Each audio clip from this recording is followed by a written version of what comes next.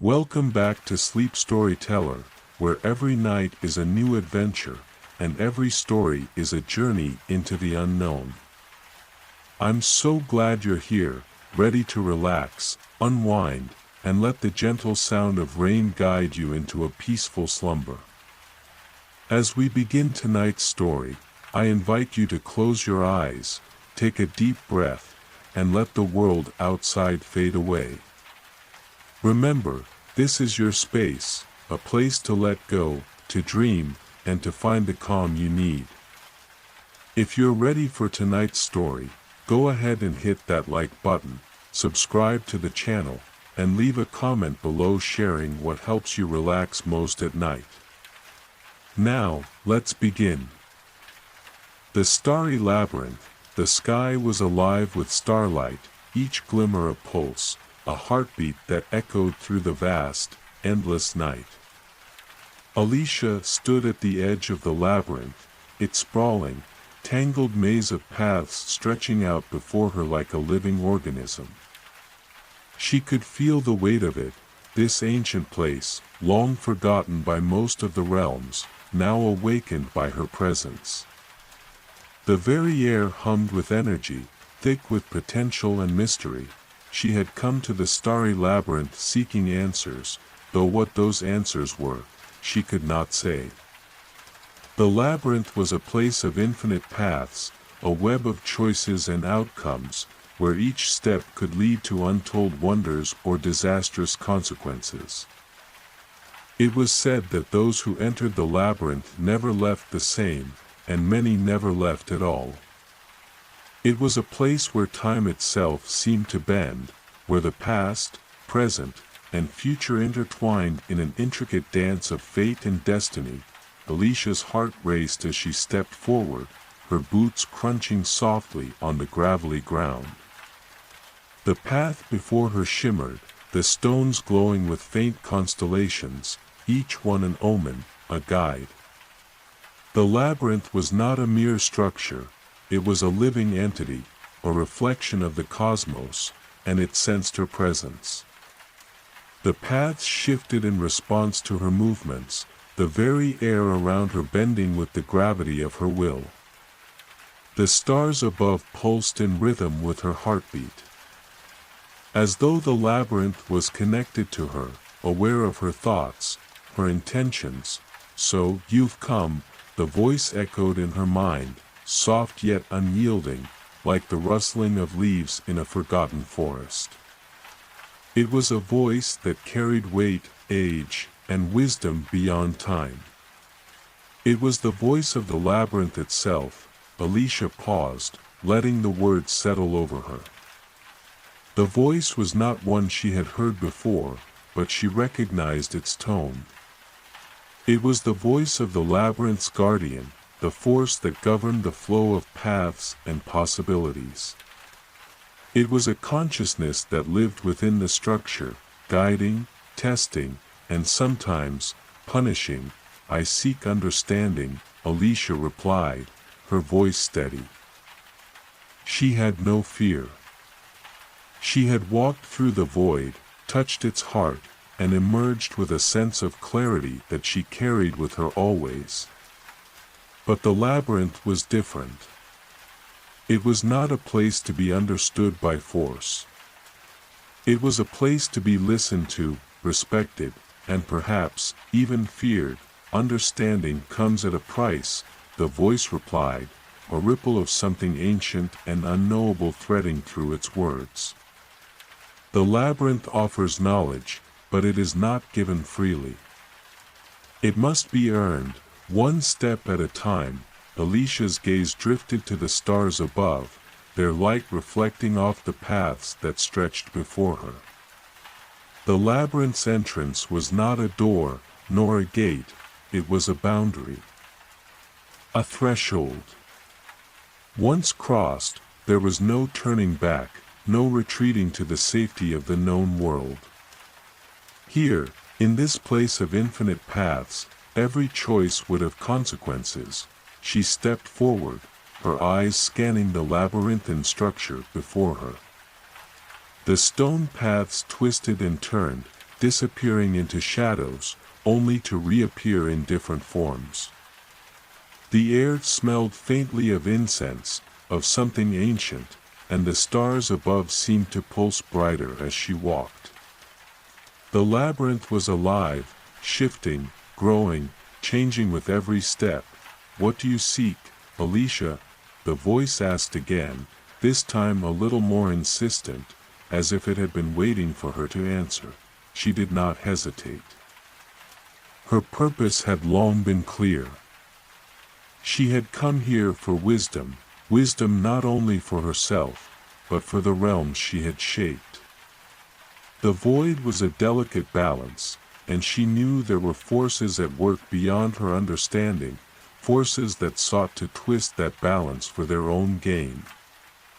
The labyrinth held the key to unlocking that understanding, to finding the path forward, the way to protect the worlds she had created. "I seek knowledge of the forces that threaten the balance of the realms," she said, her voice steady, carrying the weight of her resolve. "I need to understand what lies beyond the boundaries of the void. What forces are out there, and how can I protect the worlds I have created?" There was a long silence, and for a moment, Alicia felt a faint chill brush across her skin. The labyrinth's paths shifted once more, and she knew the game had begun. "Knowledge comes at a price," the voice repeated, now tinged with something darker. "The path you seek is not one of ease. You will face trials, tests of your resolve, your wisdom, and your heart. You will be confronted with your own choices, and in each choice, there will be a reflection of yourself." Alicia did not flinch. She had already walked through the void. She had seen the consequences of creation and destruction, of balance and imbalance. She was prepared to face whatever the labyrinth had in store, and so, with that, she took her first step into the twisting corridors of the labyrinth. As she walked, the path seemed to narrow, the walls closing in around her. She felt the weight of time pressing against her, the ancient knowledge of the labyrinth brushing against her thoughts. The stars above flickered and swirled, forming constellations she had never seen before, their patterns unfamiliar yet strangely comforting. She reached a fork in the path. One path stretched forward into the darkness, while the other turned to the right, where a soft glow could be seen in the distance. Alicia paused. The labyrinth was not simply a place, it was a test of her choices. Each decision she made would shape the world she walked through. There was no right or wrong, only the consequences of her actions. Her mind raced. She had to trust her instincts. With a deep breath, she turned down the glowing path, the warmth of the light pulling her forward. The moment she stepped onto the illuminated path, the air around her shifted. The walls of the labyrinth seemed to pulse with energy, the stars above dimming in response to her decision. The path ahead remained clear, but the sense of unease lingered. She had chosen this path, but what lay ahead was still a mystery. She pressed on, the light growing brighter with each step. The glow seemed to come from a distant source, a celestial light that resonated with the stars above. As she walked, the air grew heavier, and the ground beneath her feet seemed to vibrate with an unfamiliar energy. Ahead, she saw a figure. It was cloaked in shadows, its face hidden beneath a hood, but its presence was undeniable. The figure stood still, waiting for her, as if it had been placed there to watch her every movement. Alicia stopped a few paces away, her eyes narrowing. This was no ordinary person. The figure was a manifestation of the labyrinth itself, a test, a challenge that awaited her. "You have chosen the path of light," the figure said, its voice echoing with the same ancient tone she had heard earlier. But light is not without its shadow. You must face what lies within you before you can continue. Alicia's heart raced.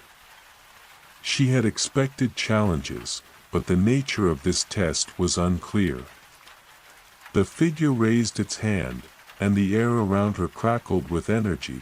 "You are ready to face yourself," it intoned, the words thick with meaning, and with that, the labyrinth began to shift once more, the world around her dissolving into a kaleidoscope of stars and shadows. Alicia's heart thudded in her chest as the labyrinth twisted around her, its very walls alive with unseen forces.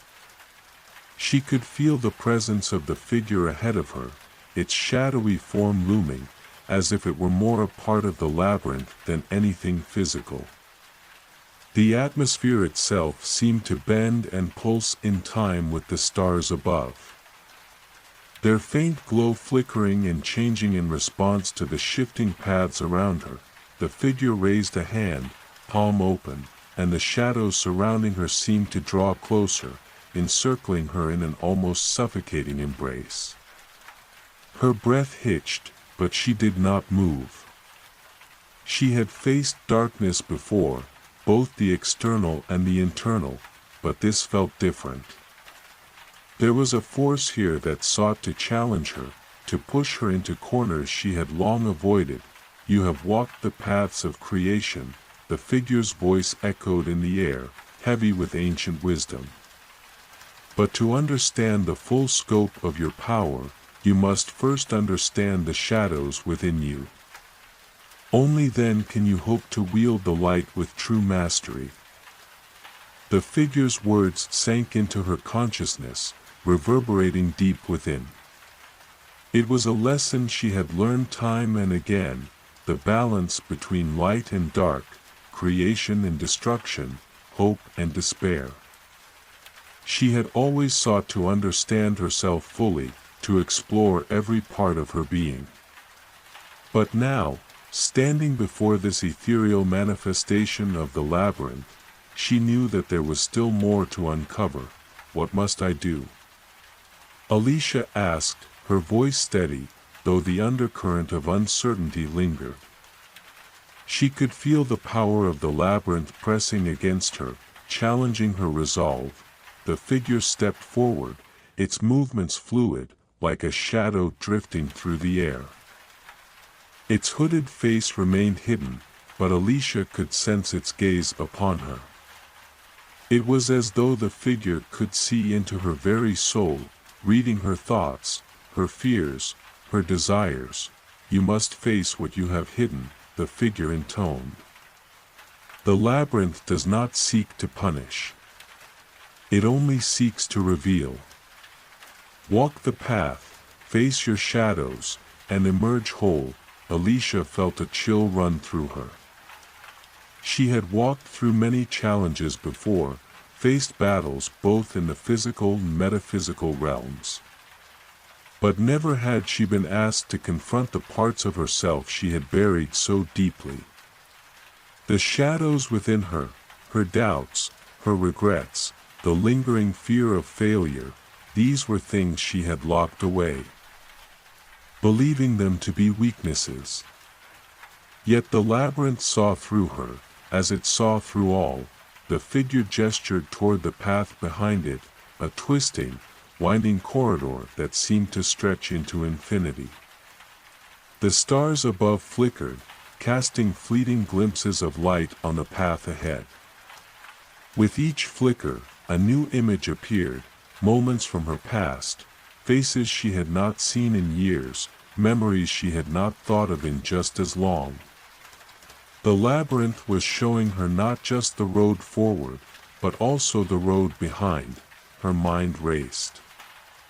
This was not just a physical test. This was a trial of the soul. "I will walk the path," Alicia said, her voice strong despite the unease that stirred within her. The figure nodded once, as though it had expected no less. With a deep breath, she took her first step forward. As her footfall echoed against the stones, the path shifted, the walls seemingly closing in around her. The stars above pulsed again, and the images from her past grew clearer. Her childhood home appeared before her, the familiar scent of pine trees and earth filling her senses. She was younger then, running through the fields with a carefree laugh, her mother's voice calling her back for supper, but as quickly as the image had appeared, it dissolved into something darker. The ground beneath her feet crumbled away, and she found herself standing on the edge of a great chasm. Below, a swirling void of stars and shadows stretched out, endless and consuming. And standing at the edge of that abyss was herself, older, hardened, and weary. A reflection of everything she feared becoming, the image of her older self smiled, though the smile did not reach her eyes. It was a cold, knowing smile, one that hinted at all the choices Alicia had yet to make, all the ways she could fall from the path she had set. The reflection spoke, its voice a mockery of her own. You think you can hold the balance of the realms? You think you can shape the void, control the stars? You are nothing. Just like them, weak, fragile. You'll fail, just as they did. Alicia's heart skipped a beat. She had faced self-doubt before, but never like this. The voice that echoed from the reflection was filled with the weight of every failure she had ever experienced, every choice that had torn at her, every loss that had broken her. It was everything she feared would happen, the result of her decisions, the consequences of trying to shape something as vast as the void. She stepped back, but the reflection remained, its mocking gaze never leaving her. The shadows of doubt wrapped tighter around her heart, suffocating her in their grip. Her mind raced. Was this her true self? Was this the future that awaited her? For a moment, Alicia's resolve faltered. The reflection's words cut deeper than she cared to admit. Was she truly strong enough to carry the weight of creation, to protect the fragile world she had built? Was she destined to crumble beneath the strain, to become a hollow shell of her former self, just like the reflection standing before her? She closed her eyes, took a steadying breath, and let the stillness of the moment wash over her. This was not the future she was bound to. The labyrinth had brought her here to face her deepest fears, but it was not the truth. It was merely a shadow, a trick of the mind. The reflection was not her fate. It was a possibility, a potential outcome, but not the one she would allow. With renewed determination, she reached out, her hand steady as she placed it on the edge of the chasm. The darkness rippled in response, but Alicia held firm, her will unwavering. I am not you, she said, her voice cutting through the silence. I am not bound by your shadow. I shape my own path. As the words left her lips, the reflection began to fade, dissolving into the swirling void below. The chasm slowly began to close, the path before her opening up once more. The labyrinth hummed, as if acknowledging her resolve. The walls shifted, and the stars above brightened, their light steady and unwavering. Alicia stood tall, her heart still racing but her spirit stronger than before. She had faced her shadow, confronted the doubts that had threatened to pull her under, and emerged victorious. The path ahead was still uncertain, but now, she walked it with a renewed sense of purpose. Ahead, the labyrinth stretched on, its paths twisting and turning into the unknown. But Alicia was no longer afraid. She had faced the darkness within her, and in doing so, she had found the strength to continue. And so, with each step, she moved deeper into the starry labyrinth, ready to face whatever challenges lay ahead. The stillness of the labyrinth surrounded Alicia as she continued her journey. The walls, once solid and unyielding, now pulsed with the rhythm of a deeper magic. The air felt thicker, heavier, as if each step she took added weight to the world around her. She was not sure how much time had passed since her confrontation with the reflection. But she knew that the labyrinth was far from finished with her. The stars above, once scattered and fleeting, now stretched out like an endless sea of lights. Some flickered, others burned with steady, unblinking intensity, casting shadows that seemed to reach out and entwine with the very ground beneath her feet. The path ahead appeared to shift and change with each step, the stars above responding to her movements as though they were watching her every choice. Alicia's mind was still unsettled, the memory of her reflection lingering like a shadow just beyond her reach. She had faced her fears, confronted the darkness that sought to consume her, but she knew the labyrinth had more in store. There was more to uncover, more to understand. She could feel it, the subtle pressure of something pressing in on her from every direction.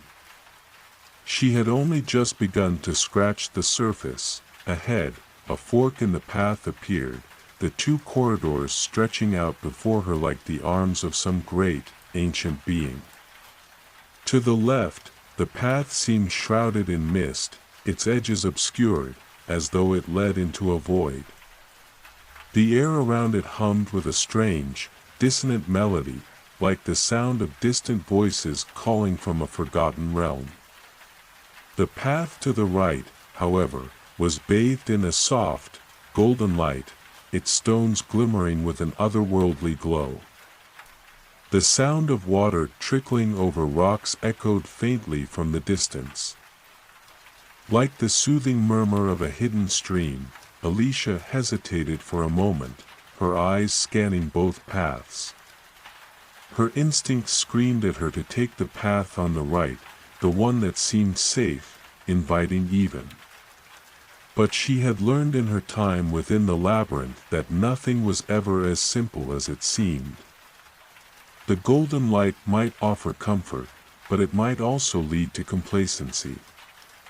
The misty path, on the other hand, promised the unknown, a promise of secrets yet to be uncovered, of challenges yet to be faced. The choice was not easy. But there was something within her that called her toward the mist, toward the dissonant melody that seemed to beckon her forward. It was a strange, instinctive pull, a feeling that the path ahead held something she needed to understand. With a deep breath, Alicia chose the misty path. As soon as she stepped onto the path, the world around her seemed to shift. The air grew colder, the light dimming as if the stars above had faded into the distance. The mist thickened, swirling around her in an ethereal dance, its tendrils reaching out as though it sought to touch her, to pull her deeper into its embrace. The dissonant melody grew louder, now unmistakable, a chorus of voices singing in a language she could not understand, their words echoing in the very core of her being. She pressed forward, her heart steady despite the unease that crept up her spine. The path wound around sharp turns, leading her through tunnels of dense fog that seemed to stretch on forever. The stars above had disappeared entirely, replaced by a strange, swirling void that seemed to pull at her very soul. There was a pressure in the air now, as if the labyrinth itself was watching her, waiting for her to unravel its mysteries. It wasn't long before she encountered her first obstacle. The fog ahead began to clear, revealing a vast chamber bathed in a soft, pale light. In the center of the chamber stood a large stone pedestal, its surface engraved with intricate symbols that glowed faintly in the dark. Atop the pedestal lay a small, crystalline orb, its surface smooth and iridescent. Reflecting the faint light of the chamber in 1,000 different directions, as Alicia stepped closer, she felt a pulse of energy resonate from the orb, a sudden jolt of power that caused her to stagger back. The air around the orb crackled with energy, the same dissonant melody she had heard earlier now vibrating through the stone beneath her feet. She reached out instinctively, her fingers brushing the cool surface of the orb.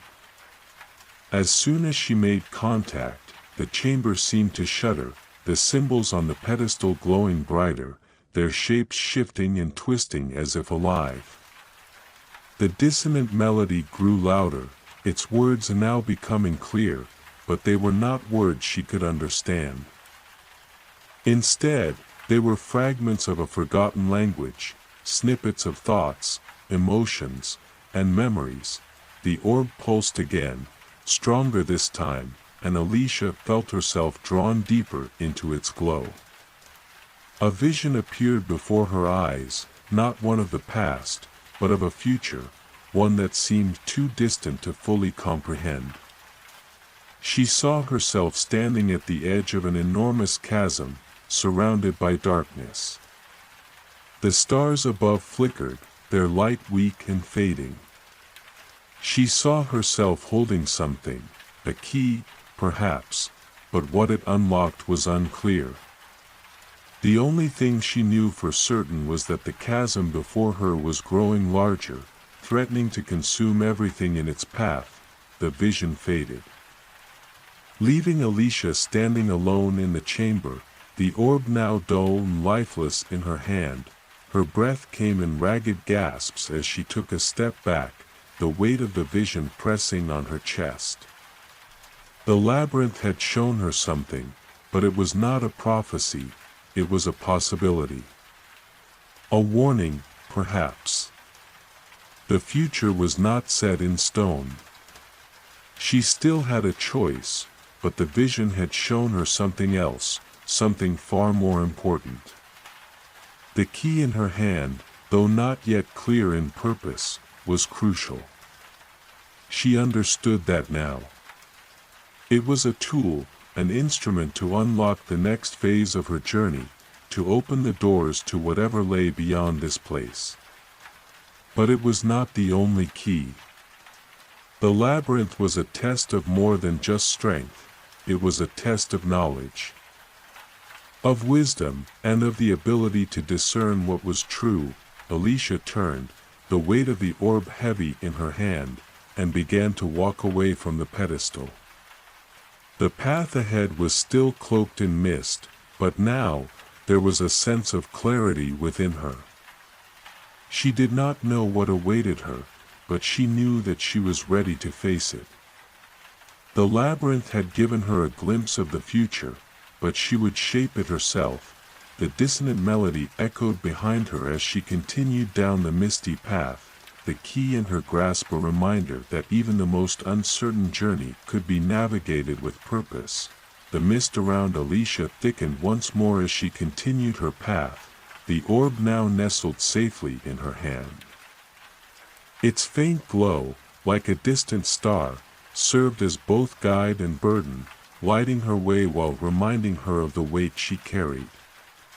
She didn't know the full meaning of the vision she had witnessed, her future self standing at the edge of an ever-expanding chasm, holding a key to an unknown door, but she felt its significance settle deep within her heart.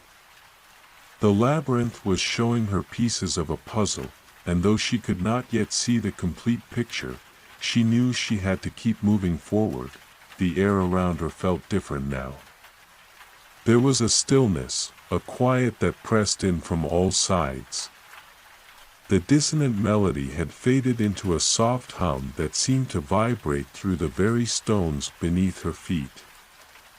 The fog had given way to a twilight gloom, the stars above flickering more erratically as she walked deeper into the unknown.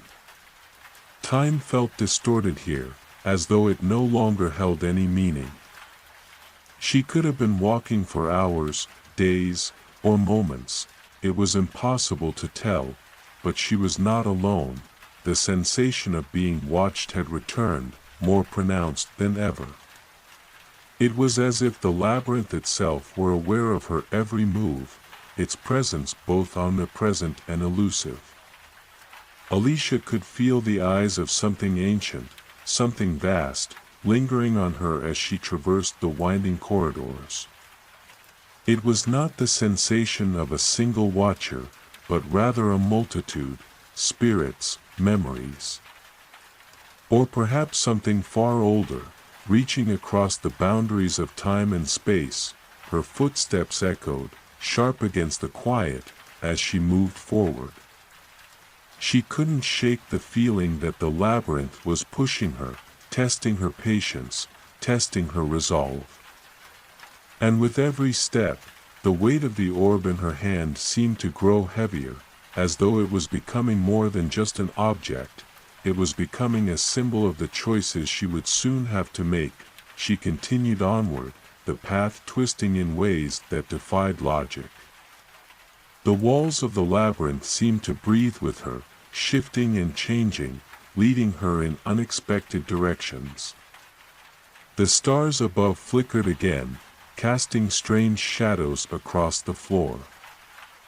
The faint hum of the melody grew louder, yet still incomprehensible, its foreign notes echoing in her mind.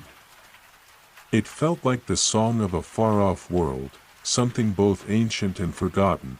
Eventually, she came upon another fork in the path, and this one felt different. There was no mist or light guiding her choice now, just the heavy presence of something unknown waiting in the distance. The left path seemed to lead into a dense thicket of ivy, its tendrils creeping across the stones like a living thing. It was dark, with only the faintest glimmer of starlight illuminating the way. The right path, however, was open and clear, bathed in an eerie, silvery light that shimmered as though it were made of liquid. The air around it pulsed with energy, as if it were alive. Alicia paused at the fork, staring down both paths. She could sense something different about them. The ivy-clad path, dark and tangled, held a strange, quiet pull, as if it promised hidden truths. The silvery path on the right, however, thrummed with power, raw, untamed, and perhaps even dangerous. It was an invitation to something greater, something that would push her beyond her limits. Both paths held their own allure, their own dangers, and Alicia was unsure which to take. But she knew one thing: she had to choose, and the choice would lead her toward the next revelation, the next trial of her soul. The labyrinth would not allow her to remain stagnant. With a deep breath, she chose the ivy-clad path. The moment her foot touched the first stone of the path, the air seemed to shift. The very ground beneath her feet seemed to hum with a quiet energy, as though the earth itself was alive, aware of her presence. The ivy that had once seemed like a mere decoration now appeared to move, its tendrils twisting and coiling in response to her every step. The path ahead grew darker, the light of the stars fading as the walls closed in, and the air grew colder still. Alicia could feel the weight of the labyrinth pressing down on her, the shadows growing deeper with each step. The strange sensation of being watched returned, but this time it was more palpable, more intense.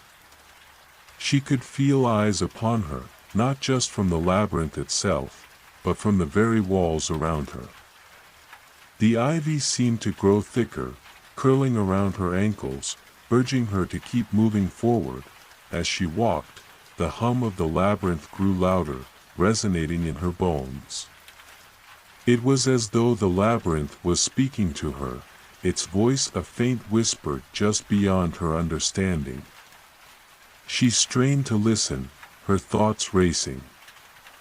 The melody from before had faded into the background, replaced by a deeper, more resonant vibration, one that carried the weight of something older, something wiser.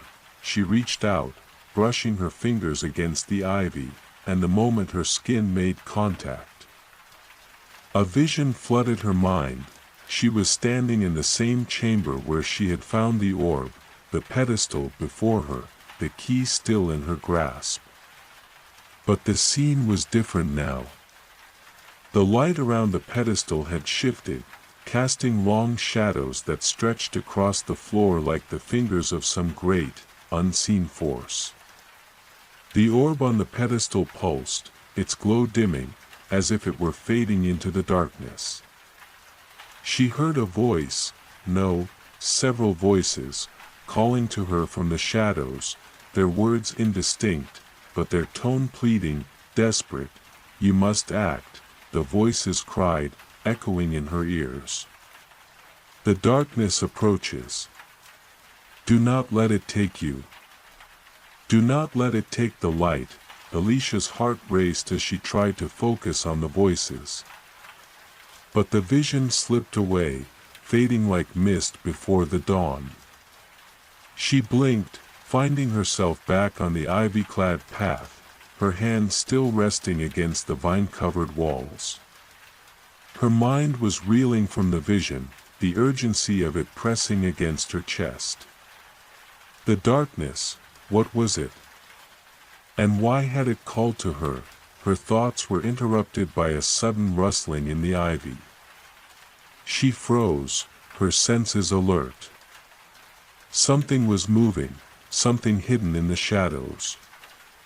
The sound grew louder, closer, and the air grew thick with anticipation. Then, from the darkness ahead, a figure stepped into view. It was tall, cloaked in shadows, its face hidden beneath a hood. The figure moved with unnatural grace. Its steps light and fluid as it glided toward her. It stopped a mere few paces away, and for a moment, all was still. Alicia's pulse quickened, her hand instinctively reaching for the orb at her side. She could feel the power of the labyrinth swirling around her, the unseen forces gathering in response to the figure's presence. The figure raised its head slightly, and Alicia felt a wave of recognition crash over her. There was something familiar about it, something that tugged at her memories, but she could not place it. "I have been waiting for you," the figure said, its voice low and smooth, carrying the weight of countless ages. "You have chosen the path of shadow. And now, you must choose once again." Alicia's breath caught in her throat.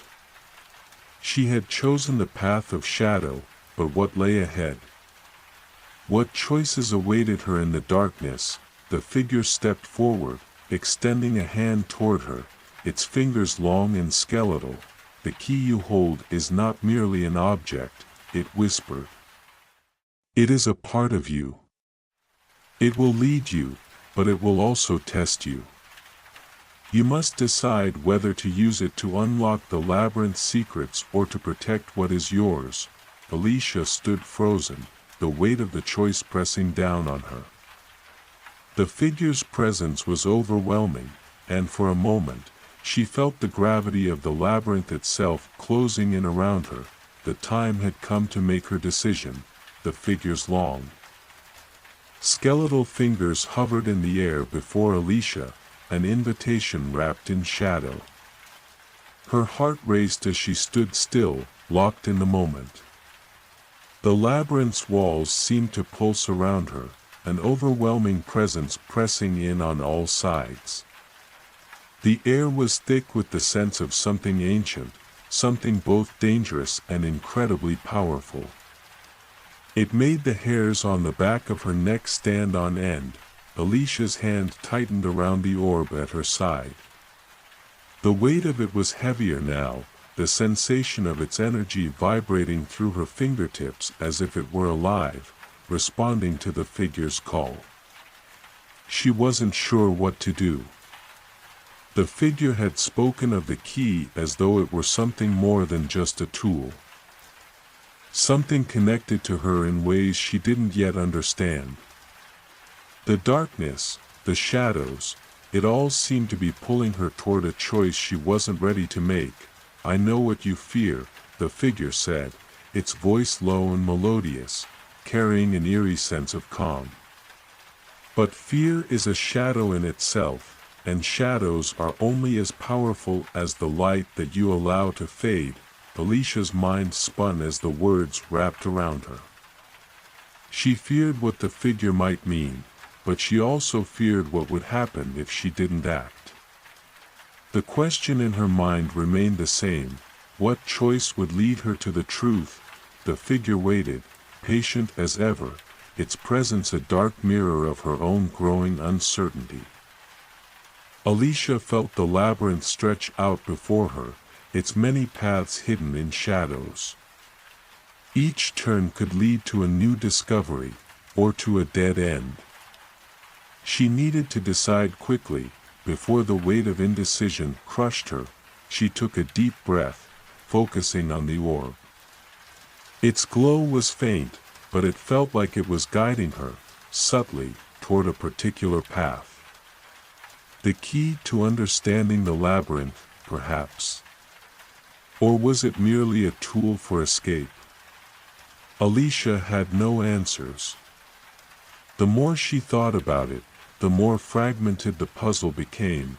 "You are not the first to wander these halls," the figure continued, stepping closer, its voice now resonating with the faintest tremor of something ancient. "Many have come before you." The figure's words hung in the air, heavy with meaning. "Many have come before you," it whispered again, its voice like the rustling of dry leaves in a forgotten corner of the world. Alicia's breath caught in her throat, and for a moment, the world around her seemed to tilt.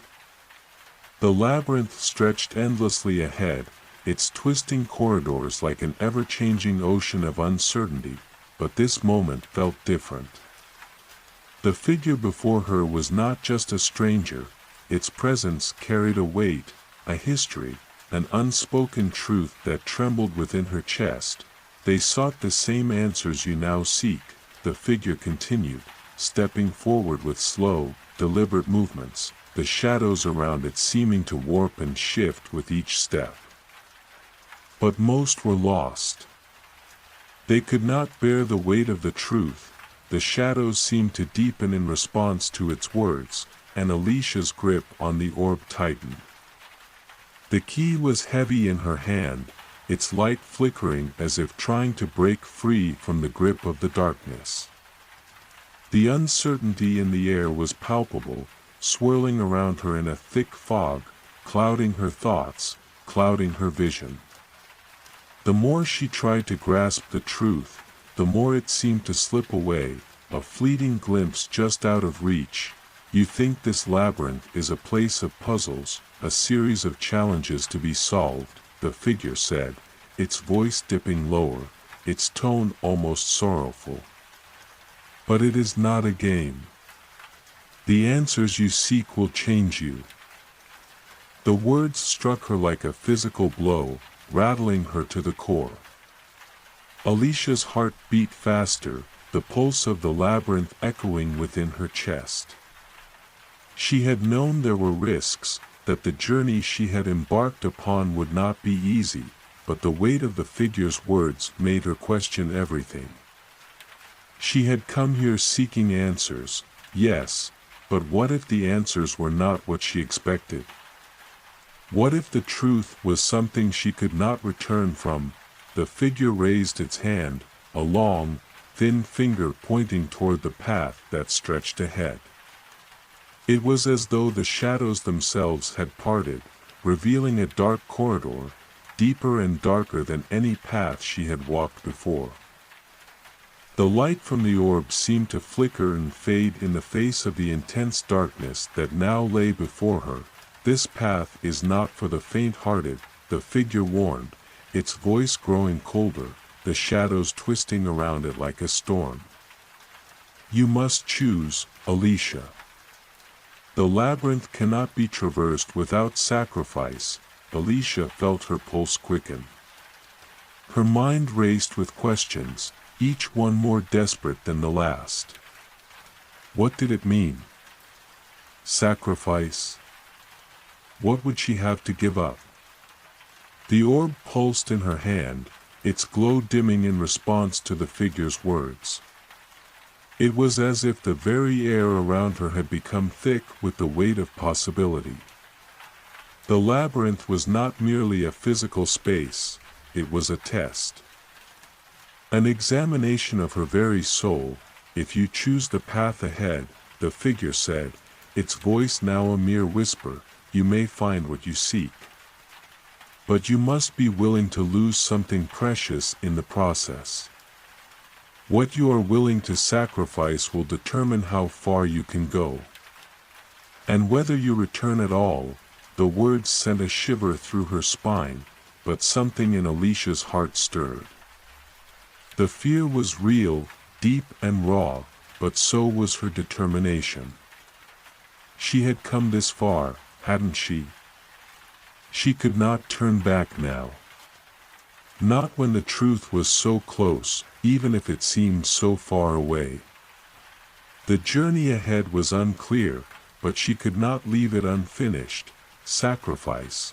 It was a word that carried so much weight. Alicia glanced down at the orb in her hand. The key to the labyrinth's secrets. Was it possible that the sacrifice was tied to the orb? Was it herself that would need to be sacrificed? She didn't know. But she had no choice but to face whatever came next. With a deep breath, Alicia squared her shoulders. The figure remained still, watching her with those hidden eyes, as if awaiting her decision. The darkness ahead was suffocating, but there was no turning back. I'm ready, Alicia said, her voice more sure than she felt. She didn't know what awaited her down the path, but she couldn't afford to hesitate any longer. The figure nodded slowly, a subtle shift of its head. It did not speak again. But in its silence, Alicia felt something pass between them, a recognition, perhaps, or a shared understanding of what was to come. She stepped forward. The moment her foot crossed the threshold into the dark corridor, the air around her seemed to shift.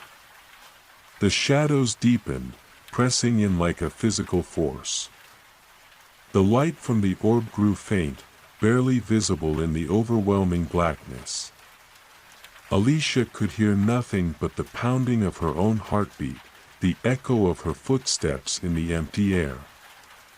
The silence was deafening, her breath came in shallow gasps, and she instinctively gripped the orb tighter, her fingers trembling as if to steady herself.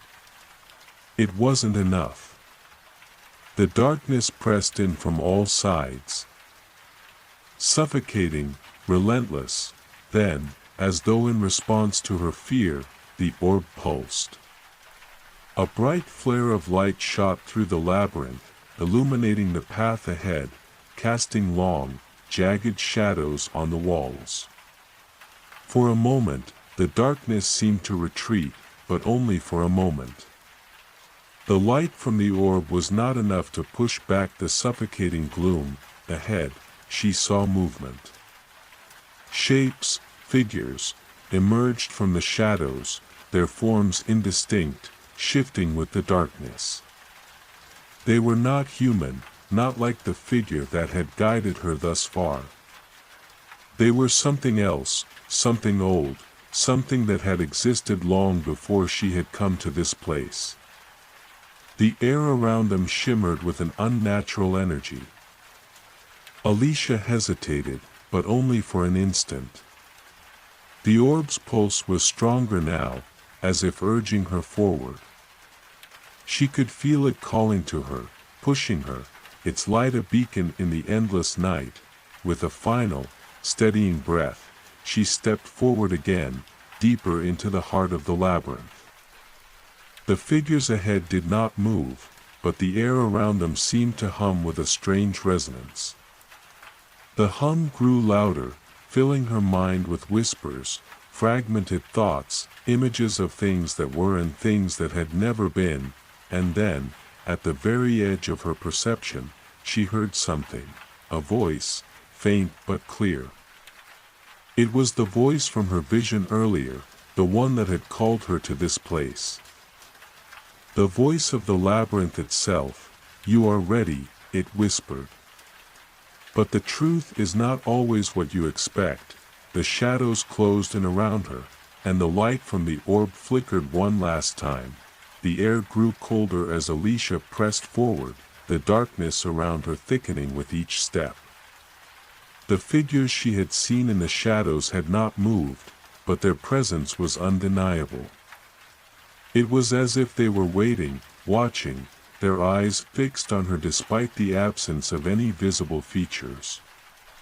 She could feel their gaze on her skin, chilling her to the bone, making her movements feel slow, deliberate, as though she were moving through thick molasses. Each breath she took seemed to fill her lungs with a suffocating sense of foreboding. The pulse from the orb in her hand was steady now, but the light it emitted seemed to flicker against the oppressive dark, casting long shadows that stretched and bent in unnatural directions. It wasn't enough. She could feel it, no matter how tightly she gripped the orb, the shadows were closing in, slowly swallowing everything around her. The path ahead seemed to stretch into eternity, and the further she went, the more the silence seemed to press on her, stifling her thoughts. "You cannot outrun the darkness," a voice whispered, barely audible, but its words cut through the silence with razor precision. The voice was unfamiliar, distant yet close. It echoed around her, reverberating off the walls of the labyrinth. Blending with the unsettling hum of the place, Alicia's heart skipped a beat. She hadn't imagined it. The voice was real. But where had it come from? Was it one of the figures, or something deeper in the shadows? Her mind raced, her grip on the orb tightening as though she could steady the growing unease within her. "The truth you seek is bound by the darkness you fear," the voice continued, a strange, mournful tone filling the words. "Every step you take draws you closer to the heart of the labyrinth, and further from the light you once knew." Her feet faltered for a moment, but she forced herself forward. The light from the orb flickered again, stronger this time, pushing against the darkness. But still not enough to banish it completely. Alicia's breath quickened, and she glanced over her shoulder. The shadows seemed to shift, as if following her, their tendrils reaching out like fingers eager to pull her back into the cold embrace of the unknown. "You're running out of time," the voice whispered again, closer this time, as though it were right behind her, breathing down her neck. "You cannot escape what has already been set in motion." Alicia shook her head, pushing away the growing panic. She couldn't afford to let fear overtake her now. She had come this far, and there was no turning back. Whatever awaited her in the heart of the labyrinth, she had to face it. The orb pulsed with a renewed energy. Its light brighter now, though still struggling against the ever-encroaching darkness. As she moved forward, the corridor began to change. The walls, once smooth and featureless, now seemed to ripple like a living thing, their surfaces undulating with a strange, liquid motion. The sound of her footsteps echoed in the strange silence, each step amplified as though the very air itself was listening. The air grew heavier, thicker, suffused with a strange, metallic scent that made her head spin.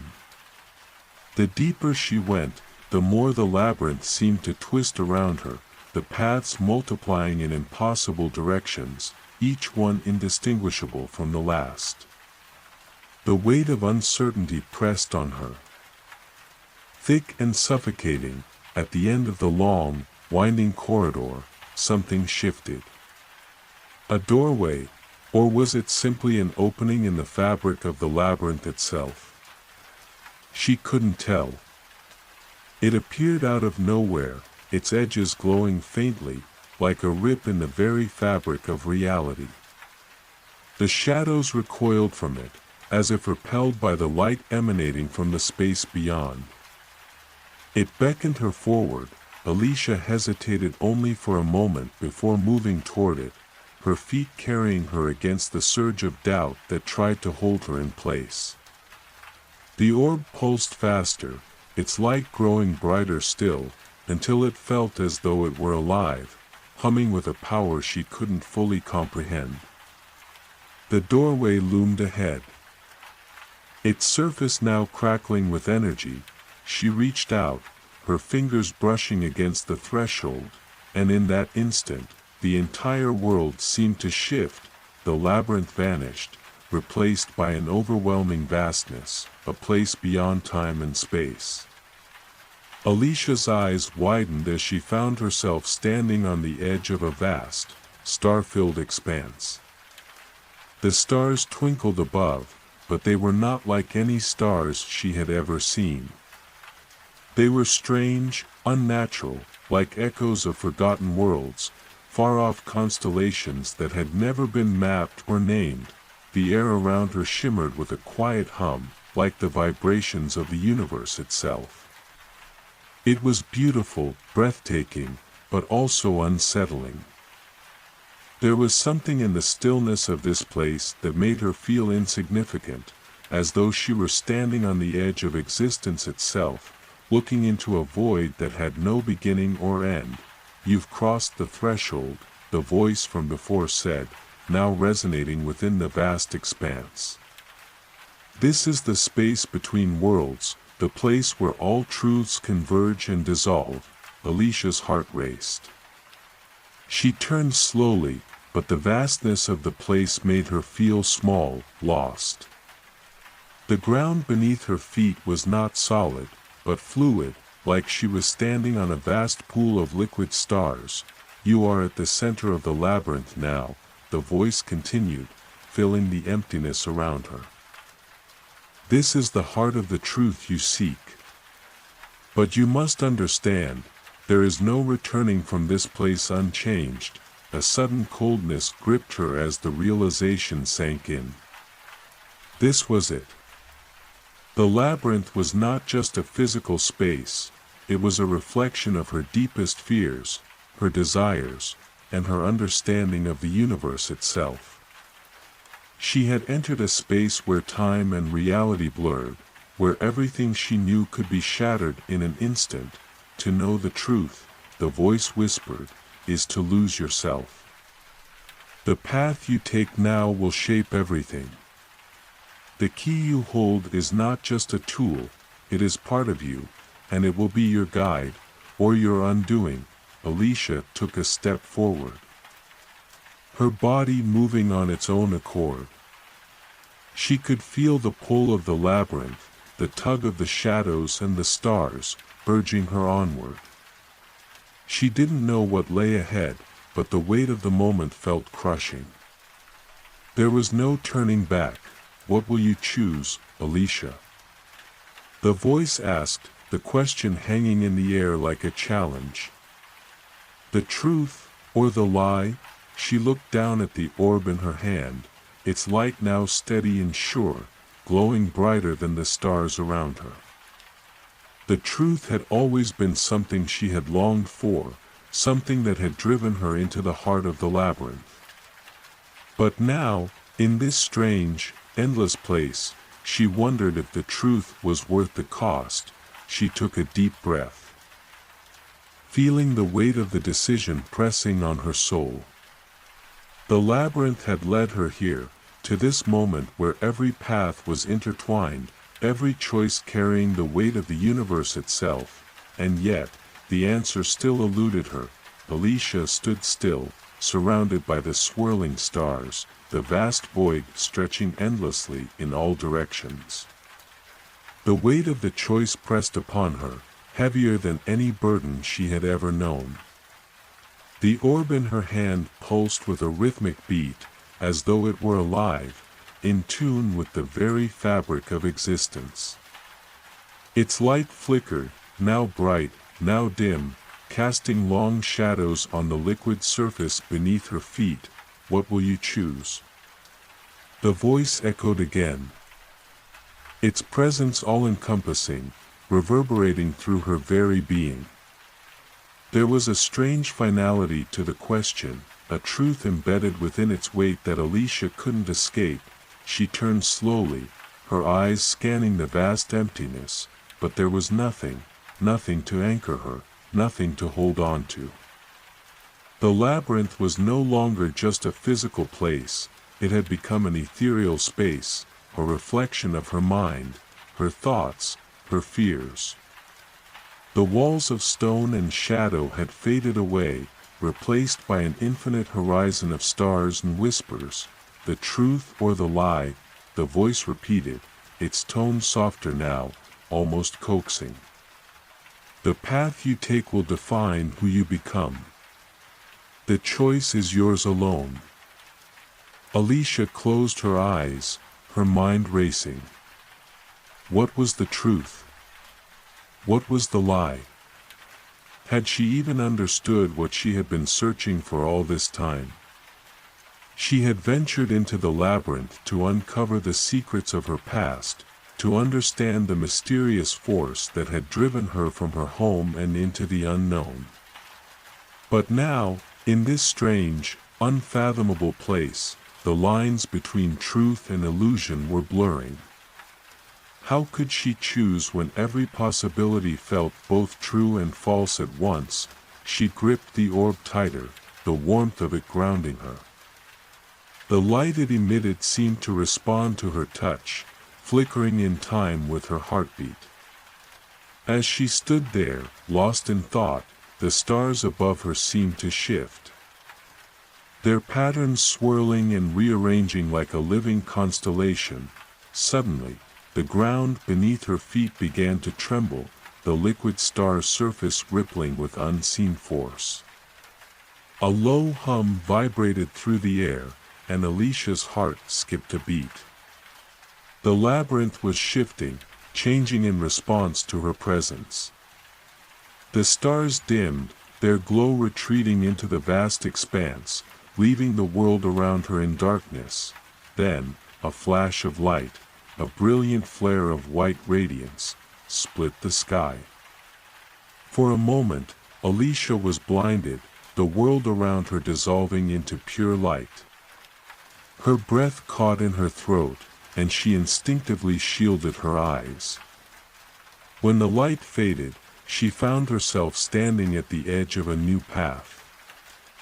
One that had not been there before. Before her lay a vast chasm, stretching into infinity, its depths hidden in shadow. The path before her was narrow, winding, and uncertain. It seemed to float in mid-air, suspended between the stars. The edges of the chasm shimmered, as if the very fabric of reality were unstable here. A voice, different this time, filled the air, a soft, melodic whisper that seemed to come from all directions. It was gentle, like a breeze, but it carried with it an undeniable weight.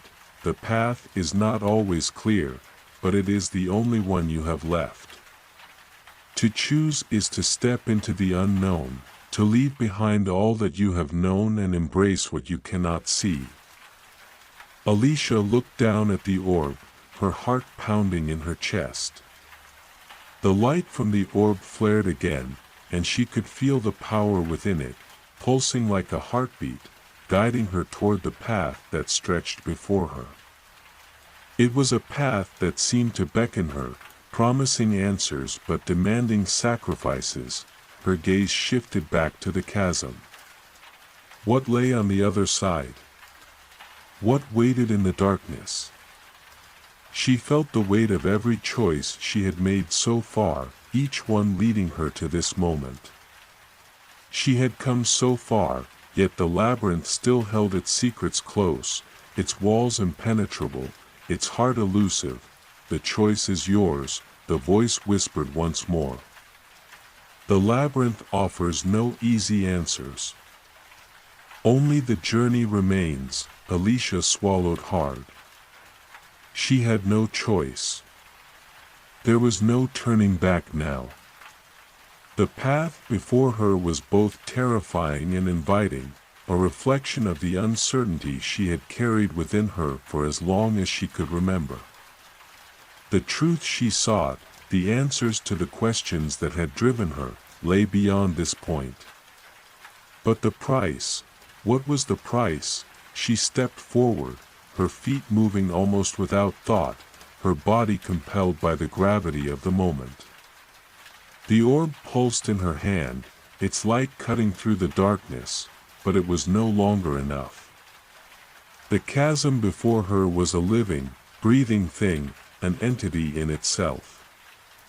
As she stepped closer, the shadows seemed to grow thicker, more tangible, as though the very air itself were suffocating her, and yet, she continued. Each step took her deeper into the unknown, farther from the safety of the familiar, closer to the heart of the labyrinth. She could feel the labyrinth itself responding to her presence, the walls of reality bending and shifting as she moved through them. The whispers returned, growing louder, filling the space around her like a choir of voices, each one urging her forward. Do you feel it? The voice from before asked, now more insistent. The pull of the void. The darkness that waits. It is not just a place. It is a reflection of all that you fear, all that you desire. Alicia stopped for a moment, her gaze fixed on the dark expanse that lay ahead. The path before her had no end in sight, and the chasm seemed to stretch out into eternity. Yet, there was something strangely comforting about it, as if this darkness were not something to fear, but something to embrace. She took another step, and then another, each one taking her closer to the unknown. The further she walked, the more the world around her seemed to unravel, like threads of a tapestry slowly being pulled apart. The stars above her faded, their light consumed by the encroaching void. The very air seemed to thicken, pressing in around her, suffocating her thoughts, and yet, the orb in her hand pulsed with light, steady and sure, as though it were leading her deeper into the heart of the darkness. Her steps were slow, but determined. There was no turning back now. The truth is always within reach, the voice whispered again, its words soft, yet unmistakably clear. But to reach it, you must first understand that it is not what you expect. Alicia's heart clenched. She was no longer sure what the truth was. Was it the labyrinth? The orb? Or was it something deeper, something hidden within her own soul, waiting to be uncovered? She didn't know. But she knew one thing, she had to continue. With each step, the shadows thickened, and the void seemed to stretch even further. The labyrinth was not just a place of walls and paths, but a place of reflection, of self-discovery. She was no longer just a traveler lost in the corridors of an ancient maze. She was becoming part of it, her choices entwined with its very existence, and still, she walked on. Alicia's breath quickened as she walked deeper into the heart of the chasm, her every step echoing in the hollow, starless expanse. The air grew thicker, more oppressive, as if the void itself were reaching out to envelop her. Each inhalation felt like an effort, her chest tightening with an unseen weight, while her fingers clutched the orb in her hand with increasing intensity. The light it emitted, once steady and radiant, now flickered uncertainly, as if in response to the uncertainty brewing within her. "You have come far," the voice whispered, low and distant, barely a breath against the darkness. "But the true test is yet to come. The heart of the labyrinth is not a place, it is a choice." The words reverberated around her, but they offered little comfort. Instead, they only deepened the tension that coiled in her chest. Was it really a choice she had been making all along?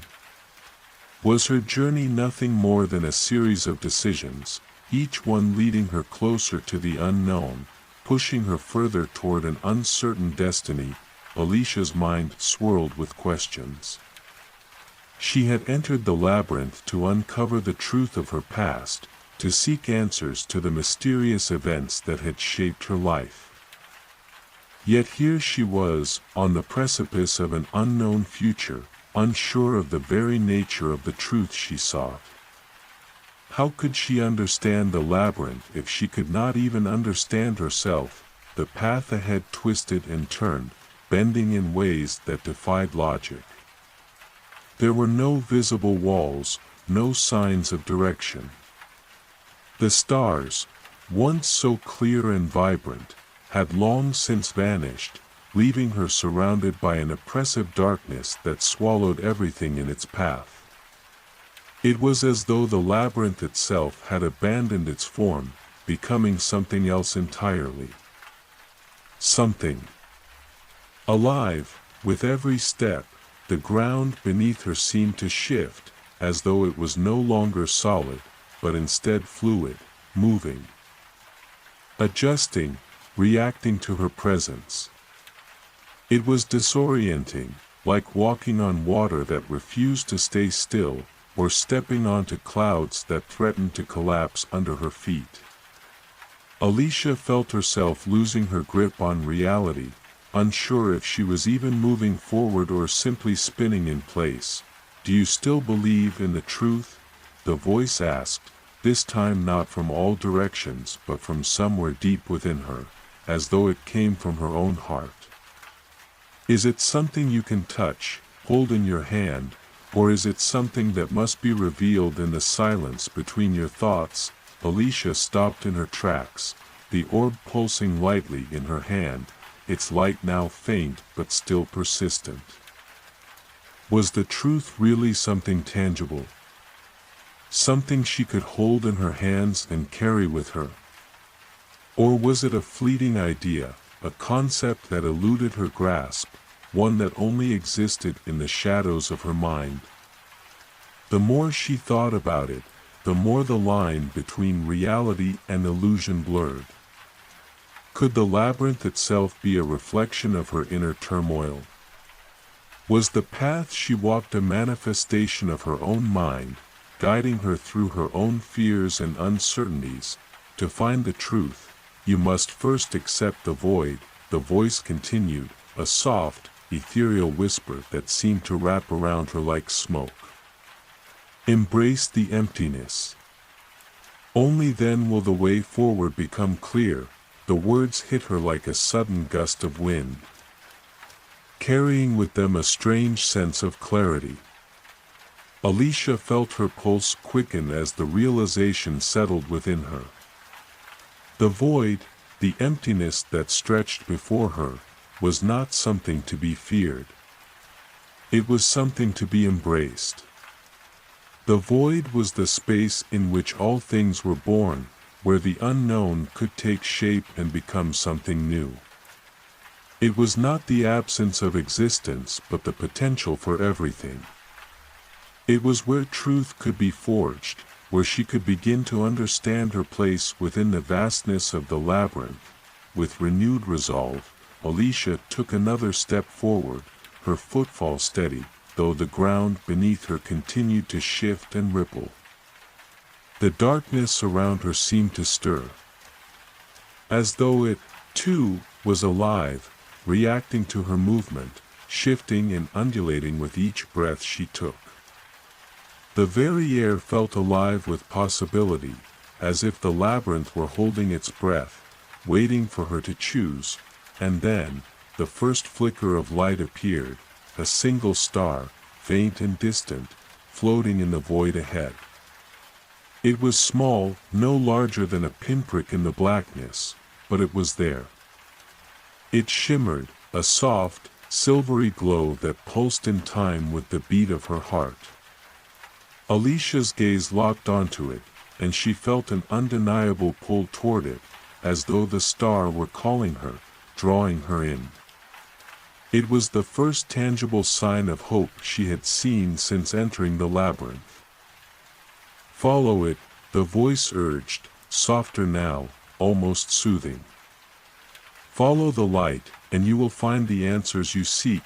Alicia hesitated for only a moment, her gaze fixed on the star, its light growing stronger with each passing second.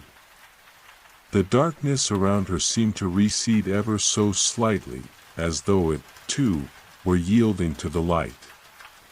It was a small thing, fragile and fleeting, but it was enough. It was all she needed. She stepped forward again, this time with greater certainty.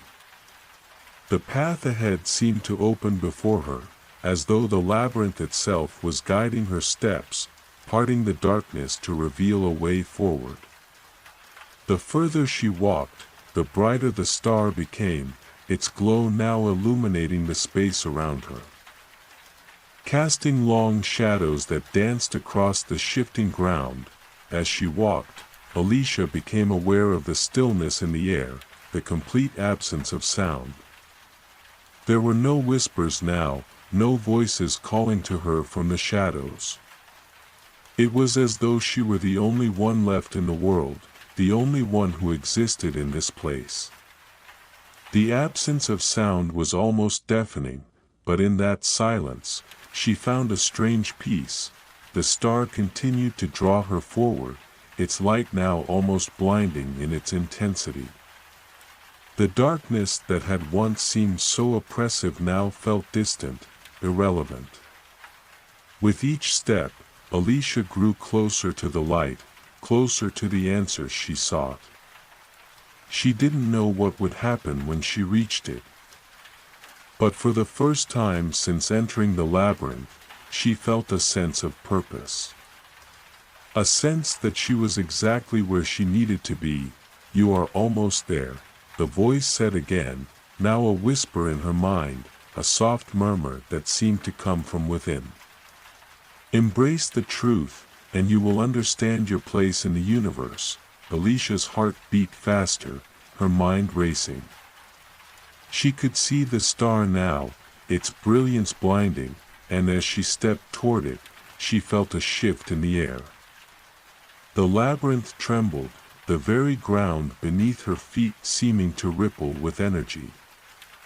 It was as though everything was converging in this one moment, the culmination of everything she had endured, and then, with a sudden flash of light, the star flared brighter than ever before, and the darkness collapsed in on itself, the labyrinth vanishing into nothingness. For a brief, breathless moment, Alicia felt herself falling, spiraling into the vast unknown, and then, just as quickly as it had begun, everything went still. Alicia's body tensed as the last remnants of the labyrinth dissolved into nothingness. The sudden, blinding flash of light had consumed her world, and for a fleeting moment, she feared she might be lost forever, trapped in the void of her own mind. But then, just as quickly as the overwhelming darkness had come, it was replaced by a serene, almost ethereal stillness. She opened her eyes, her heart pounding in her chest as she blinked against the residual brightness. The ground beneath her feet was solid again, no longer shifting or fluid. She found herself standing in the middle of an open space, the expanse around her impossibly vast, stretching out in every direction as far as the eye could see. The air was cool, crisp, and carried with it the faint scent of something ancient, something familiar, like the whisper of forgotten memories. And above her, stretching endlessly into the heavens, was a sky unlike any she had ever seen before. It was a tapestry of stars, countless pinpricks of light scattered across a canvas so vast, so infinite, that it made the entire world she had known feel insignificant in comparison. The stars flickered and shimmered, pulsating with an energy that seemed to resonate deep within her, as if the very fabric of the universe was alive, breathing alongside her. She took a tentative step forward, her breath steadying as the overwhelming sense of awe and wonder washed over her. The starry sky felt both foreign and intimately familiar, as though it was a place she had always known, a part of her very essence. She couldn't explain it, but in this moment, standing beneath the shimmering constellations, she felt more connected to the world, and to herself, than she ever had before. "You have crossed the threshold," a voice whispered, not from a distant place, but from within her own mind. The same voice that had guided her through the labyrinth, the same voice that had warned her, comforted her, and pushed her forward. "You are no longer bound by the confines of the world you knew. The labyrinth was but a reflection, a mirror of your own journey. Now, you stand at the edge of something greater, something beyond comprehension." Alicia's heart skipped a beat as the voice spoke, the words resonating deep within her. She had crossed the threshold. What did that mean? The labyrinth had been a place of trials, a place of self-discovery, but now she stood on the precipice of something new, something undefined. The stars above her twinkled with a strange sense of anticipation. As if they, too, were waiting for her to make her next move. "Look into the sky, Alicia," the voice continued, its tone gentle, almost soothing. "There lies your path. Each star represents a possibility, a choice that you must make. The journey you have undertaken was only the beginning. Now, you must decide where to go from here." Alicia lifted her gaze, her eyes scanning the vastness above her. The stars shimmered, their light casting a soft glow over the expanse, illuminating the endless horizon. As she looked, she realized something strange. Each star seemed to hold a story, a secret. Some burned brighter than others, while others flickered faintly, almost hidden in the dark. Some clustered together, forming constellations, while others drifted alone, untethered by any discernible pattern. She felt a strange pull toward one star in particular, a brilliant beacon that stood out from the others, its light unwavering and steady. It seemed to call to her, to beckon her forward, promising something important, something vital. Without thinking, she took a step toward it, her feet moving of their own accord, as if guided by an invisible force. "Follow the star," the voice urged. "It will lead you to the answers you seek." Alicia hesitated for a moment, but then, as if the decision had already been made for her, she began to walk.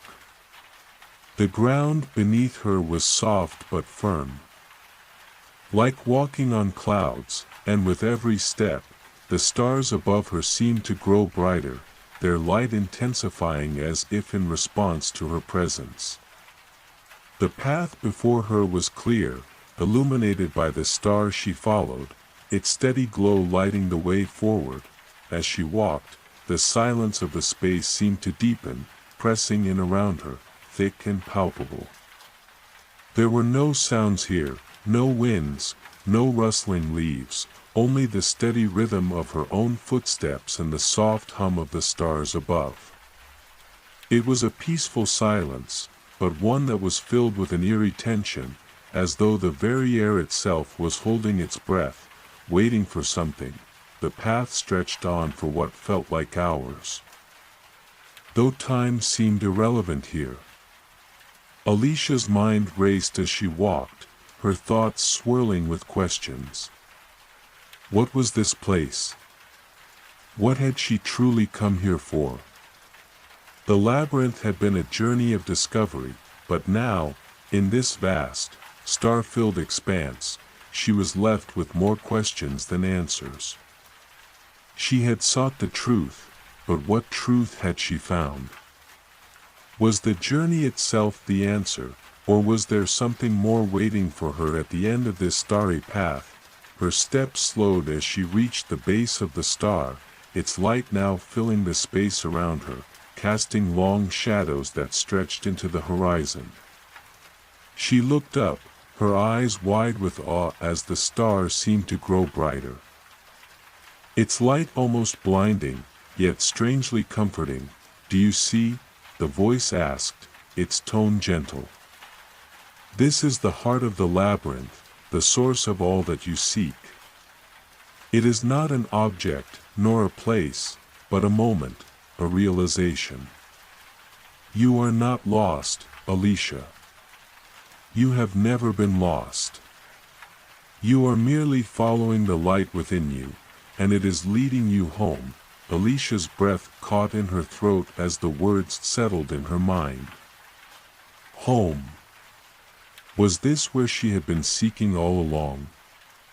Not a place, not an answer, but a return to herself. A return to the light that had always been within her, guiding her forward, even when the path had seemed uncertain, even when the darkness had threatened to swallow her whole. She closed her eyes, the soft hum of the stars vibrating through her, resonating deep within her soul. In that moment, everything became clear.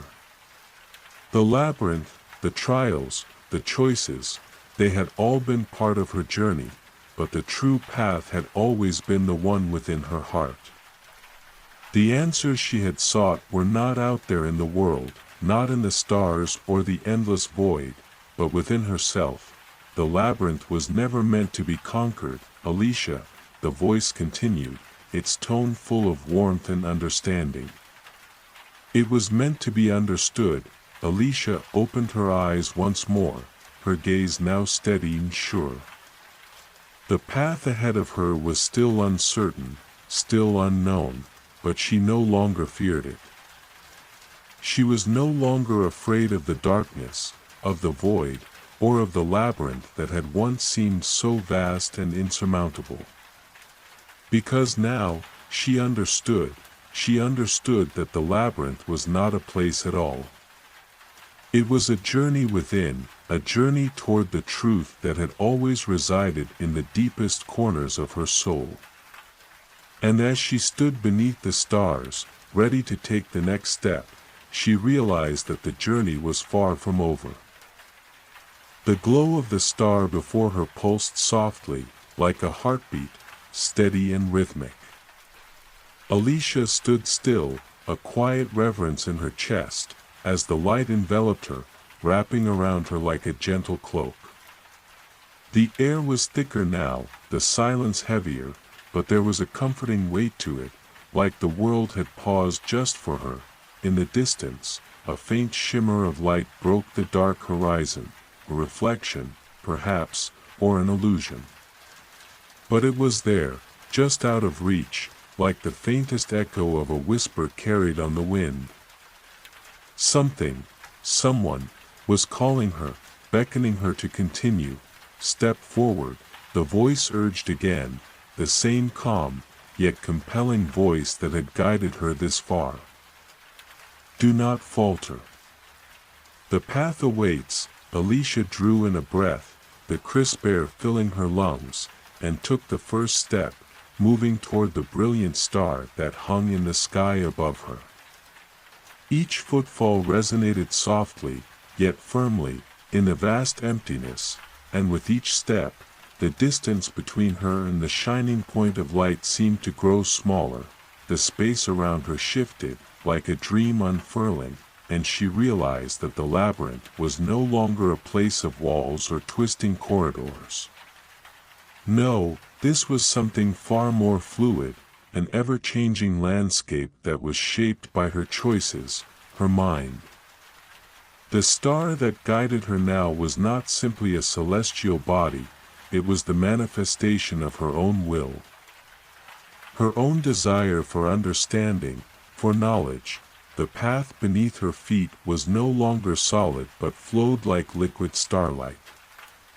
It rippled outward in waves that shimmered as they moved, each ripple representing the ebb and flow of time, of choice, of possibility.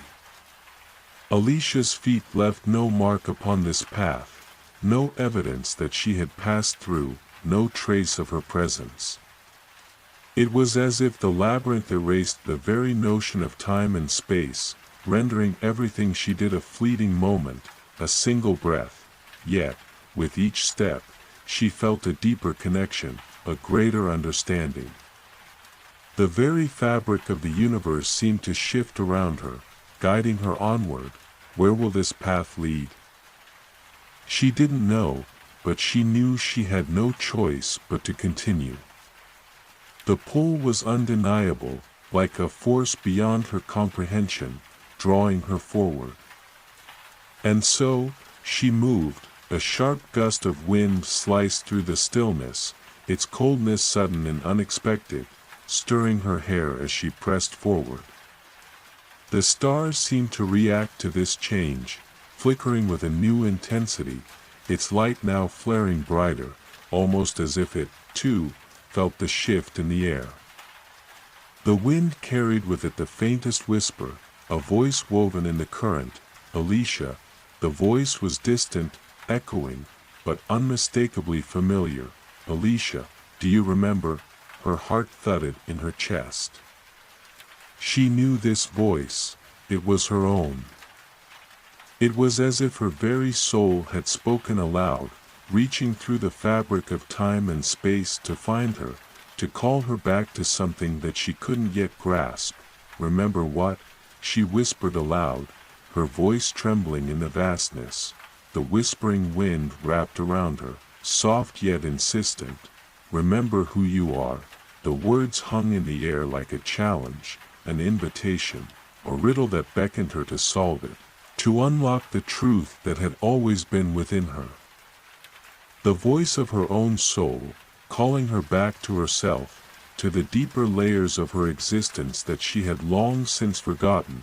Alicia's heart fluttered in her chest, and she paused for a moment, caught between the question and the answer.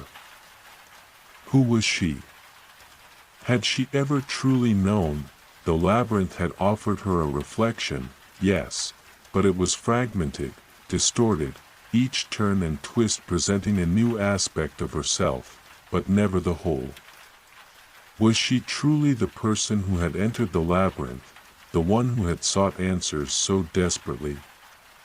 Or was there something more, something hidden beneath the surface, something that only now, in this strange, starlit place, was beginning to emerge? You are more than the sum of your journey, the voice echoed once more, a familiar warmth now threading through it. You are the past, the present, and the future. You are the echo of all things that have been and all that will come to be. Alicia's breath hitched, the weight of those words sinking deep into her bones. The idea was both comforting and overwhelming. How could one being hold so much? How could she possibly comprehend the vastness of such a truth? How? She breathed, her voice barely a whisper. How can I know this? How can I remember? The light of the star flared brightly, then dimmed, the star itself seeming to stretch and ripple as if breathing in time with her. For a long moment, there was nothing but the stillness of the void, the steady hum of the universe, and the steady rhythm of her own heartbeat. Then, slowly, the voice spoke again, this time softer, more intimate. By letting go, the words were simple. but they carried an immense weight. Letting go.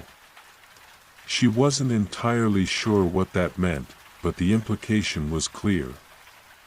To find the truth, to see beyond the veils of her own mind, she had to release everything she thought she knew.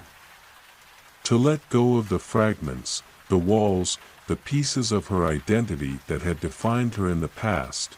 It was a terrifying thought. Could she truly surrender everything she was, everything she had known? Could she accept that she was more than the sum of her experiences, her fears, her memories? But then, she remembered the labyrinth. It had never been about conquering the path. It had been about understanding, about discovering the deeper truths hidden beneath the surface.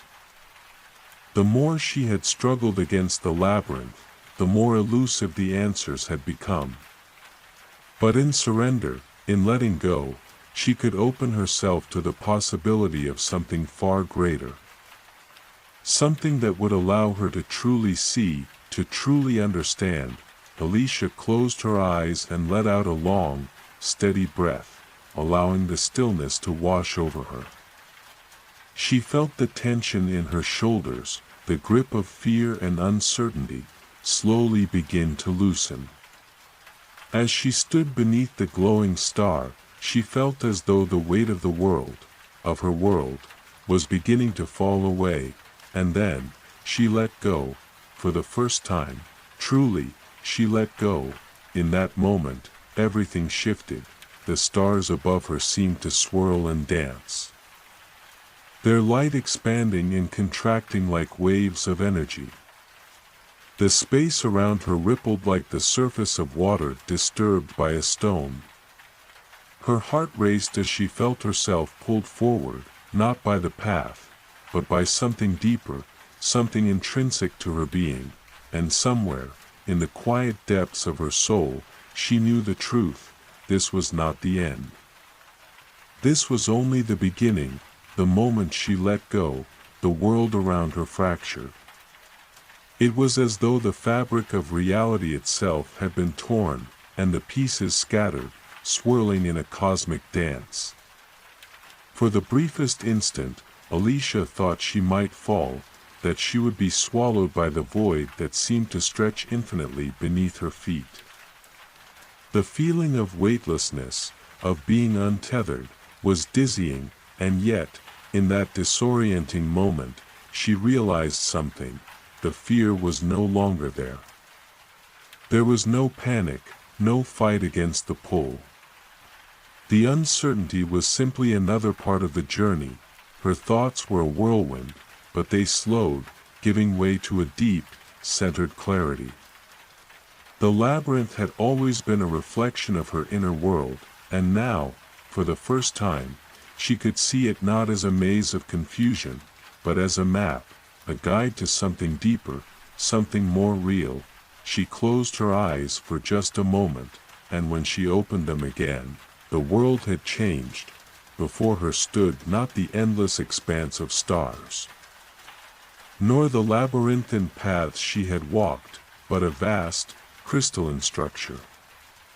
Towers of radiant glass rose into the sky, their surfaces shimmering with the reflections of distant galaxies. The labyrinth was no longer a physical space, it was an idea, a place beyond place, a realm of thought, of potential, of memory. The air here was still, calm, and somehow familiar.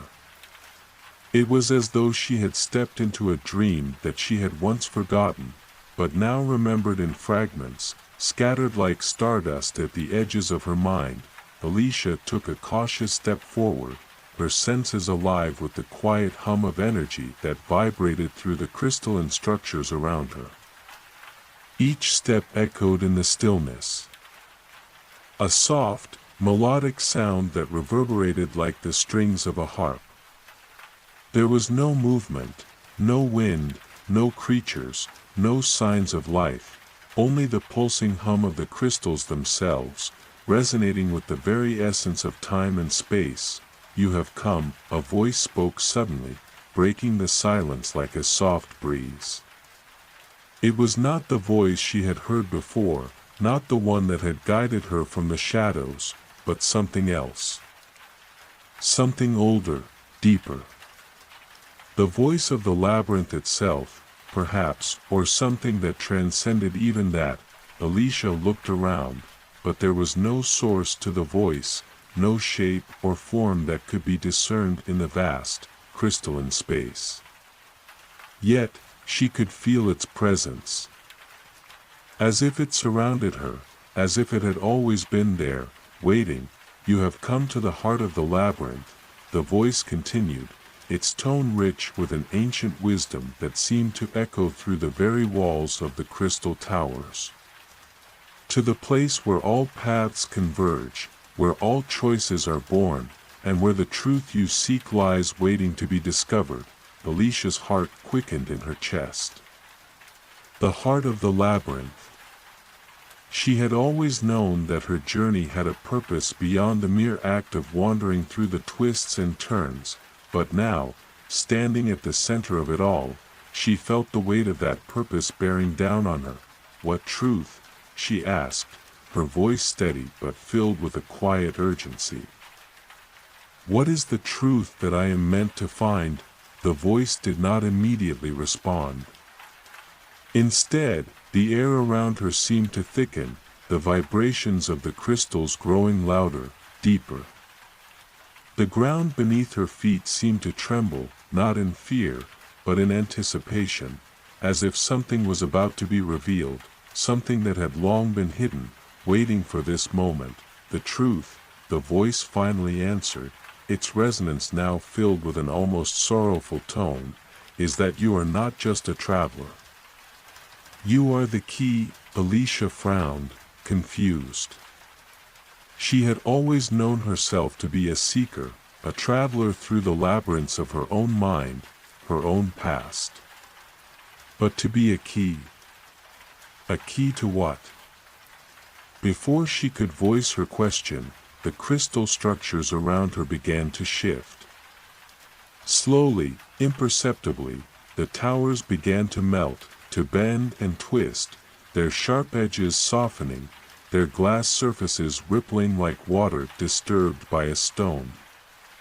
The ground beneath her feet pulsed with light, and the air hummed with energy, growing in intensity until it felt as though she stood at the center of a vast, beating heart.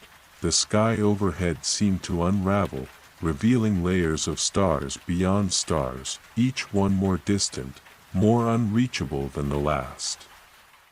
Alicia's breath caught in her throat. This was no longer just the labyrinth. It was something else entirely. Something vast, something ancient. Something that spanned not just space, but time itself. "Do you see?" the voice asked, and for the first time, Alicia could feel it not just in her ears, but deep within her soul. The voice was part of her, and she was part of it. "You are the key to unlocking all that has been, all that is, and all that will be. You are the one who holds the power to shape the labyrinth, to bring forth the stars, to create or to destroy." The weight of those words pressed upon her, heavy as stone. She had always believed herself to be a simple traveler, a seeker of knowledge, but now she understood. The labyrinth had not been a place she had wandered into by chance. No, it had been a part of her all along. And now, she was being asked to shape it, to wield the power she had always carried within her. How? She whispered, almost afraid to ask. The truth was too much to bear in this moment, too immense to comprehend fully. "You already know how," the voice replied softly. "It is not in the seeking, but in the letting go. In the trust." The labyrinth pulsed around her, the crystalline structures now shimmering like liquid stars. Alicia's chest tightened as she realized the depth of her choice. She had always sought answers, but the answer had never been a thing, it was a process, an unfolding of the soul. She had to trust in herself, trust in the path that had led her here, and let go of the fear. The doubt, the uncertainty, in the stillness of the moment, a sudden clarity blossomed within her. The labyrinth had never been about finding an end, it was about understanding the journey itself. She had come here to learn, not to conquer. The sky above her seemed to collapse inward, the stars swirling like dust in a storm. The labyrinth, her labyrinth, was waiting for her to step forward, to accept the truth of who she was and who she would become, and so, she did. As her body moved, the air shifted around her, and the path she had walked, the labyrinth she had traversed, shifted with her. She was no longer merely a traveler. She was the labyrinth itself. Alicia's heart raced as the world around her began to shimmer, blurring and twisting like smoke in the wind. The ground beneath her feet felt more solid now, its pulse synchronizing with her own heartbeat. Her mind, once cluttered with uncertainty and fear, began to clear, each breath drawing her deeper into a state of profound stillness. The labyrinth had become something else, something she could not yet fully grasp, but it was undeniably hers. The space, the energy, the stars, it all spoke to her now in a language older than time itself. She took a tentative step forward, and the crystalline towers around her shifted, almost imperceptibly, as if welcoming her presence. The sky above swirled with constellations, their light bending in patterns she couldn't quite understand. Each star seemed to beckon her, drawing her deeper into the heart of this mysterious realm. She had always been a traveler, a seeker of knowledge, but now she felt as though she were part of the labyrinth. She was no longer simply navigating the paths, it was as if the paths themselves were responding to her will. What now? Alicia whispered, her voice a thread in the vastness of the space. She was unsure whether she was speaking to herself or to the labyrinth, but somehow, she knew the answer was already within her. Before her, a new path began to take shape. It was not a physical path, not one that could be seen with the eyes alone, but rather a series of shifting symbols that glowed in the air like constellations. The symbols were strange, ancient, and beautiful, a language of the cosmos, and they beckoned her forward. As she stepped closer, the symbols seemed to resonate with her, vibrating in harmony with the quiet hum of the crystals around her. The labyrinth was no longer a maze to be solved, it was a living, breathing entity, and she was a part of it. She reached out, her hand trembling slightly as her fingers brushed the air. The symbols shifted in response, forming into a new pattern, a map of sorts, with paths leading in all directions. Some paths were clear and direct, while others twisted and looped, disappearing into nothingness. There were choices to be made, but now Alicia understood that these choices were not simply about movement, they were about shaping the very fabric of the labyrinth itself. "You are the one who will decide," the voice spoke again, its resonance deeper now, as if it had been waiting for her to reach this point. "The labyrinth is a reflection of you. Every choice you make, every path you walk, shapes the stars. You are the key, but you are also the creator." Alicia nodded, her breath steady as she looked at the map before her. It was not a map of places, but a map of possibilities, of potential futures. She could feel the weight of the choices pressing upon her, each one filled with endless possibilities. The labyrinth had always been about seeking, about finding answers. But now, it was about creating, she glanced back at the swirling cosmos above her. The stars had always felt distant, unreachable. But now, they felt close, almost as if they were within her grasp, ready to be shaped by her will. Taking a deep breath, she stepped forward into the path that had just materialized before her. The moment her foot touched the ground, the world around her shifted again. The air thickened, and the space between the stars seemed to stretch, revealing an entirely new layer of the labyrinth, a world within the world. Before her lay a new realm, one of deep shadows and shimmering light.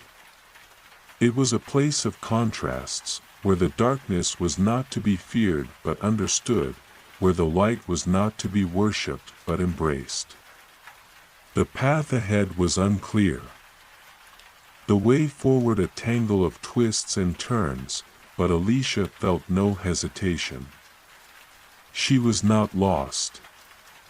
She was creating her own way, and with each step, she shaped the very fabric of this new realm. The path ahead seemed to respond to her thoughts, shifting and realigning with each decision she made. It was as though the labyrinth itself was learning from her, adapting to her presence, evolving with her every choice. The more she walked, the more the world around her began to change, as if it were a reflection of her inner self. As she moved deeper into the heart of this new realm, the shadows seemed to bend and weave, forming intricate patterns of light and dark. The air grew thicker, almost palpable, and the sound of her footsteps became muffled, swallowed by the heavy atmosphere. Yet, there was a strange peace in this stillness, a serenity that wrapped around her like a blanket. Suddenly, the path split into two, each direction leading into an entirely different world. One path was bathed in a soft, golden light, warm and inviting, while the other was shrouded in a deep, violet mist, mysterious and alluring. Both paths called to her, each offering a different kind of promise. But how could she choose? She closed her eyes for a moment, reaching deep within herself, seeking the quiet place she had found so many times before. The voice of the labyrinth echoed in her mind, gentle yet firm. "Remember, Alicia," it said, "the path you choose is not just a path, it is a reflection of your heart. The labyrinth will show you what you need, not what you think you want." Alicia nodded, her eyes still closed. She had come this far by trusting in herself, in the labyrinth, in the unseen forces that had guided her. She would trust once more. Slowly, she opened her eyes, and without a second thought, she stepped into the mist. The shadows closed around her like a veil, and for a moment, she could no longer see the path she had left behind. But she did not feel fear. Instead, she felt an overwhelming sense of peace, as if the labyrinth had welcomed her into its depths. The mist parted, revealing a vast, open space. The sky above was filled with swirling clouds of purple and gold, and beneath her feet lay a field of stars, each one glowing with its own unique light. This was a place of transition, a space between worlds, where everything was possible and nothing was certain, and in that moment, Alicia understood. She was no longer a traveler. She was the architect of her own destiny, the creator of the labyrinth. The stars were hers to shape, the paths hers to weave. With this realization, she began to walk again, her steps steady and purposeful. The labyrinth had shown her the way, and now, it was up to her to create the world she wished to see. The path ahead of Alicia shimmered with an ethereal glow, the violet mist swirling like a living thing as if it was drawn to her very presence. She felt the weight of her newfound purpose pressing upon her, but it wasn't a burden. It was a call, a beckoning to continue, to forge ahead with the knowledge that she had the power to shape not only the labyrinth, but her own destiny within it. As she walked, the air around her seemed to hum, vibrating with energy that resonated deep within her chest. The stars above continued to shift and dance, moving in time with her steps, as though they, too, were aware of her transformation. They no longer appeared distant and cold but were close, almost tangible, their glow pulsing in rhythm with the beat of her heart. Her steps took her deeper into the mist, which now seemed to part on its own accord, revealing a space unlike any she had seen before. This new realm was vast, an open expanse that stretched far beyond her sight. The ground beneath her feet was smooth, almost glass-like, and reflected the shifting light of the stars above.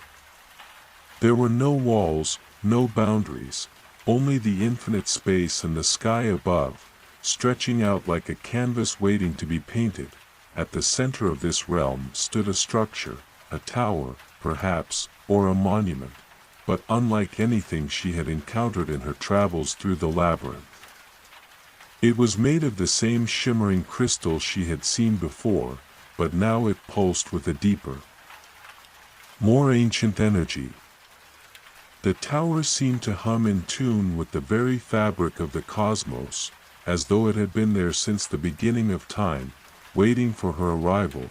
Alicia felt the pull of the tower, as though it were calling to her, drawing her closer. The closer she got, the more she felt the weight of the labyrinth's history, its secrets, its untold stories, settling into her bones. She had always believed the labyrinth was a place of endless searching, but now she understood that it was a place of creation, a place where the stories of the universe were written, and where her story, too, would be written. When she reached the base of the tower, she hesitated for only a moment.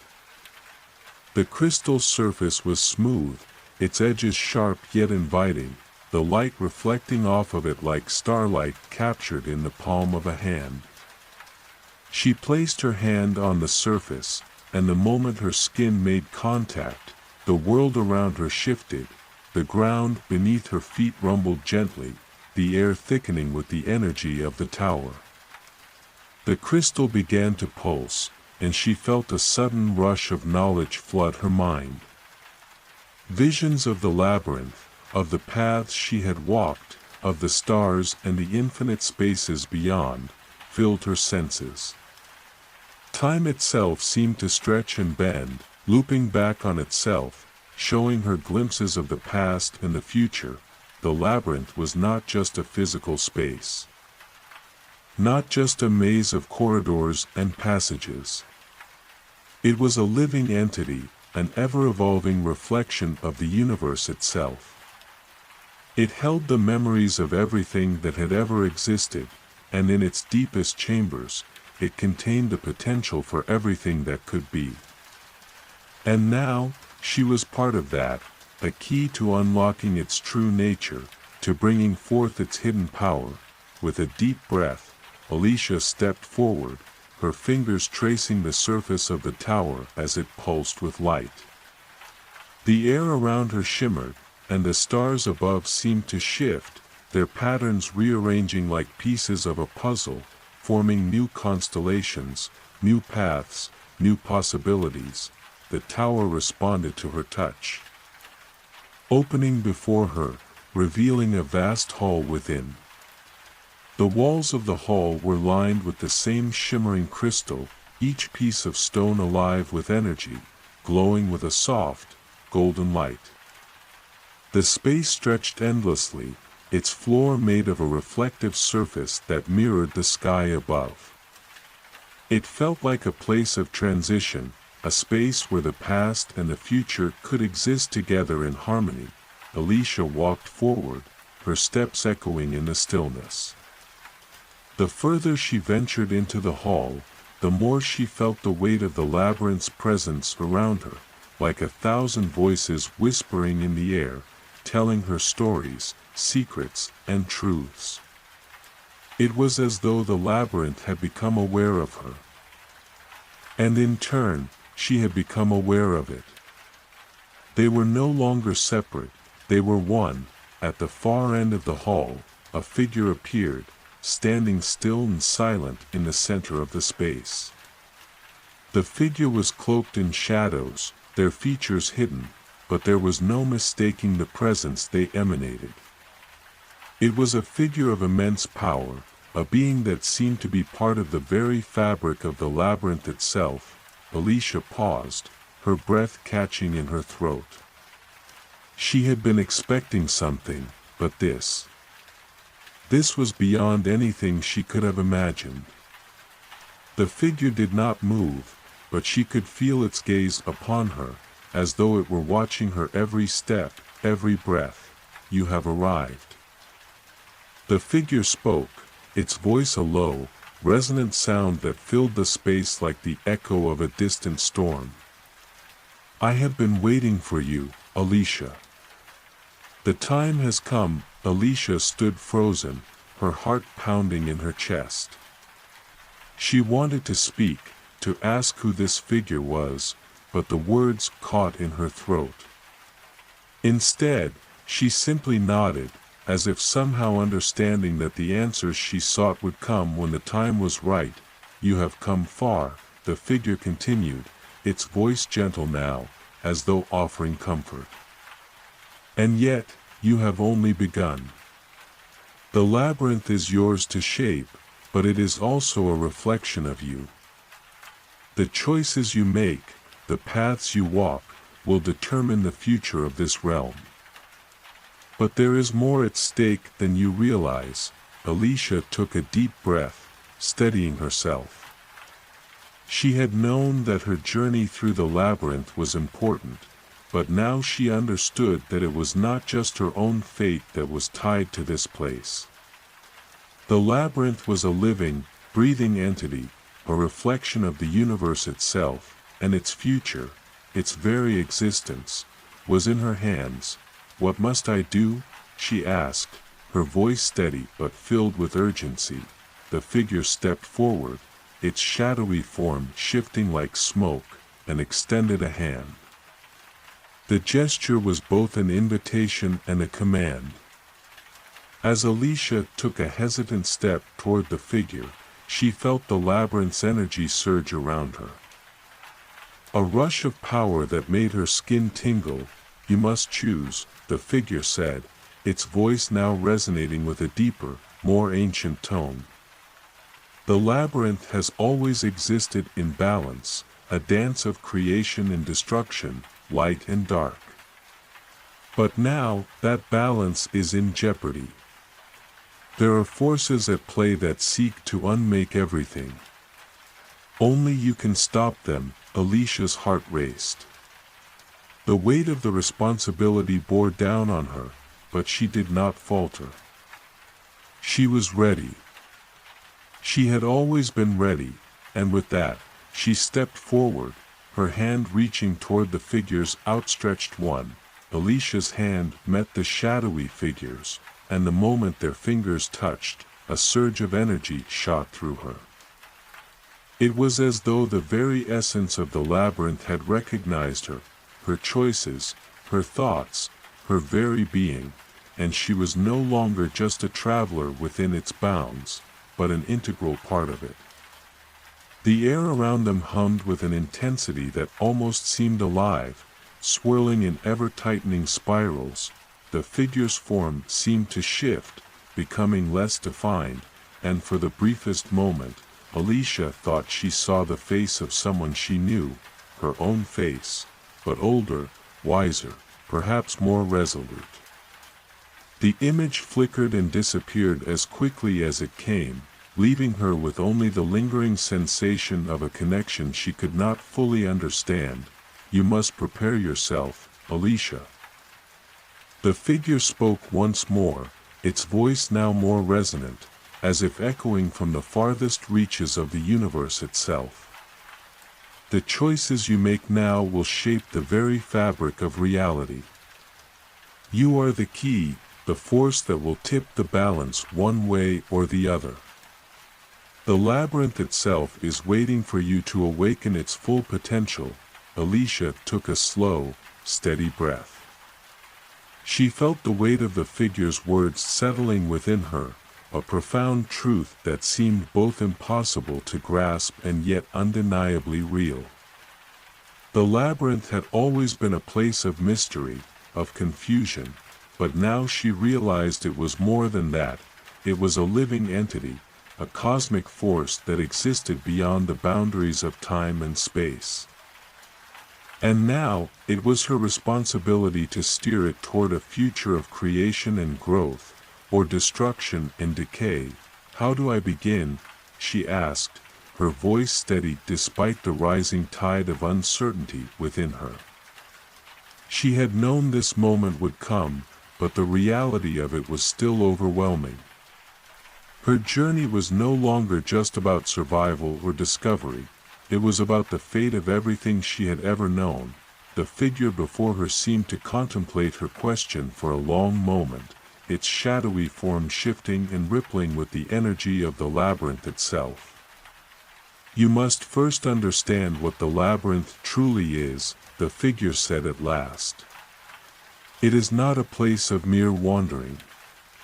It is the reflection of the universe, its patterns, its cycles, its life force. Each twist and turn, each path you have walked, has been a step toward awakening its true potential. Alicia felt a pang of realization in her chest. The labyrinth was not a labyrinth at all. It was a mirror, one that reflected not only the universe's grand design but the soul of each traveler who ventured within it. Her presence here was no coincidence. She was a part of this realm, as much a creation of it as she was its creator. So, I'm meant to shape it, she whispered, her voice almost a reverent acknowledgement of the truth she had just uncovered. But how do I do that? Where do I begin? The figure did not answer immediately. Instead, it raised its other hand, and the labyrinth around them began to shift.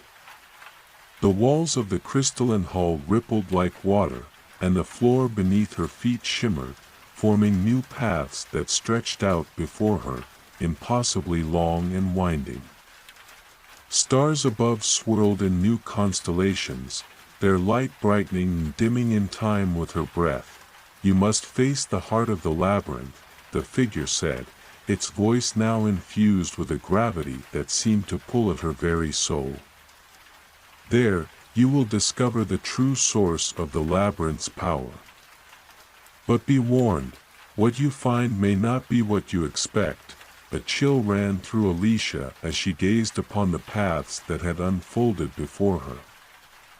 They were no longer the familiar corridors she had walked before, but a maze of ever-changing possibilities, each one more complex and enigmatic than the last. The heart of the labyrinth was not a physical place, it was a state of being, a realization of the realm's true nature. I will find it, she said, the words leaving her lips with newfound certainty. She knew there was no turning back now. Whatever the heart of the labyrinth was, it held the key to everything. To her destiny. To the future of the labyrinth itself. And perhaps, to the very fate of the universe. The figure nodded, its form becoming more insubstantial, like smoke in the wind. Remember, Alicia, it said softly, you are not alone in this. The labyrinth will guide you, but you must trust in yourself. Trust in your power. The path is yours to choose. With those final words, the figure faded into the air, its form dissipating like a dream upon waking. Alicia was left standing alone in the crystalline hall, the pulsing energy of the labyrinth still swirling around her, filling her with a strange, quiet determination. She turned her gaze to the winding paths ahead. There was no map, no clear direction, only the instinctual knowledge that each step she took would bring her closer to her goal. She had learned that the labyrinth was not just a place to explore, it was a challenge to her very nature, a reflection of her thoughts and choices, a test of her will and her heart, and so, with a steadying breath, she stepped forward. Each step she took seemed to reverberate in the space around her, as though the labyrinth itself was responding to her presence. The paths before her shimmered and twisted, beckoning her to follow. She did not know which path would lead her to the heart of the labyrinth, but she trusted that the labyrinth would show her the way.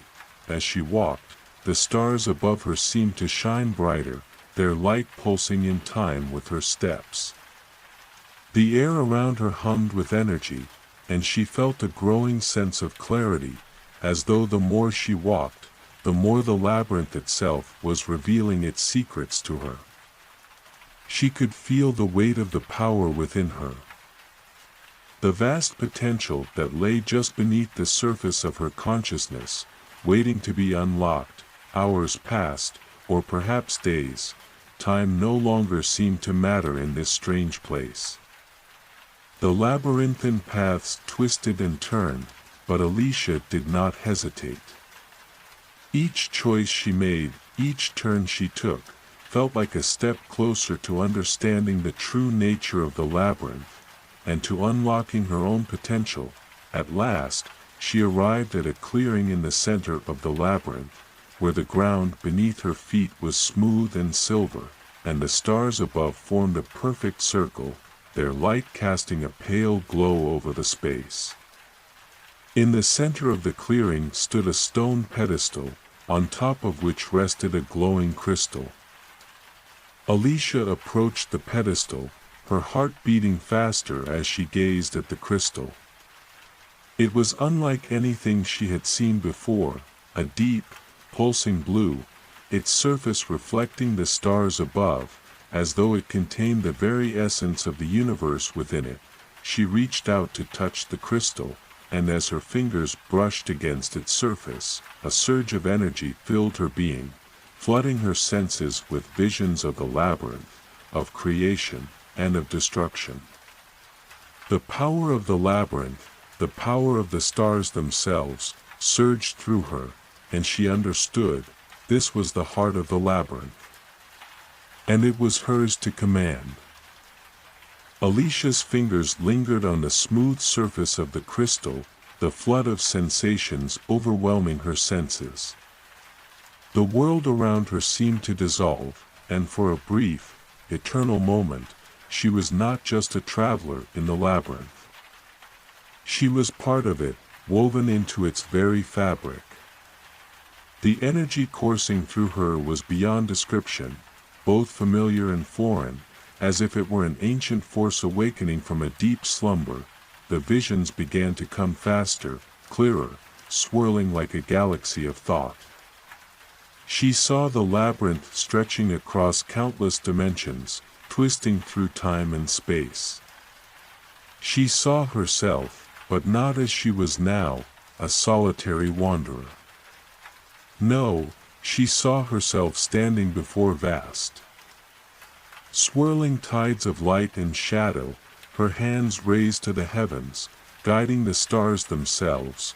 This is my purpose, she realized with a sudden clarity that struck her like lightning. She was not merely here to explore or survive. She had come to shape the destiny of the labyrinth, and in doing so, shape the destiny of the cosmos. As the visions intensified, she felt an inexplicable tug at her soul, pulling her deeper into the core of the labyrinth. The crystal, pulsing in time with her heartbeat, began to resonate with an unmistakable vibration, an invitation to go further, to uncover the secrets that lay hidden at the very center of the universe. But even as the energy swirled around her, she could feel the weight of the choices before her. The labyrinth was alive, yes, but it was not without its dangers. The balance of creation and destruction, light and dark, was delicate, fragile. She was not simply walking the path, she was choosing it, and every choice would have consequences. What will you become, Alicia? The voice echoed in her mind, as familiar as it was distant. It was not the figure she had encountered before, no, this voice was something else, ancient and wise, yet hauntingly cold. Will you guide the stars toward creation, or will you succumb to the shadows that whisper at the edges of the void? The question reverberated through her, carrying the weight of eternity. She knew, instinctively, that her decision would ripple across the cosmos. The labyrinth was no longer a place to be traversed, it was a living, breathing entity, and she was now its steward. Taking a deep breath, Alicia stepped back from the pedestal, her fingers reluctantly leaving the crystal's surface. The energy that had once pulsed through her began to settle, the overwhelming sensations fading to a quiet hum in the background of her mind. She felt strangely empty, yet strangely filled, as though the labyrinth had given her everything and left her with nothing but the weight of her own thoughts. The clearing around her had not changed, but she could feel the very air vibrating with the promise of what was to come. The stars above still formed a perfect circle, but now, they seemed to be waiting for her to make the next move. Where do I go from here? She asked herself silently, the question echoing in her mind. The path ahead was unclear, as it had always been, but now the uncertainty felt like a challenge she had to face head-on.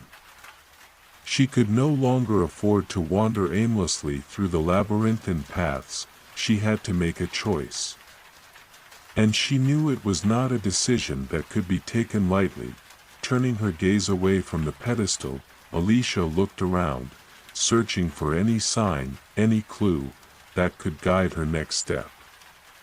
The stars above her remained constant, a quiet reminder of the vastness of the universe. But the labyrinth was not just about what was visible. It was about the unseen, the paths that could only be felt, the choices that could only be understood when the time was right, and then, she saw it, a faint glow appeared at the edge of the clearing, shimmering like a distant star but close enough to reach. It was not a solid light but a tendril, a thread that seemed to pulse with its own rhythm, almost like a heartbeat. It was calling to her. With a determined breath, Alicia began to walk toward the light. Each step she took seemed to echo through the clearing, the sound amplifying in the silence of the labyrinth. The glow grew brighter as she approached, and soon, the path ahead of her was clear, a narrow corridor that twisted upward. Like the spiral of a staircase leading to a realm beyond her reach, the further she walked, the more she felt herself being pulled toward it, as though the labyrinth itself was guiding her, pushing her toward her destiny. The air around her began to shimmer, and she could sense the power of the labyrinth deepening, focusing like a lens on a single point. At the end of the corridor, she found herself standing before a towering archway, the stone columns etched with symbols she did not understand. The archway was framed by an ethereal light, as though it led to another realm entirely. Beyond it, there was nothing but darkness, a vast, empty expanse that seemed to stretch into infinity. Alicia hesitated for only a moment before stepping through the archway. As she crossed the threshold, a wave of energy surged through her, and she was thrust into a new space, an endless sea of stars, swirling and shifting around her like an eternal dance. The labyrinth was no longer a place of walls and corridors, it was the fabric of the universe itself, and she was part of it. In the distance, she saw something, a figure, cloaked in light, standing at the edge of a precipice, looking out over the swirling cosmos. Alicia's heart skipped a beat. She knew this figure. She had seen it in the visions, in the fleeting glimpses of her future. This was the figure of herself, the one she had seen earlier. The version of her that stood at the crossroads of destiny, guiding the stars with outstretched arms. And then, in that instant, she understood, this was the labyrinth's heart. Not a physical place, not a crystal or a pedestal, but the essence of all things, the balance of creation and destruction, light and shadow. And she, Alicia, was the one who would determine the fate of it all. The stars above her shimmered brighter, and the figure before her turned, its face no longer shrouded in mystery. It was her, Alicia, but older, wiser, filled with the knowledge of the labyrinth. "You have arrived," the figure said, its voice resonating in the silence. "Now, you must choose. Will you become the architect of the stars? Or will you let the shadows consume you?" Alicia stood frozen, her heart pounding. The weight of the question hung in the air, the decision now hers to make. She had traveled this far, through trials and challenges, and now the moment had arrived. It was time to choose. Alicia's pulse raced as the figure before her spoke those words. The weight of the decision pressed upon her, suffocating, but there was something else, something deeper, an undeniable pull from the labyrinth itself, an urging that whispered through the stars. The question reverberated in her mind, growing louder with each heartbeat. Will you become the architect of the stars, or will you let the shadows consume you? Her breath caught in her throat. The two paths before her seemed to stretch infinitely, each offering something profound, yet each requiring something precious in return. The architect, a creator, a being who could shape the stars, weave the fabric of reality itself. But with that power came responsibility, a burden that could shatter even the strongest of wills. And then, there were the shadows, the temptation of surrender, an escape from the weight of creation, a chance to let go, to stop fighting, to become part of something simpler. Alicia glanced up at the figure of herself, the older, wiser version standing just beyond the precipice, her face an unreadable mask. The figure smiled. A faint, knowing curve of the lips, and Alicia felt something shift within her, something that had been dormant for so long. "Are you afraid?" the figure asked, its voice both comforting and terrifying. "Of the choice? Of the responsibility? Or of what you might become if you take that step?" Alicia swallowed, her throat dry. "I don't know what I'm meant to do. I've been wandering for so long, trying to make sense of all this, but it feels like it's more than just about me now." The figure nodded slowly. "Of course, it is. The labyrinth is not just a test for you. It is a test for the very fabric of existence. And you are part of it now. You must decide what you will weave into that fabric, light or dark." The words stung like a cold wind against her skin. Light and dark. Creation and destruction. There was no escaping it. Those two forces were the very essence of the labyrinth, the universe itself.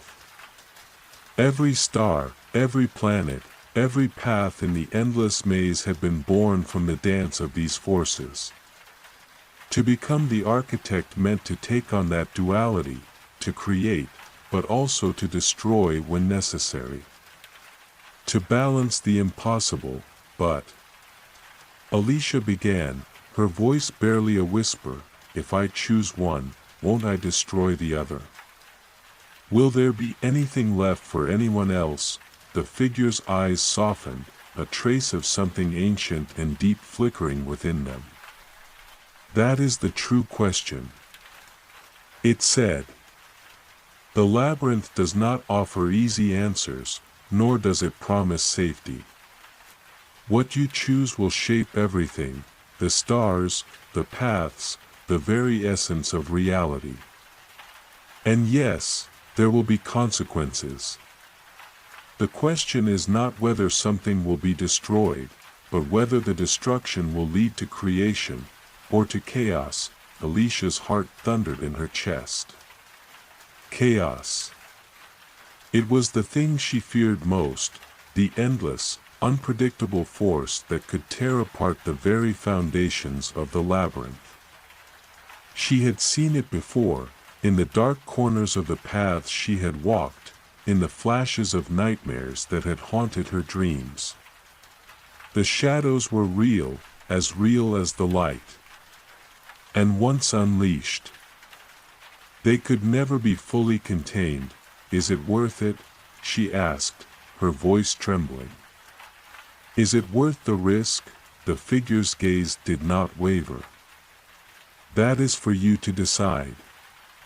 The labyrinth has chosen you, not because you are special, but because you are the one who has the strength to make this choice. The stars will guide you, but the path is yours alone." Alicia closed her eyes for a moment, letting the silence envelop her. The labyrinth was more than just a place. It was a test of the soul, a place where her deepest fears and desires collided, where the very essence of her being was laid bare. It wasn't just about saving herself, or finding her way home. It was about something greater. Something that transcended time and space. As she stood there, the weight of her choice settled upon her like a mantle of fire and ice. The light of the stars around her seemed to dim, and the shadowy tendrils of darkness stretched further into the void, threatening to swallow everything. The labyrinth had shown her its true nature. It was not a simple maze to be solved, but a living, breathing entity that required a balance. Without balance, everything would crumble. She took a deep breath, feeling the swirling energies around her. She could feel the pull of the stars, their gravitational force tugging at her very soul. And she could feel the darkness, too, the silent hunger. The promise of release. It was a choice between two opposing forces, but the more she thought about it, the clearer the answer became. "I choose." Alicia began, her voice steady now, though her heart still raced. "I choose to shape the stars, to guide them through the darkness and light, to create something greater than myself. I will not let the shadows consume me. I will not let them consume us all." The figure before her nodded slowly, as if it had known all along what her decision would be. A deep rumble echoed through the cosmos, like the resonating hum of a celestial chord, and the stars above her seemed to shine brighter, as if in approval. "You have made your choice," the figure said. Its voice now rich with a strange, powerful resonance. "And with it comes the power to create, and the weight of what must be destroyed. The labyrinth will change now, as will you. Be ready." Alicia stepped forward, her heart full of resolve. She had chosen her path, and with it, her fate. The labyrinth was no longer a place of confusion and fear. It was a canvas, waiting for her to paint it with the light of creation and the shadows of destruction. She was the architect now, the weaver of the stars, and her journey had only just begun. As she walked forward into the swirling sea of stars, she could feel the labyrinth shifting around her, opening up to new paths, new possibilities. The future was uncertain, but she was ready. Ready to shape the universe in her image, and to face whatever challenges lay ahead. The journey was far from over. But now, at last, she knew what she was meant to do. The air around Alicia pulsed with a newfound intensity as she took her first steps into the heart of her decision. The labyrinth, now a living canvas of light and shadow, seemed to bend and sway in response to her presence. The stars above, once distant and cold, now felt like old friends, their energies intertwining with her own. The gravity of her choice, of becoming the architect of the stars, had begun to settle within her, yet it was not a burden she felt. No, it was a call to action. A deep stirring within the very core of her being, the path before her unfurled like a river of starlight, winding its way through the darkness. Each step she took, the ground beneath her shimmered and shifted, responding to her thoughts, her intentions. She could feel the weight of her power now, felt the vastness of the universe coursing through her veins. It was both exhilarating and humbling, as if she were standing on the edge of something both ancient and infinitely new. This is what it means to be the architect, she thought, her mind racing with the possibilities. To shape, to guide, to influence the very fabric of existence. Every star, every planet, every path in the labyrinth was hers to mold. Yet the responsibility of that power weighed heavily upon her.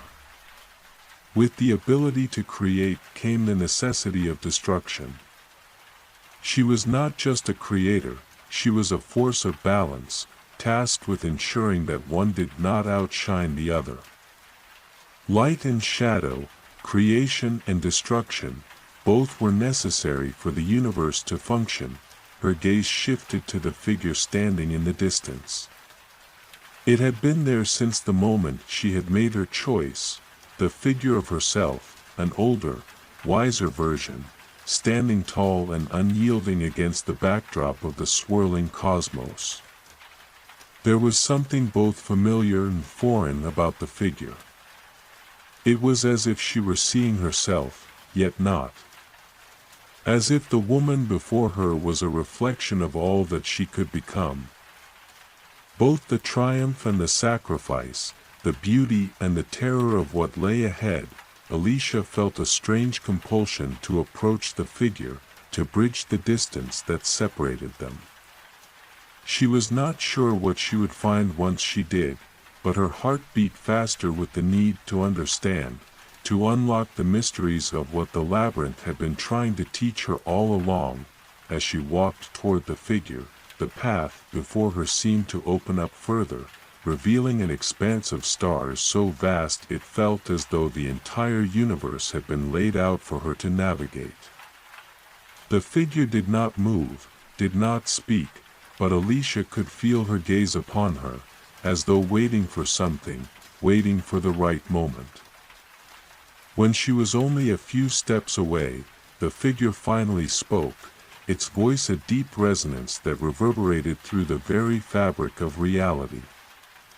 "You have chosen, Alicia. But now comes the true test, the test of your will." Alicia's heart skipped a beat, her breath caught in her throat. "What do you mean?" she asked, her voice barely above a whisper, but it echoed through the vastness of the cosmos. The figure's eyes were filled with understanding, with an ancient knowledge that seemed to transcend time itself. To be the architect is not merely to shape the stars. It is to walk the line between creation and destruction. To balance the forces that drive the universe. And you will face temptations, forces that seek to sway you from your path. To pull you into the shadows. You will not be immune to their lure. Alicia's mind reeled. The shadows.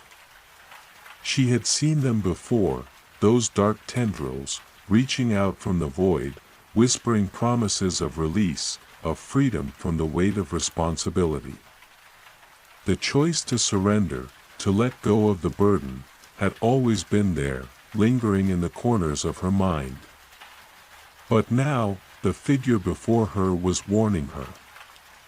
The temptation to give in to the darkness was real, and it would not be easy to resist. How do I avoid it? Alicia asked, her voice trembling. How do I stay true to my path? The figure smiled, a soft, knowing curve of the lips that held no malice, only understanding. You must remember who you are, Alicia. You are not just the architect of the stars, you are a part of this universe, woven into its fabric. And though the shadows may call, though the temptation may be strong, you must never forget the light that exists within you. That is the key to maintaining the balance. Alicia took a deep breath, her mind racing. The weight of the figure's words settled deep within her, but there was something else too, a flicker of certainty, a quiet resolve that she hadn't known she possessed until now. She had made her choice. She would not succumb to the shadows. She would become the light that guided the stars.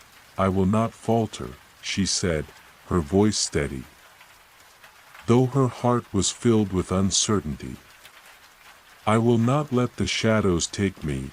The figure nodded, its gaze filled with a quiet pride. Then you are ready. With that, the figure stepped aside, revealing the true heart of the labyrinth, the final test that awaited her.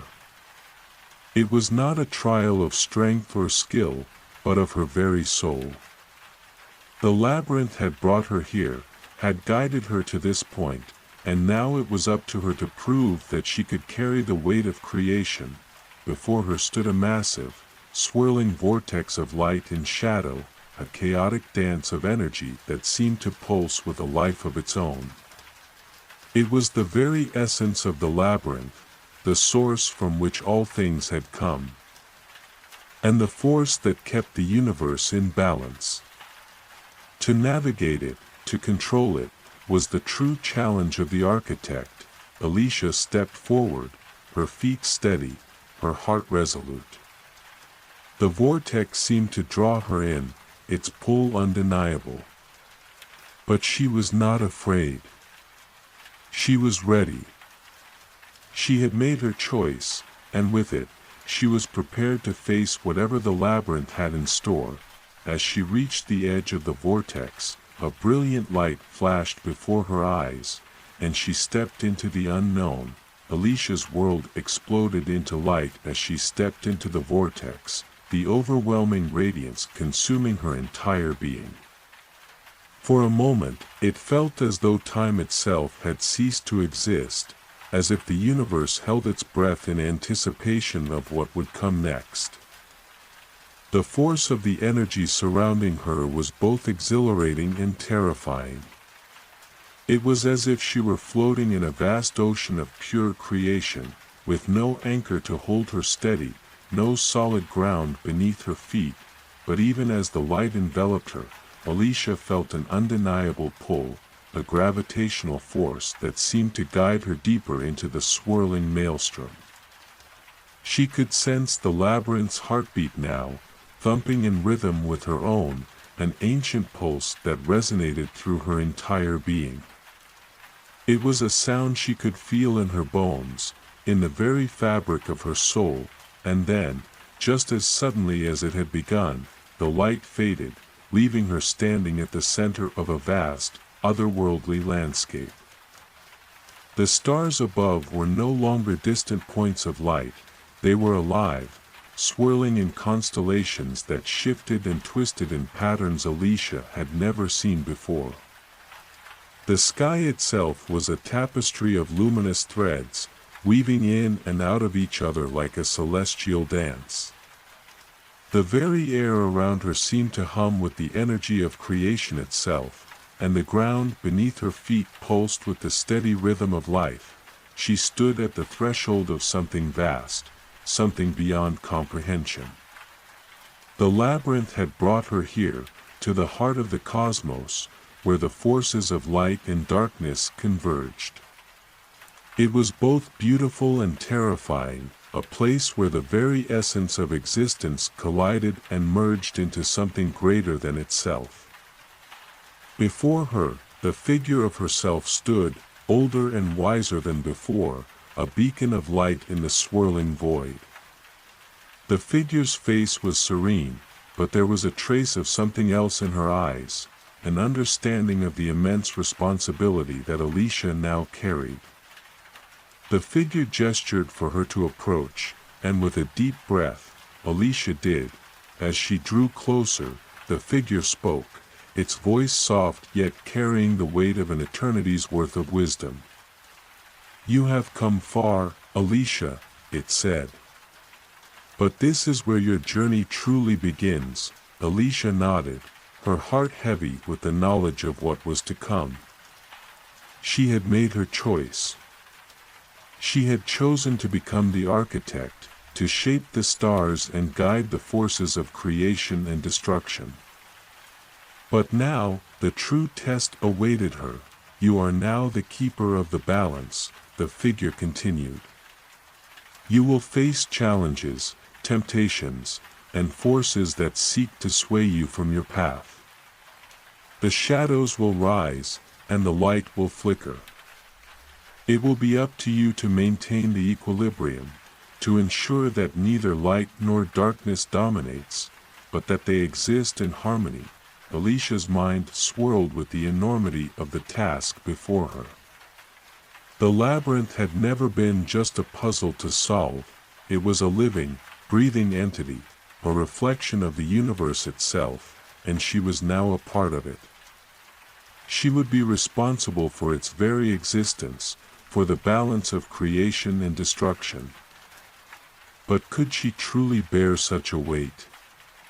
Could she control the forces she had chosen to wield?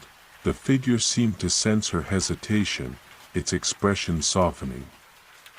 "You have the power within you, Alicia," it said. "The labyrinth has chosen you not because you are without fear, but because you have the strength to face it. To walk the line between light and shadow, to guide the stars through the darkness and into the light. But remember, you are not alone. The labyrinth itself will guide you." Alicia closed her eyes, letting the figure's words settle deep within her. She had always believed she was alone in this journey, that she was the only one who could navigate the labyrinth. The only one who could make the choice. But now, she understood. The labyrinth was a part of her, and she was a part of it. She was never truly alone. Opening her eyes, she gazed around at the swirling stars, the shifting constellations, the endless labyrinth of light and shadow. It was beautiful, overwhelming, and humbling. But it was hers now. She was the architect, the weaver of the stars, and she would guide them through the chaos.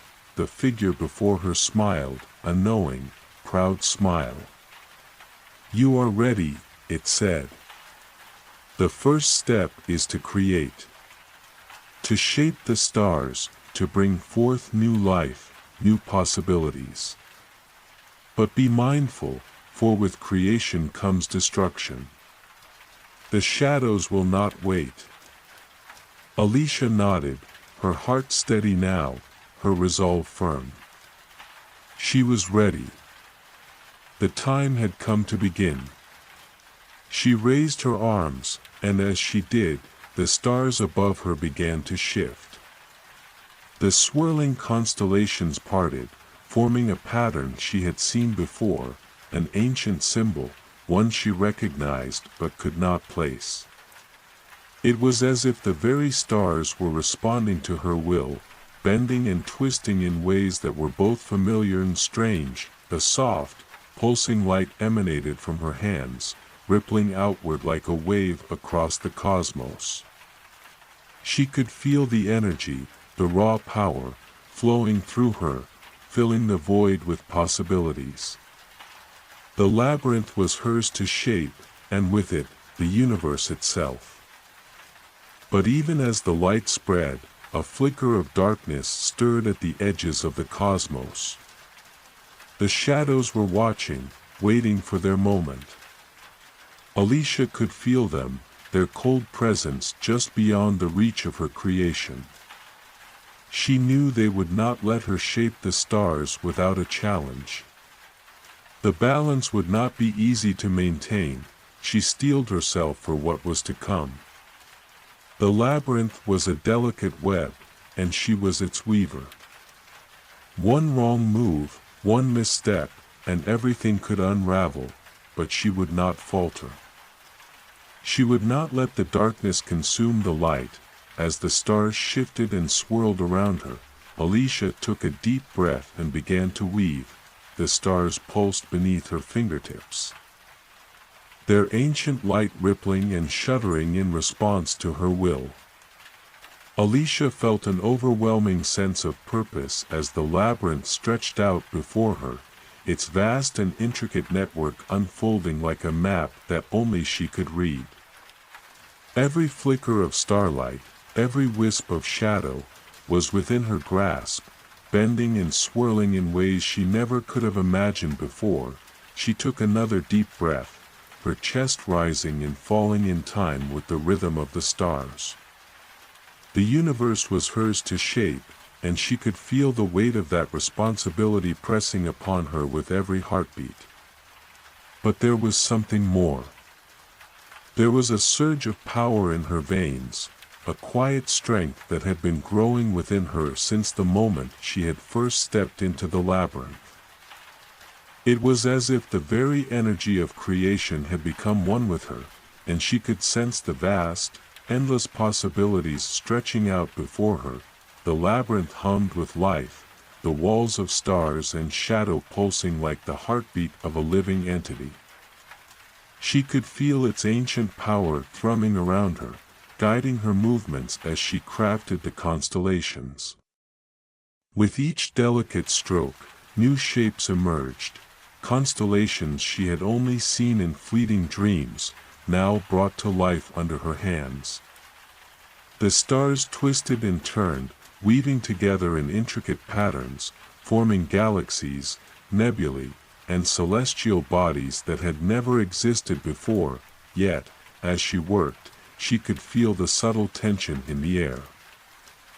The shadows were there, lingering at the edges of the labyrinth, waiting for an opening, watching for any sign of weakness. It was a presence she could never quite escape, a constant reminder that for every light, there was darkness, and the balance between the two was fragile.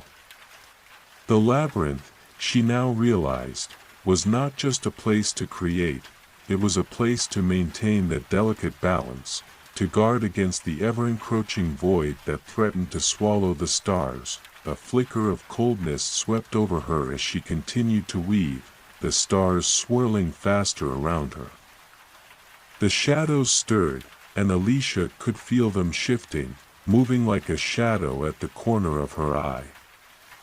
They were growing stronger, more pronounced, as if feeding off the very energy she was creating. The more she shaped the stars, the more they seemed to recoil, pulling away from the light she was bringing into existence. The balance was beginning to slip. Alicia clenched her fists, her resolve hardening.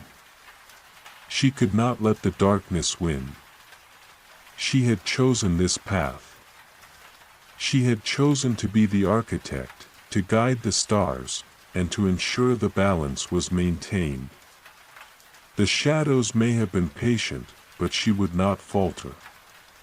Not now. Her breath steadied, and with it, her control over the labyrinth grew. She extended her hands once more, this time reaching for the void itself, drawing from the very heart of the darkness that surrounded her. She could feel its cold embrace, but she welcomed it. She was not afraid of the shadows. They were part of the balance, just as much as the light was. With a single motion, she reached out and pulled the shadows into herself, weaving them into the constellations she had created. The darkness curled around her fingers, shaping itself into the very fabric of the stars. She could feel the tension in the labyrinth shift as the shadows blended with the light, merging into something new, something greater. It was not the absence of light. It was the presence of something else, something powerful in its own right. The darkness had a purpose, just as the stars did. And Alicia now understood that. The balance was not about eliminating the darkness, it was about allowing it to exist, to be part of the greater whole. The stars above her shifted, and for the first time, Alicia felt the labyrinth itself acknowledge her. The walls of starlight bent, the constellations spinning in a swirling dance of creation and destruction. The forces of light and shadow had not been overcome, they had been woven together into something new, something more powerful than either alone. But even as she marveled at her creation, the shadows stirred once more forcefully this time. There was a presence in the darkness, something ancient and malevolent, something that had been waiting for this moment. Alicia's heart skipped a beat, the realization dawning on her. She had not simply created a balance between light and darkness, she had attracted the attention of something much older, much darker. Something that would not be easily appeased. The darkness coalesced, taking form just beyond the edge of the starlight. A figure emerged from the void, tall and imposing, its form shifting and flickering like a shadow caught in the wind. It was as though the very essence of the void had taken shape, manifesting as something more than just a presence. Alicia stood her ground, her heart pounding in her chest. She had not expected this, had not anticipated the arrival of a force that could rival her own. But she was not unprepared. She had faced the shadows before, had woven them into her creation. This was no different. The balance had been disturbed, but she could restore it. The figure moved closer, its eyes burning with an unnatural light. It spoke, its voice a low, resonating growl that seemed to reverberate through the very fabric of the labyrinth. You dare to challenge the void? To create, when all must eventually return to the darkness? Alicia's pulse quickened, but she stood firm. I am not challenging the void, she said, her voice steady. I am embracing it. The void is part of the balance. Without it, the stars would have no meaning. The figure laughed, a hollow, echoing sound that sent a shiver through the labyrinth. The balance is fragile, it said. But you have not seen the true extent of the darkness. You have only glimpsed its power. I will not be afraid, Alicia replied, her voice unwavering. I am the architect. The balance will remain, no matter how deep the darkness may reach. The figure's eyes narrowed, a flicker of recognition passing through its gaze. We shall see, it said, before vanishing into the shadows, leaving Alicia alone once more. For a moment, the labyrinth fell silent. The stars above flickered, the swirling constellations pausing as if waiting for the next move. Alicia exhaled, her hands trembling slightly, but her resolve stronger than ever. The darkness had not won, but the threat it posed was far from over. She would face it, just as she had faced the light, and she would restore the balance. The labyrinth had quieted after the shadow's departure, but the silence was heavy, pressing down on Alicia's chest like an invisible weight. She stood at the heart of the celestial maze, surrounded by the stars she had shaped, feeling the pulse of the cosmos in her veins. Yet, despite the peace that seemed to blanket the space, she couldn't shake the cold presence of the shadowed figure that had appeared before her. The words of the figure echoed in her mind, a constant reminder of the danger that loomed on the horizon. The void cannot be controlled. You will fail. Alicia clenched her hands into fists, the faint spark of starlight flickering between her fingers. She had felt the truth in those words. The void was not something that could be mastered or bent to one's will. But she could not allow that truth to paralyze her. The labyrinth had chosen her for a reason. She had the strength to face the darkness, to hold the balance even when it seemed impossible. She inhaled deeply, letting the energy of the stars fill her lungs, steadying her mind. There was no time to waste. She had to act quickly before the darkness grew stronger, before the labyrinth could collapse under the weight of the forces she was trying to contain. With a wave of her hand, she reached out to the stars, calling them into motion. The constellations above her began to shift and spin, the starlight swirling around her in a breathtaking dance. The very air vibrated with power as she shaped the stars once more. This time forging paths of light that connected the far-flung points of the labyrinth. The space before her grew more and more intricate, the walls of the labyrinth expanding outward like tendrils of light and shadow reaching into the unknown. It was a work of both creation and defense, a delicate web that she wove to protect the balance she had sworn to uphold. But the more she shaped, the more she felt the pressure mounting, the sense that the darkness was gathering just beyond the edge of her reach, waiting for an opening. The stars above flickered ominously, and Alicia felt a chill wind sweep across the labyrinth. It was not a natural wind, this one carried with it the weight of inevitability. The silent whisper of doom. She could feel the presence of the void drawing closer, like a shadow creeping across the very fabric of existence. Suddenly, the ground beneath her feet trembled. The walls of the labyrinth, once solid and stable, seemed to waver, their stars flickering like candles in the wind. The entire universe around her seemed to shift, as though the balance was no longer certain. Alicia's heart raced, her breath quickening. She had to act fast. The void was not just an empty space, it was a force, a living, breathing entity that devoured everything in its path. She could feel it tugging at the edges of the starlight, its tendrils creeping toward the heart of the labyrinth. Threatening to undo everything she had built, she extended her hands outward, summoning the stars with all her strength, pulling them into a tight, protective shield around herself. The constellations spiraled inward, converging in a brilliant, blinding light that pulsed with a steady beat. She could feel the power surging within her as she channeled the energy of the labyrinth into the defense she had crafted. It was her only hope to hold back the darkness. For a moment, the labyrinth seemed to stabilize. The stars locked into place, the constellations shining brighter than ever before, and the shadows faltered, pulling back as if afraid of the light. But Alicia knew it was only temporary.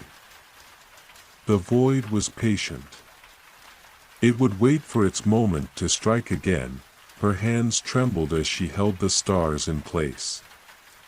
The effort was draining, and she could feel the strain in every muscle, every bone. She had never had to wield such power before, not on this scale. The labyrinth was vast, its reach stretching far beyond her understanding. And with every passing moment, she could feel the shadows growing stronger, their whispers growing louder in the corners of her mind. She closed her eyes, trying to steady her breathing, trying to push away the creeping sense of doubt. She couldn't let the darkness win. She couldn't let the labyrinth fall apart. She was the architect. It was her responsibility to maintain the balance, to ensure the stars and the void could coexist. But how? The question lingered, unspoken but pressing in her mind. How could she contain something as vast, as powerful, as the void?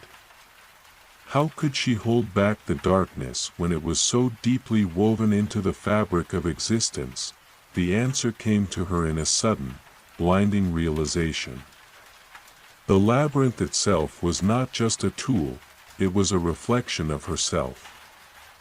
Every star she had created, every constellation she had shaped, was a part of her, just as the darkness was. She was not separate from the void. She was intertwined with it, just as much as she was with the light. The stars had always been her strength, but it was the darkness that gave them meaning. Without the shadows, the light would have no form.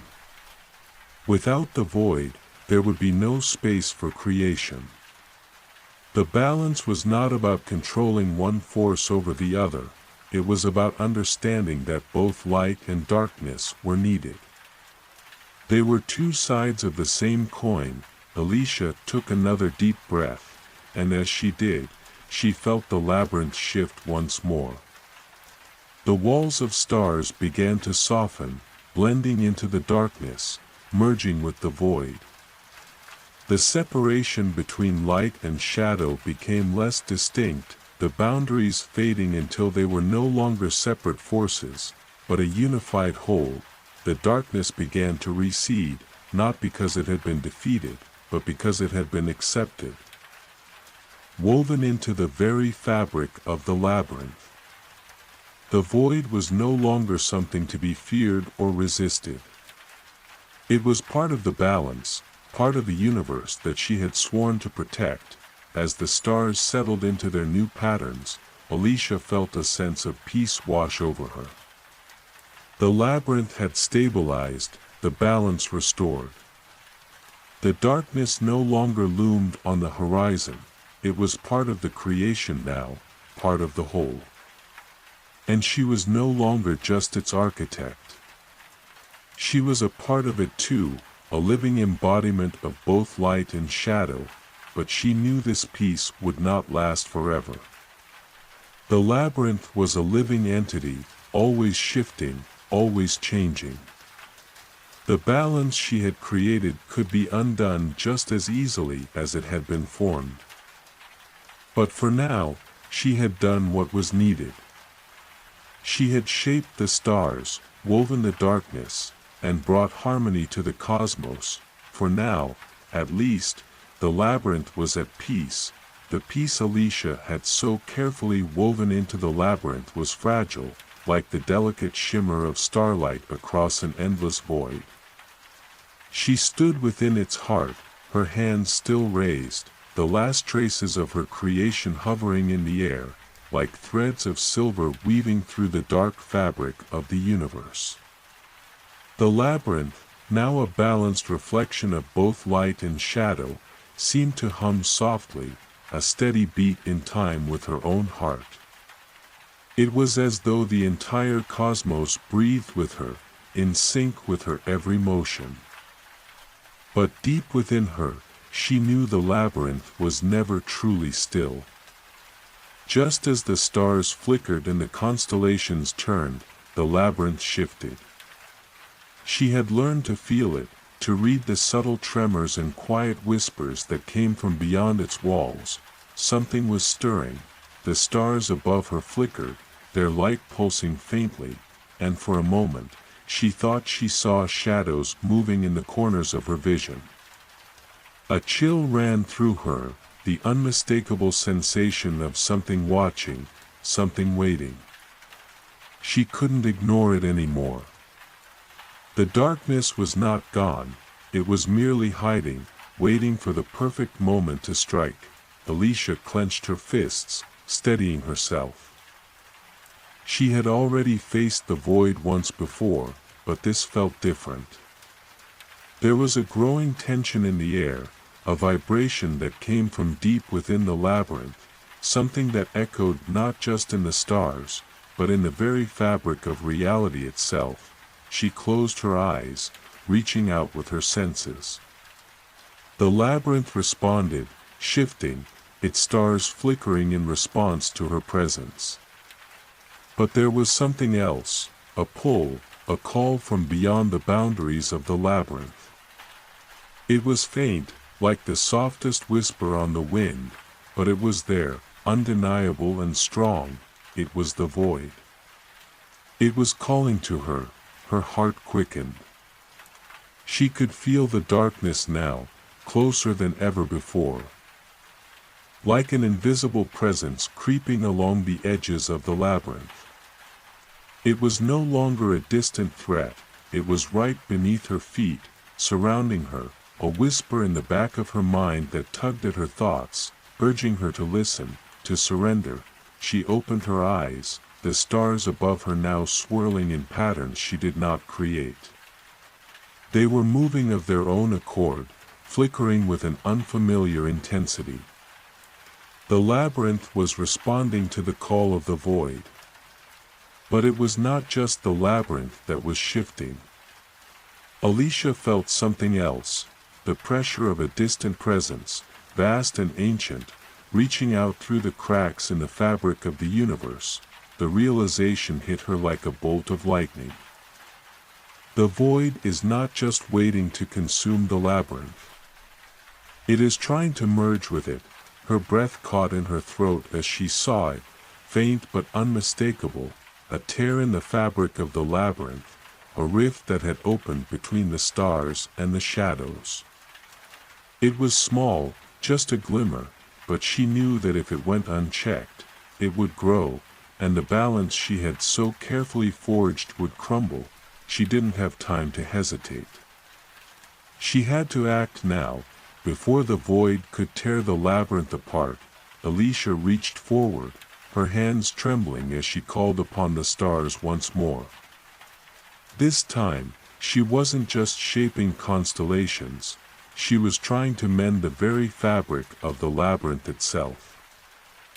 The walls of starlight responded, bending and stretching to her will, but the tear in the fabric grew wider, like a wound in the universe that refused to heal. The darkness was pressing in on her, and she could feel it pulling at her, its cold fingers curling around her thoughts, whispering of the inevitability of destruction. But Alicia refused to listen. She could not give in.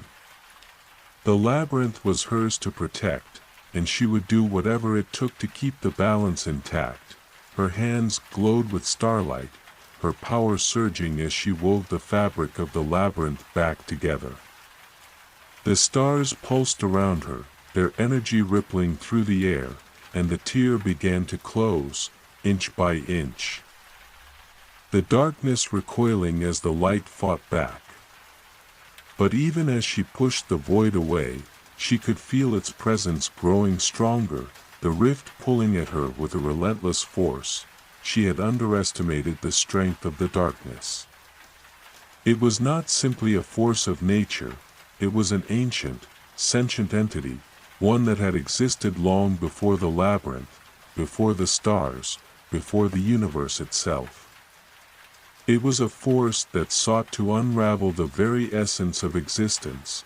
As she fought against it, Alicia felt a flicker of doubt. Was it possible to keep the labyrinth intact? Could she truly hold back the void forever?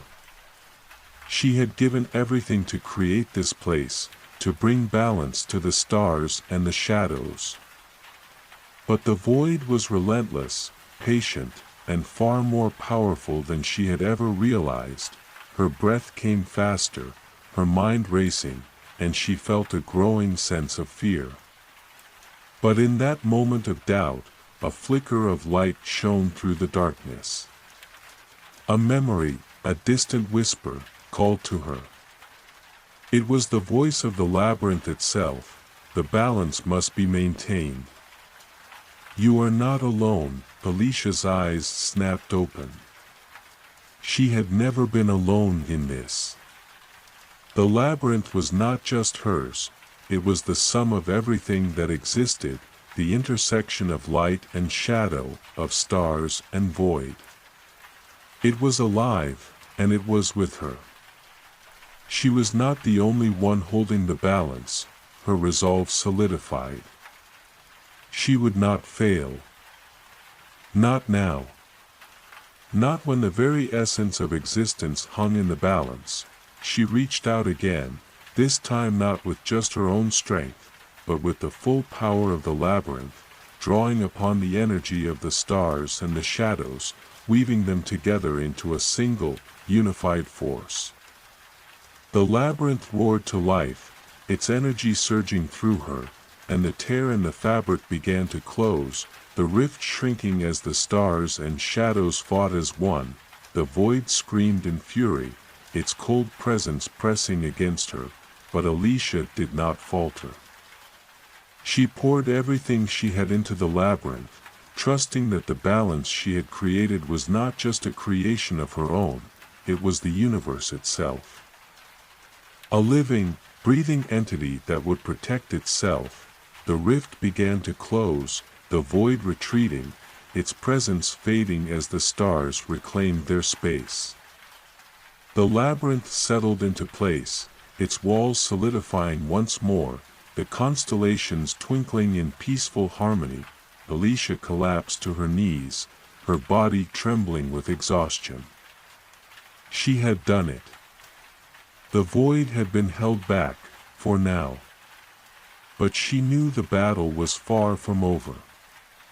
The darkness would not give up so easily, but for the first time since the void had appeared, Alicia felt a sense of peace.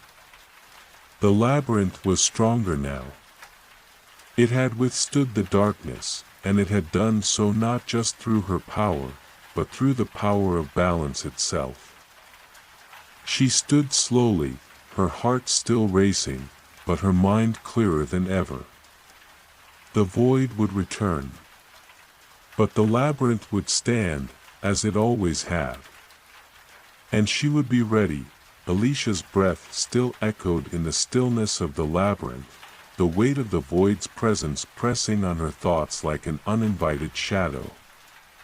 Even though the rift had closed and the dark energy had been driven back, she could not shake the feeling that the labyrinth was far from safe. Something had changed within it, a shift she could feel in her very bones. The stars flickered uneasily above her, their light pulsing at irregular intervals as if responding to an unseen force, one that tugged at the very heart of the labyrinth. The once harmonious rhythm of light and shadow had faltered, leaving behind a tension that hung in the air like a storm waiting to break. Alicia turned in a slow circle, her eyes scanning the endless corridors, the constellations stretched out like threads in the void. Her connection to this place, which had always been steady and comforting, now felt fragile, as if it could unravel with the slightest touch. There was no time to waste in uncertainty. Alicia moved swiftly, her footsteps silent against the smooth, star-streaked ground. She had learned long ago that the labyrinth would not always reveal its secrets to her. It would not offer up answers simply because she asked. The labyrinth had its own rhythm, its own pulse, and to understand it fully, she would need to listen, really listen, to the quiet hum beneath the stars, to the murmur of the ancient forces that still whispered through the darkness. She reached out with her senses, extending her mind beyond the walls of the labyrinth, feeling for any disturbance, any sign of something amiss. For a moment, everything was still. But then, as if in answer to her call, a flicker of something distant, yet powerful, pulsed in the void. The sensation was fleeting, like a fleeting shadow that vanished before she could focus on it. But it was enough. Enough to confirm her fears. The labyrinth was not only in danger from the void, it was being manipulated. There was an intelligence behind the darkness, something more ancient than even the stars themselves. Something was trying to seize control of the labyrinth, to bend it to its will. Alicia's mind raced. She had thought the labyrinth was an isolated space, a realm beyond the reach of the forces that lurked in the edges of reality. But she had been wrong. The very fabric of the labyrinth was woven into the threads of existence itself, and if something could control it, if it could unravel its core, then it would have the power to reshape the universe. She could feel the pull again, stronger this time. It was like an invisible hand, reaching out from the depths of the void, pulling at the heart of the labyrinth.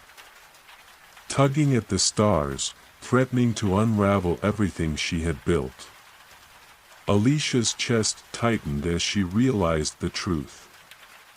The labyrinth was not just a maze of stars, it was a key, a lock on a greater force, one that sought to tear apart the balance of the cosmos. Her mind raced back to the legends, the ancient stories passed down by the stars themselves. Stories of the original architects of the labyrinth, the beings who had first created the great cosmic maze. It was said that the labyrinth was a prison, a place built to contain the most powerful forces of the universe, forces that could unmake reality itself if allowed to roam free. But who had built it? And why? Alicia had always assumed it was the stars themselves, an eternal effort to maintain the balance between light and shadow. But now, as the rift in the fabric of the labyrinth had shown her, there were darker forces at work, ones that had far more knowledge of the labyrinth's true nature than she could ever have imagined. The stars above her dimmed, their light flickering erratically as if in response to her thoughts. Alicia could feel the pull again, stronger now, the weight of it pressing against her like 1,000 invisible hands. She wasn't alone anymore in the labyrinth. There was something else in the shadows, watching, waiting. Her heart raced as a wave of realization washed over her. The labyrinth wasn't just a prison for the void, it was a living, breathing entity, and it was calling to her. She wasn't meant to simply protect it, she was meant to be its keeper, its guardian, its final line of defense, but she wasn't prepared for this. No one had ever been prepared for the weight of such responsibility. The stars above her spun in chaotic patterns, their once perfect constellations now disrupted, as though the very fabric of the universe was unweaving itself at the edges. Alicia clenched her fists, drawing on the last of her strength. She couldn't allow the labyrinth to fall. She couldn't let it be destroyed by whatever force was trying to seize control.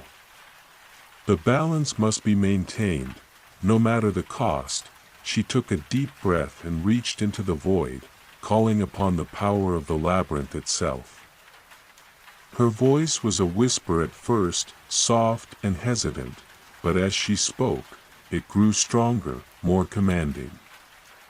The stars above her responded, their light intensifying as the energy of the labyrinth surged through her, filling every corner of her being. The void responded in kind, its presence pressing in around her, an ever-growing shadow that seemed to creep through every crack, every seam of the labyrinth's walls. Alicia could feel it now, the full weight of it, like an ancient creature stirring after a long slumber, but she wasn't afraid. She had spent her life in this place, learning its rhythms, its patterns, its secret spaces. She knew the labyrinth as well as she knew herself. And if it was her duty to protect it, then she would not fail. The air around her crackled with energy as she pushed back against the darkness. Her hands glowed with the light of the stars, their brilliance filling the space, forcing the shadows to retreat. She could feel the strain on her mind, the pressure of the labyrinth's power threatening to overwhelm her. But she would not stop. Not now. The rift between light and shadow began to close once more, the tear in the fabric of the labyrinth slowly sealing, but the darkness fought back. It wasn't just a force of nature, it was alive, and it was learning. Alicia's pulse quickened as she realized that the labyrinth's true test had only just begun.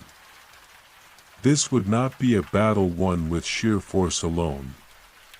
She would need to outthink the darkness, to outmaneuver it at every turn, to understand it before it consumed everything. She steadied her breath, focusing on the swirling chaos around her. The stars were with her, she could feel them. And together, they would hold the line. For the first time in a long while, she allowed herself a single, fleeting thought: I am not alone. The labyrinth pulsed around Alicia, its corridors shifting like the breath of a sleeping giant, the stars above her twinkling in erratic patterns. The feeling of being watched, of something larger, more ancient, lurking in the shadows, had not faded. If anything, it had grown stronger. There was no denying it now. The force that sought to control the labyrinth was alive, sentient, and it was playing a game with her. Her heart beat in time with the pulse of the labyrinth itself, a rhythm she had come to understand over the years, but now it felt different. It was as though the labyrinth was no longer merely an ancient construct, an intricate network of stars and time, but a reflection of something deeper. A mirror of the cosmos itself, and whatever hunted it was part of that reflection. Alicia paused in the corridor, taking in the swirling galaxies above her, the vastness of the labyrinth stretching infinitely in all directions. Her breath echoed softly as she stepped forward, her feet making no sound on the shimmering, starlit floor. She had learned long ago that every corner of the labyrinth held a secret, but this time, the secret seemed different. They felt more dangerous. The echoes of the void reverberated around her, subtle whispers carried on the wind. She had once believed she could navigate this place with her intuition alone, that the stars themselves would guide her. But now, each step felt heavier, as if the very space around her was resisting her presence. The labyrinth was not simply a place, it was a force. A force she had to understand before it consumed her. As she moved deeper into the labyrinthine corridors, a new sense of urgency gripped her. The fabric of reality felt thinner now, and she knew the danger had escalated. Something had shifted, and she had to act before it was too late. The rift in the labyrinth, the tear that had opened before, was not simply a tear in space. It was a wound, a scar that was spreading, drawing everything into its dark pull. The stars above her flickered erratically, their light dimming and then flaring back to life in sporadic bursts. Suddenly, a ripple of energy washed over her, a burst of power that felt familiar but unsettling. It was the force she had sensed before, the one trying to seize control of the labyrinth.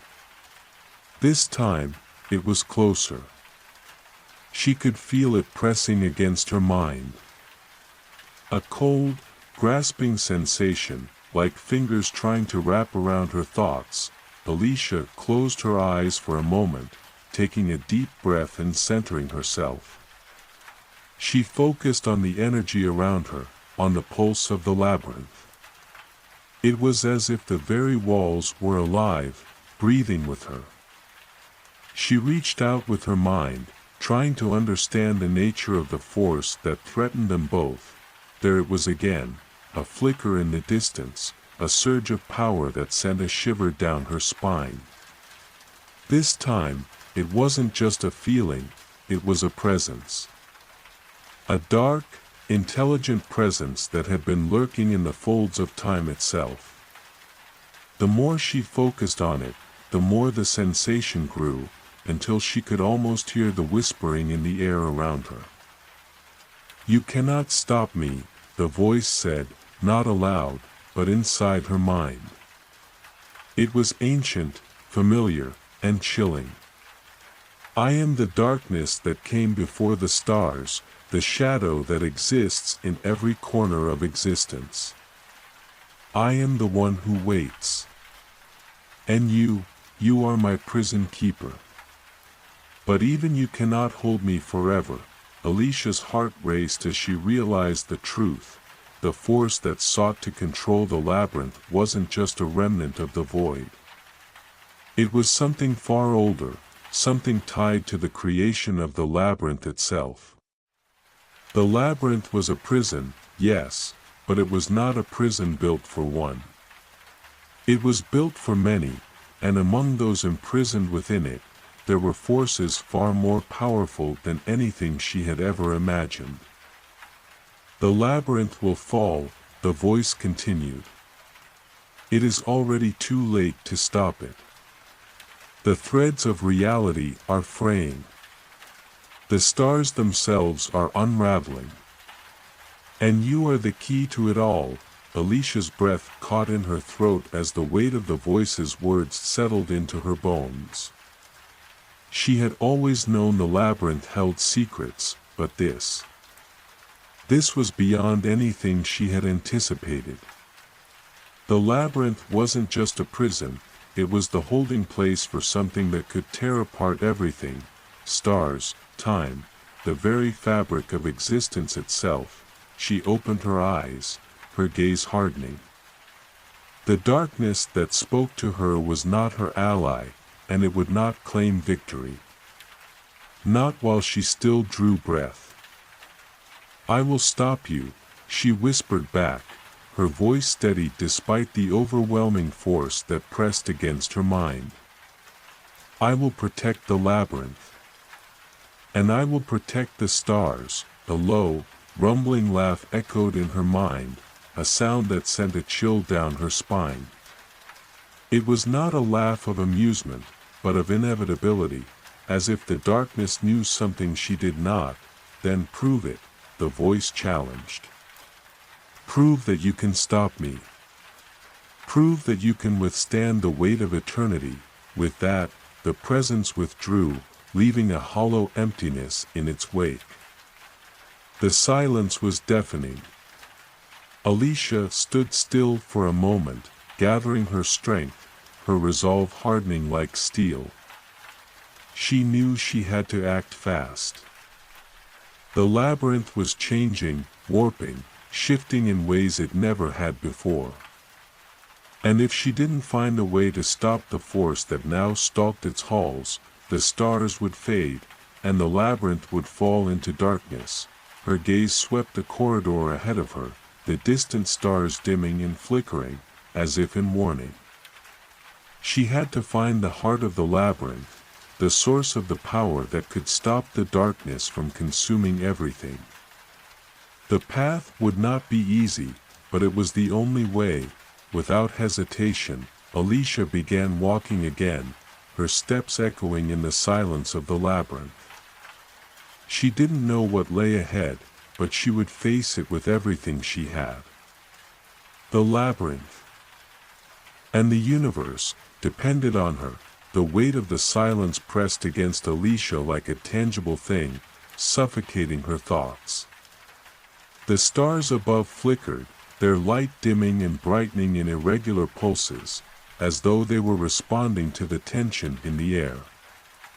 The labyrinthine corridors stretched out before her, winding in impossible directions, like the veins of some ancient creature whose heart beat far beyond her reach. Alicia had always trusted in the stars, in the patterns of the labyrinth, but now they seemed to mock her. Each step she took felt as though she was walking deeper into an abyss that seemed to know her every fear, every weakness. She couldn't afford to let doubt cloud her mind. The dark voice that had spoken to her was still fresh in her thoughts, its challenge echoing like a drumbeat in her ears. Prove it. The weight of that simple command reverberated through her chest, pulling her toward the unknown, toward the heart of the labyrinth where everything could change. She had felt the pull before, the call of something ancient, something far beyond her understanding. The labyrinth was more than a mere maze, it was a living, breathing entity. And somewhere deep within it, in the place where its heart beat strongest, was the source of the darkness that threatened to tear it apart. Alicia knew she had no choice but to find that heart. The fate of the labyrinth. And the stars rested in her hands. Her fingers brushed the walls of the corridor as she passed, the stars themselves flickering beneath her touch. Each flicker seemed to tremble, as though the very fabric of space was unraveling under the weight of the force she had just encountered. The darkness was still there, lurking just beyond the edges of her senses, watching her every move. It had been toying with her, testing her resolve, but now, it was clear, it was ready for the final confrontation. Alicia moved with purpose, her steps quickening as she pressed deeper into the labyrinth. Her heart thudded in her chest, but she refused to let fear take hold. She had faced this place and its mysteries for as long as she could remember. The stars above were her guides, and though they flickered uneasily, they still burned with the light of truth. They had never failed her before. She had never failed them. The path ahead of her grew darker, the stars dimming as if to block her way. The corridors twisted and turned, shifting in impossible patterns, as though the very structure of the labyrinth was bending and warping under the weight of the approaching darkness. The farther she walked, the more intense the pull became. It was a gravity, an undeniable force that seemed to drag her toward an unseen center, and then, as though responding to her thoughts, the stars above her flared brightly, momentarily flooding the path with their light. The way opened up ahead of her, a vast, open space, unlike any part of the labyrinth she had encountered before. It was as though she had stepped into the heart of the maze itself. The space was vast, the walls of the labyrinth stretching high above her, disappearing into an endless void. The stars were no longer scattered across the sky, they were clustered here, swirling in a massive galaxy that seemed to pulse with life. The stars were bright, but there was an underlying darkness, a shadow that seemed to loom over everything, waiting, watching. And in the center of this space stood a towering structure, an ancient monolith, its surface covered in shifting symbols that seemed to shift and writhe like living things. The monolith was alive with energy, the very air around it crackling with power. This was it. The heart of the labyrinth. Alicia's pulse quickened as she approached the monolith, every step filled with the weight of destiny. She could feel the darkness now, coiling around her, pressing against her, as though the very essence of the labyrinth itself was under attack. She could hear the whispers again, faint at first, then growing louder, the voices of the past, of the beings that had once inhabited this place. "You cannot stop me." The voice was stronger now, more insistent, reverberating through the very air around her. It was no longer just a whisper, it was a presence, an all-encompassing force that seemed to fill every corner of the labyrinth. The monolith in front of her began to tremble, the symbols on its surface shifting and changing in impossible patterns. Alicia could feel the power of the void seeping through, the pull of its dark gravity threatening to draw her in. "You are nothing but a warden," the voice continued, "a keeper of a prison that has outlived its purpose.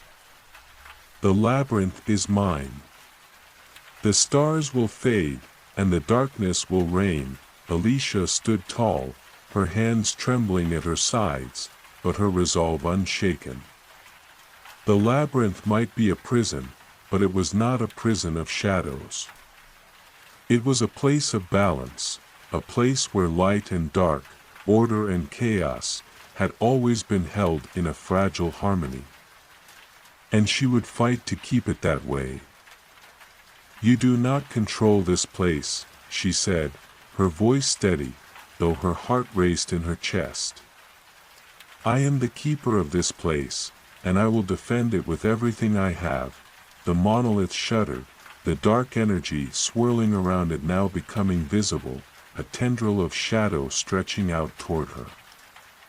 The air grew heavy, the stars above flickering with growing unease, and for a moment, it seemed as though the very structure of the labyrinth might collapse under the weight of the darkness that pressed in, but Alicia did not flinch. She stepped forward, her gaze fixed on the monolith, her mind focused on the task at hand. She knew what she had to do now. She had to push through this barrier, through the darkness that sought to consume everything. The labyrinth was hers to protect, and she would not fail. With a cry of defiance, she raised her hands, summoning the light of the stars to her, drawing upon the energy of the labyrinth itself.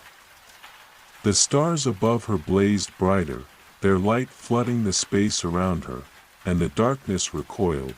The monolith trembled once more, the symbols on its surface shifting into place, locking in a pattern that resonated through the very heart of the labyrinth.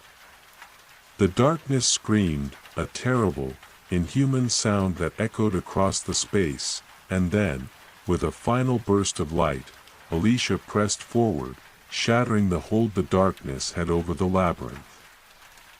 For a moment, everything was still. The stars shone brightly above her, their light steady and sure once more.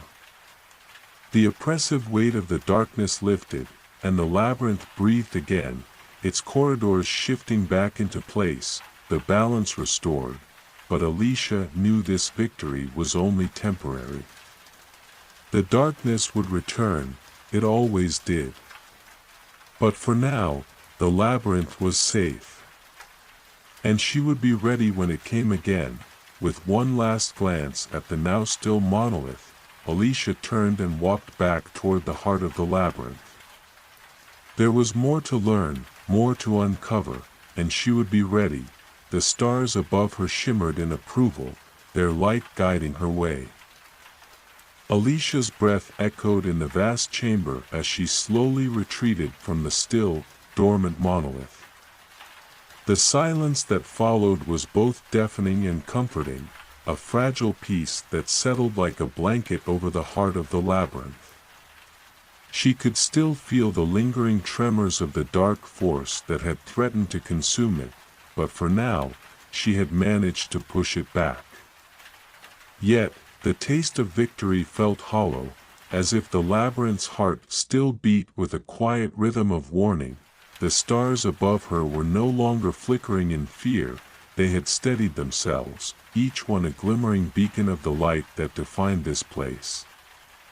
Alicia could sense their subtle shift in pattern, as though they too were aware of the delicate balance between light and darkness.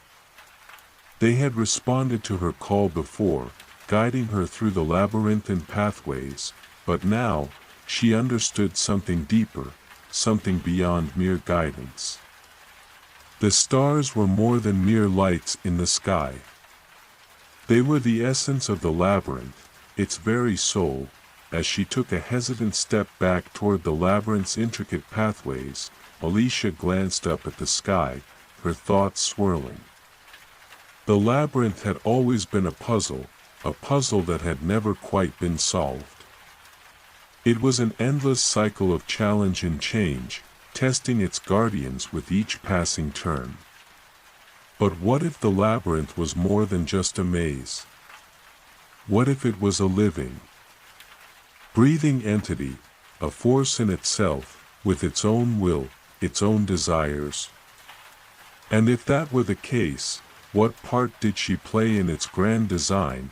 Her thoughts were interrupted as a soft, almost imperceptible hum filled the air. It was not the usual hum of the stars, nor the subtle vibrations of the labyrinth shifting. This was something different, something ancient, and it resonated deep within her. She stopped, instinctively raising her hand, the energy of the labyrinth coursing through her fingertips as she reached out. The hum grew louder, more defined, and then, suddenly, a pulse of light burst forth from the ground beneath her feet. The labyrinth responded, its pathways shifting once again. The walls stretching and pulling in response to some unknown force. The stars above began to swirl, forming intricate patterns that danced across the sky, as though they were marking a new course, a new chapter in the labyrinth story. The air around her grew heavier with each passing second. Alicia could feel the pull of the labyrinth's energy growing stronger, its subtle force trying to guide her somewhere. Her instincts screamed that this was something she could not ignore. This was no longer about defending the labyrinth from the darkness, this was about understanding it. Understanding what the labyrinth truly was, and what it needed from her. With a deep breath, Alicia made the decision to follow the pulse. She turned away from the monolith, her steps quickening as the labyrinth reshaped itself around her. The walls shifted like liquid, bending and molding to her movements, guiding her toward an unknown destination. As she moved deeper into the heart of the labyrinth, the stars above her brightened, casting long, shimmering shadows that flickered like the edges of a dream.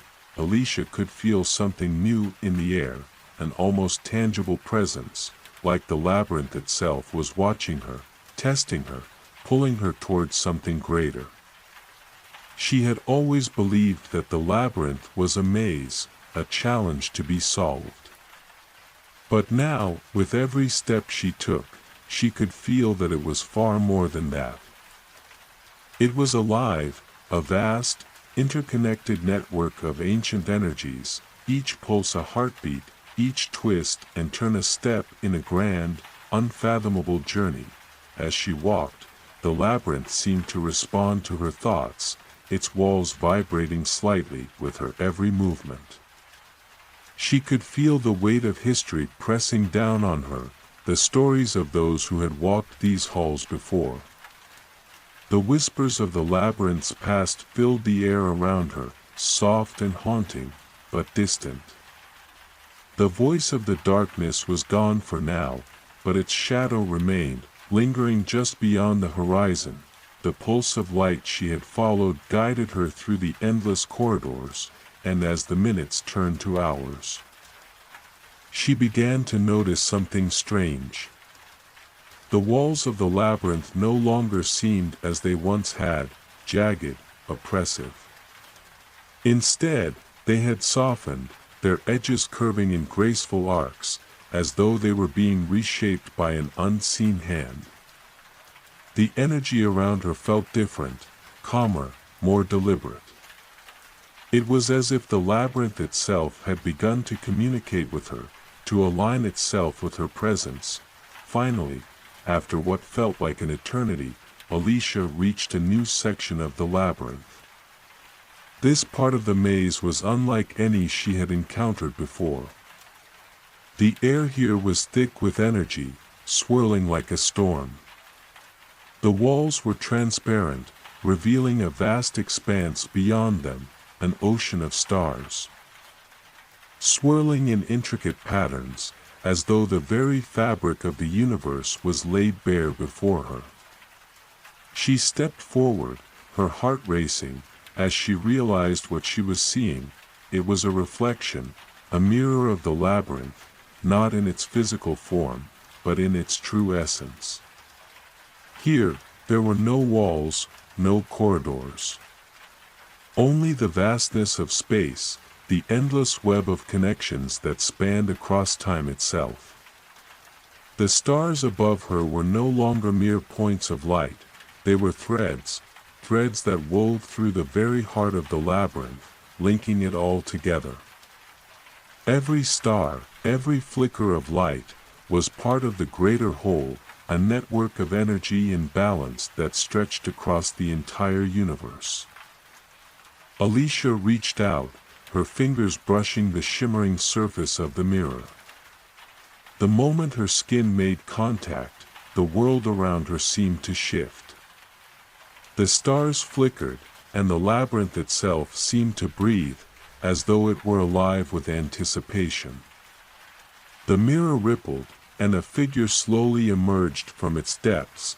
It was a figure cloaked in shadow, their face obscured by the darkness, yet their presence was unmistakable. A cold wave of dread washed over her as the figure raised their hand in greeting. Alicia's heart skipped a beat as she realized the truth. This was not a mere shadow of the past. This was the labyrinth's true guardian, the one who had created it, the one who had woven its threads into the fabric of reality. And now, they had come to claim it back. "You've done well, Alicia," the figure spoke, their voice low and rich with power, resonating deep in her chest. "But your journey is not over. The labyrinth is only one piece of a much greater puzzle." Alicia's mind raced as she tried to comprehend the enormity of what was unfolding before her. This was the moment she had been preparing for, the moment when the true nature of the labyrinth would be revealed. But the cost of that knowledge was still unknown. "Why me?" she asked, her voice trembling with uncertainty. "Why have you chosen me?" The figure remained silent for a long moment, their eyes hidden in the shadows. "Because you are the only one who understands," they finally replied, their words as cold and implacable as the stars themselves. "You are the only one who can unravel the true mystery of the labyrinth." The labyrinth's energy seemed to intensify, swirling around her, as if waiting for her decision. Alicia knew that everything she had done so far had led to this moment. The labyrinth had been more than just a challenge. It had been a test, and she had passed. But now, the true test was before her. The figure before Alicia stood as still as the void, their presence emanating an otherworldly power that seemed to swallow the very air around her. She could feel the weight of the moment pressing in on her from all sides, the stars above. The very fabric of the labyrinth itself, all watching, waiting for her next move. It was as though she were standing at the precipice of something vast and unknowable, something that had existed long before she had ever set foot in the labyrinth and would continue long after her departure. She took a tentative step forward, the energy swirling around her, guiding her, coaxing her to step closer to the heart of this mystery. Her heart raced with both fear and awe. The figure, cloaked in shadow, was both familiar and alien to her, like a reflection of herself in a distant mirror. The coldness in their eyes, the way they held themselves, there was an air of inevitability about them. As though they were both a part of the labyrinth and something more, something ancient. "Why me?" she repeated, her voice quieter this time, more desperate for understanding. "What is it that I am meant to do?" The shadowed figure remained silent for a moment longer, as if measuring her worth, gauging the strength of her resolve. The stars above shimmered with a subtle intensity, casting long, shifting shadows across the mirror-like surface of the labyrinth's reflection. Their glow was softer now, the once blinding light replaced by an almost ethereal radiance, as if the labyrinth itself were holding its breath in anticipation. "You have walked the path of the labyrinth," the figure finally spoke. Their voice deep and reverberating, like 1,000 whispers echoing through the cosmos. "You have unlocked its secrets, unraveled its puzzles, and brought its fractured pieces together. But the labyrinth is only one part of a greater design. A design that you, Alicia, are destined to understand." Alicia's breath caught in her throat as the words washed over her. The weight of their meaning began to settle into her bones, and she realized that this moment, this revelation, was only the beginning. The labyrinth had been her test, her crucible, and now it was clear, the true purpose of her journey was yet to unfold. The figure moved, their form shifting like liquid darkness, their presence both looming distant. "The labyrinth," they continued, "was created long before your time, and it will remain long after you are gone. But it is not simply a puzzle, a collection of pathways and traps. It is a key that holds the power to unlock something far greater than you can imagine. And that key has chosen you." Alicia felt a shiver run down her spine at the figure's words. A key. The labyrinth was a key. But a key to what? What lay beyond this tangled web of corridors and mirrors? What lay beyond the stars? To unlock what? She asked, her voice barely a whisper now, almost afraid to hear the answer. The shadowed figure took another step closer, their form now more defined in the soft glow of the labyrinth's reflection. The air around them seemed to warp and pulse with the energy of the cosmos, as though the very space between them was bending to the will of the figure's presence. "The labyrinth is not a prison," they said, their voice thick with the weight of ancient knowledge. "It is a doorway. A doorway that leads beyond the known universe, into realms untouched by time and space. The stars that guide you, they are the messengers, the sentinels of this realm.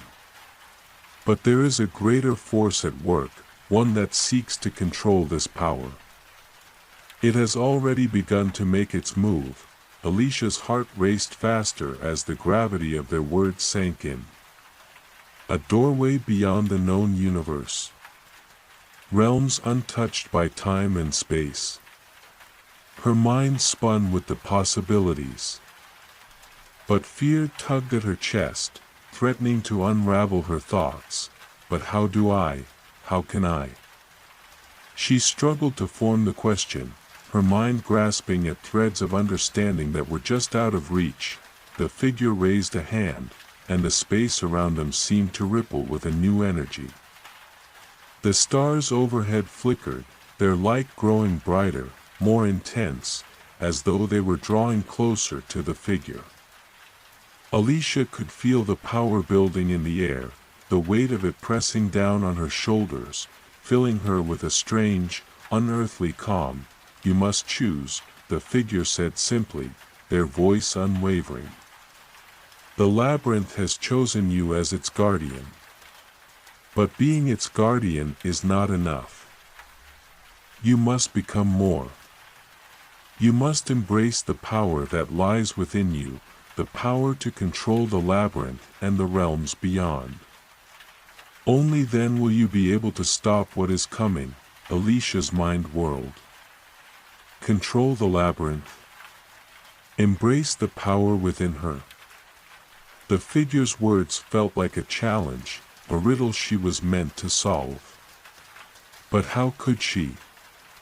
She was just one person, one mortal soul against the vastness of the cosmos.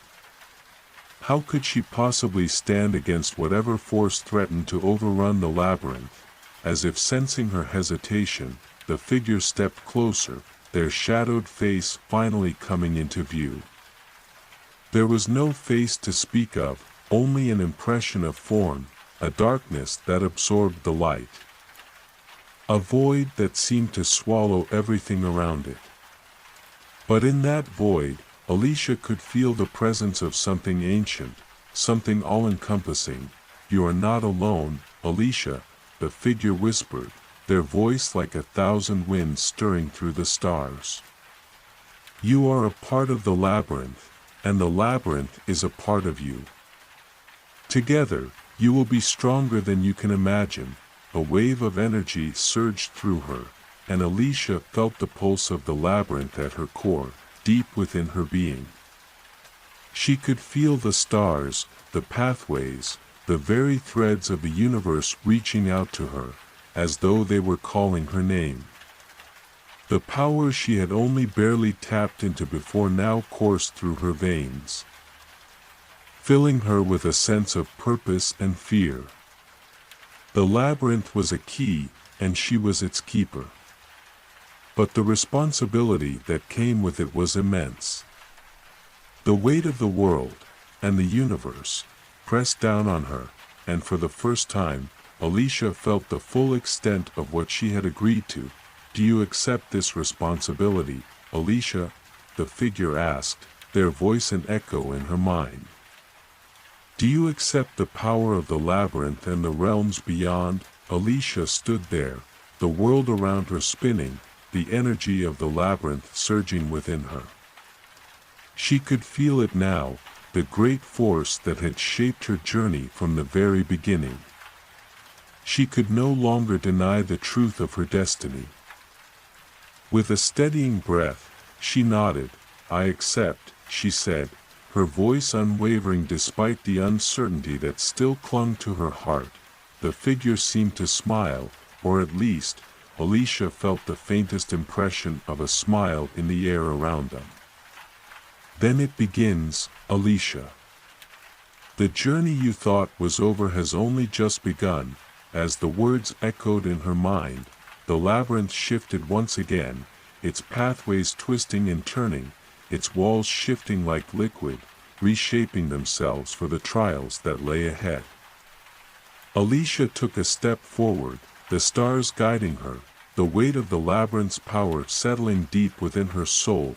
Alicia stood at the edge of the labyrinth's central chamber.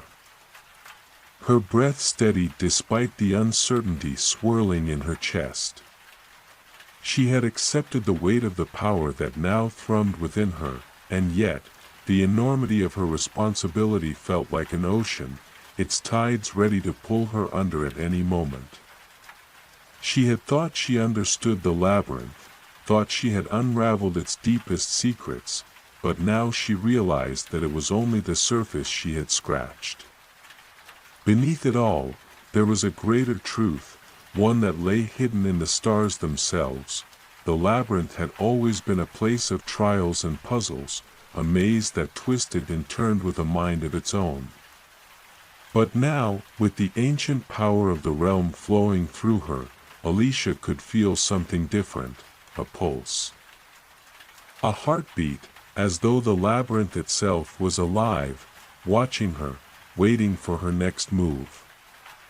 The energy within her had only grown stronger since her conversation with the shadowed figure, and she could feel it coursing through every fiber of her being. The connection was undeniable. She was one with the labyrinth, and the labyrinth was one with her. A faint hum echoed through the air, the sound like a distant song woven from starlight. Alicia's eyes narrowed as she turned toward the source of the noise. In the distance, beyond the shifting walls and pathways, a new passage had opened. It had not been there before. She knew it instinctively. It was a door, a portal, a pathway leading to something new. Something unknown. She took a step forward, and the hum grew louder, vibrating in her chest like a heartbeat quickening with anticipation. With each movement she made, the labyrinth seemed to respond, the pathways rearranging themselves, guiding her steps toward the new opening. The stars overhead shimmered brightly, their light bending in strange patterns, casting long shadows that seemed to shift in time with her movements. As she approached the threshold, a deep, resonating voice echoed through the air, not from any one direction but from all around her. To pass through, you must first understand, the voice intoned, its tone both familiar and alien, carrying the weight of 1,000 lifetimes. The labyrinth is not simply a path to be walked. It is a mirror of your soul, a reflection of your deepest fears, your desires, your hopes. Only those who can see themselves truly, who can confront what lies within, will be able to continue. Do you understand? Alicia hesitated. The words struck her like a sudden chill, the truth of them cutting through the fog of her uncertainty. She had come so far, unlocked so many secrets, but now she was faced with the core of the labyrinth's purpose. It was more than a puzzle, it was a journey of self-discovery, a test of everything she was. The labyrinth had shown her pieces of herself, fragments that she had either ignored or denied. Now, it was time to face the whole. I understand, she said quietly, her voice steady despite the storm of thoughts swirling in her mind. She knew that to continue, she had to confront herself, everything she had been running from, everything she had avoided. It was the only way forward. The hum that had been vibrating in the air ceased suddenly, and the labyrinth fell silent. The passage before her shimmered, and she felt a strange pull, an invisible force urging her to step through. She knew, deep down, that the labyrinth was offering her one final choice, to turn back, to return to the familiar, or to face what lay beyond, to uncover the final truth of her journey, with a steady breath. She made her decision. She stepped forward, the world around her seemed to dissolve as she crossed the threshold. The air shifted, becoming heavier, thicker, as though the very fabric of reality were bending around her. The stars above flickered, their light dimming for a brief moment before bursting forth in a blaze of intensity. Alicia's heart raced as she was pulled into the unknown, the path beneath her feet shifting with every step she took. There were no walls now, no pathways to guide her, only the endless expanse of space. The vastness of the labyrinth stretched before her, the ground beneath her was soft, like mist, and she could hear the sound of something moving in the distance, something large. Something ancient. The hum that had filled the air earlier now seemed to be emanating from all directions, reverberating deep within her bones. It was as if the labyrinth itself were calling to her, pulling her deeper into its heart. Ahead of her, the shadows began to shift, and a figure materialized from the darkness. It was tall, shrouded in a cloak that seemed to ripple like the night sky, stars twinkling within the folds of the fabric. The figure's face was obscured, hidden beneath the hood, but Alicia could feel its presence, powerful, undeniable. "You have come," the figure spoke, its voice low and gravelly, like the sound of distant thunder. "You have crossed the threshold. But what do you seek, Alicia? What is it that you truly desire?" The question was simple, but its implications were vast. What did she desire? She had walked through the labyrinth, unraveled its mysteries, and now she stood at its heart, face to face with the source of its power. The figure before her was a guardian, a keeper of the labyrinth's secrets, and yet, it seemed to hold the answer to everything. "I seek the truth," Alicia answered without hesitation. "I seek to understand what the labyrinth truly is, and what my role in it is meant to be." The figure's form shifted slightly, as if considering her words. The stars overhead flickered, their light casting eerie shadows across the ground. There was a moment of silence before the figure spoke again. "The truth is not something that can be given, Alicia," it said softly. "It must be discovered, piece by piece, until you are ready to see it in its entirety. The labyrinth is a reflection of your soul, and within it lies everything you need to know. But you must be willing to confront the darkness within you, to face the parts of yourself you have kept hidden. Only then will you be able to understand." Alicia's breath caught in her throat. She had feared this moment, feared the idea of confronting the deepest parts of herself.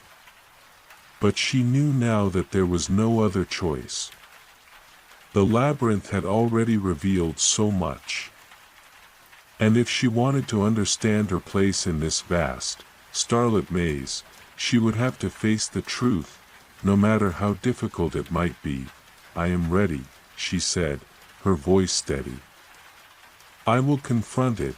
The figure stepped back, its cloak flowing like the night itself. "Then step forward, Alicia. The labyrinth awaits, and only by walking its path will you discover what lies beyond." With a deep breath, Alicia took the first step into the darkness, her mind and heart open to whatever truths the labyrinth would reveal.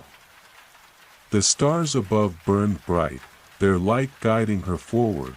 As the path ahead stretched out into the unknown, Alicia's steps seemed to echo in the void, each footfall reverberating through the empty expanse of the labyrinth's heart. The air around her shimmered, as though it too was alive, responding to her presence. The stars above twinkled brightly, their light stretching across the vastness, casting strange, shifting shadows that danced around her.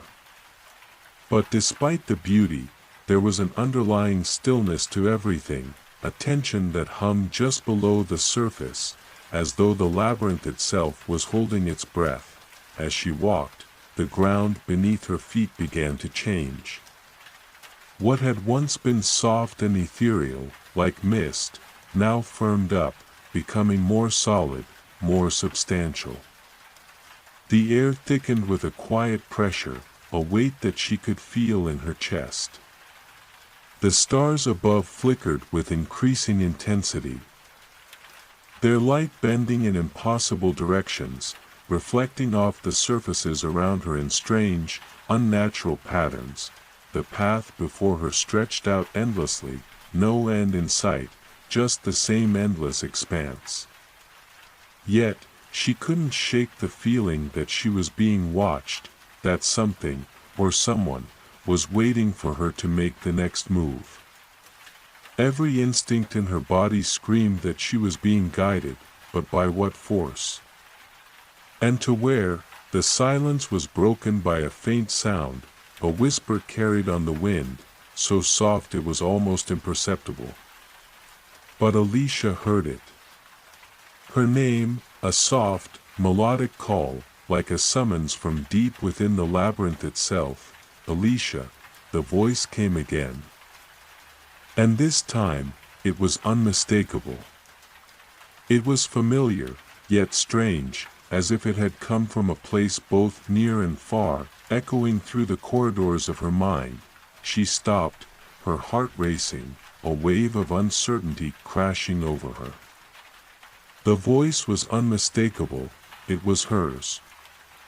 Not the voice she had used to speak aloud, but the voice from within, the voice of her own thoughts.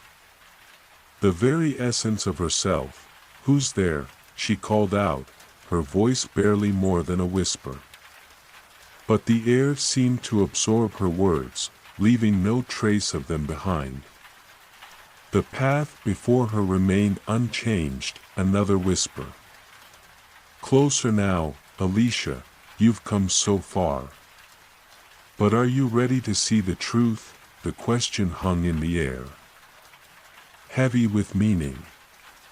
Alicia's mind raced, her thoughts spinning as she tried to make sense of the words. She had come so far, unlocked so many secrets, but now she faced something more profound, more personal. The truth she had sought from the very beginning, the truth about the labyrinth, about her role within it, was it finally within her reach? But the question was not one of mere curiosity, it was a challenge. To see the truth was to confront something far deeper than the surface puzzles of the labyrinth. It was to face the very core of herself, the darkness she had hidden, the fears she had run from, the desires she had buried. Alicia took a deep breath, steadying herself. She knew now that the labyrinth had always been more than a place of trials. It had been a mirror, reflecting her innermost self, pushing her to confront what lay hidden in the depths of her soul. And now, the final trial awaited. The whisper came again, but this time, it was no longer distant. It was right beside her, and as she turned, a shadow moved in the corner of her vision. Alicia, are you ready to face yourself? The question struck her like a bolt of lightning.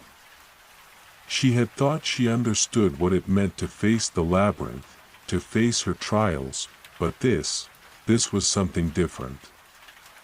This was not about puzzles or paths or obstacles. This was about confronting the parts of herself she had never allowed to surface. The pieces of her soul she had kept hidden from the world, and from herself. She stepped forward, her breath coming in shallow gasps. The air around her seemed to thicken, pressing in on her, urging her to turn back. But she would not.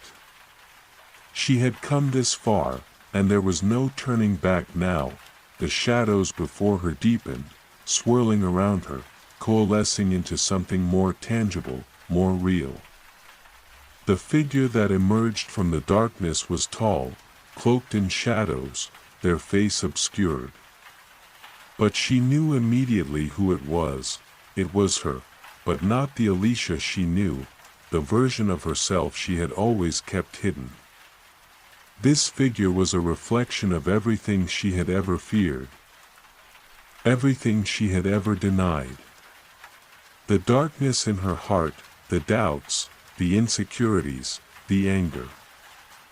All the parts of her that she had buried, unwilling to confront. You've come to face me, haven't you?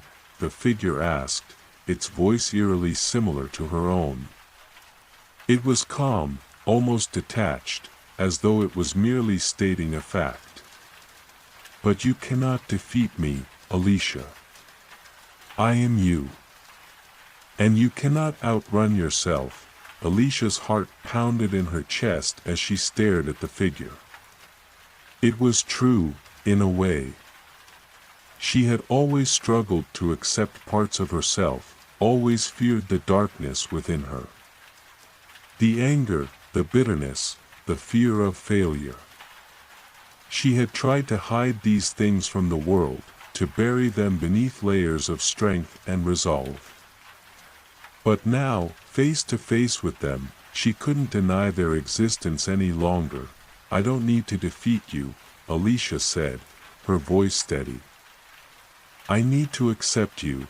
The figure's eyes, hidden beneath the shadows, flickered. For a moment, it seemed as though it was studying her, weighing her words. And then, with a slow, deliberate motion, it stepped back, dissolving into the air like smoke. You think you can accept me? It whispered, its voice fading as the shadowed form vanished completely. You cannot accept what you refuse to acknowledge. Alicia stood alone, the silence of the labyrinth pressing in around her. The air felt thick with the weight of the moment, but she knew she had taken the first step. The acceptance of her own darkness, her own fears and flaws, was the key to understanding the labyrinth, and to understanding herself. She closed her eyes, letting the weight of the truth settle in her chest. The labyrinth had shown her the way, and now it was up to her to walk it, to embrace every part of herself, both the light and the shadow. When she opened her eyes, the path before her had shifted once again. The darkness had cleared, replaced by a new light, soft, warm, and inviting. The stars above burned brightly, their light guiding her forward. With a deep breath, Alicia stepped forward into the new path, the labyrinth's mysteries unfolding before her. The final trial had been completed, and the truth had been revealed. The journey was not over, but she was ready to continue, stronger and more whole than before. The stars above Alicia burned brighter now, as though the very heavens had awakened to her journey's end. The path before her had shifted once again, but this time, it was no longer a maze of confusion and darkness. The winding roads had dissolved, replaced by a straight, clear path, stretching infinitely into the distance, guided by the brilliant constellations overhead. The oppressive weight of the labyrinth had lifted, and in its place was a serene calm, a deep, resounding peace. Her heart, once burdened by fear and uncertainty, now beat with purpose. The shadows that had once haunted her every step had receded, replaced by an understanding of herself she had never known. In accepting both the light and the dark within her, she had unlocked the final gate, the gate that would lead her not just out of the labyrinth, but to something greater. To herself, she stood at the threshold, looking out at the path ahead, feeling the cool night air swirl around her. There was no longer any doubt or hesitation within her. The labyrinth had been a reflection of her soul, its twists and turns mirroring her own internal struggles, fears, and desires. But now, as she stood in the center of the labyrinth's heart, she realized that the journey had never been about escaping, it had always been about embracing the journey within. Alicia. A voice echoed, soft and familiar, carrying on the breeze. It was the voice she had heard before, the one that had guided her through the darkest corners of the labyrinth. This time, it did not sound like a whisper. It was strong, clear, and full of warmth. "You have done it," Alicia's gaze lifted to the stars, her eyes filled with awe. It was as if the heavens themselves were speaking to her, acknowledging her growth, her transformation. The voice continued, carrying with it the weight of centuries of wisdom. "You are ready," it said, the words resonating in the very core of her being. "The labyrinth has shown you all that you are, both light and shadow. And now, you are free to step into the world beyond."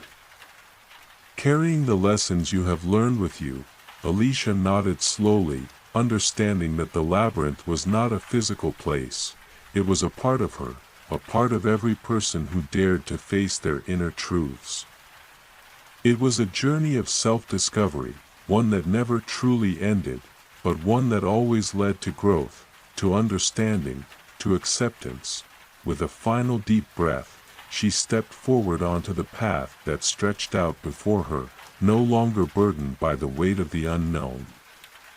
She had walked through the labyrinth, through her own soul, and now she was ready to face the world with the knowledge she had gained.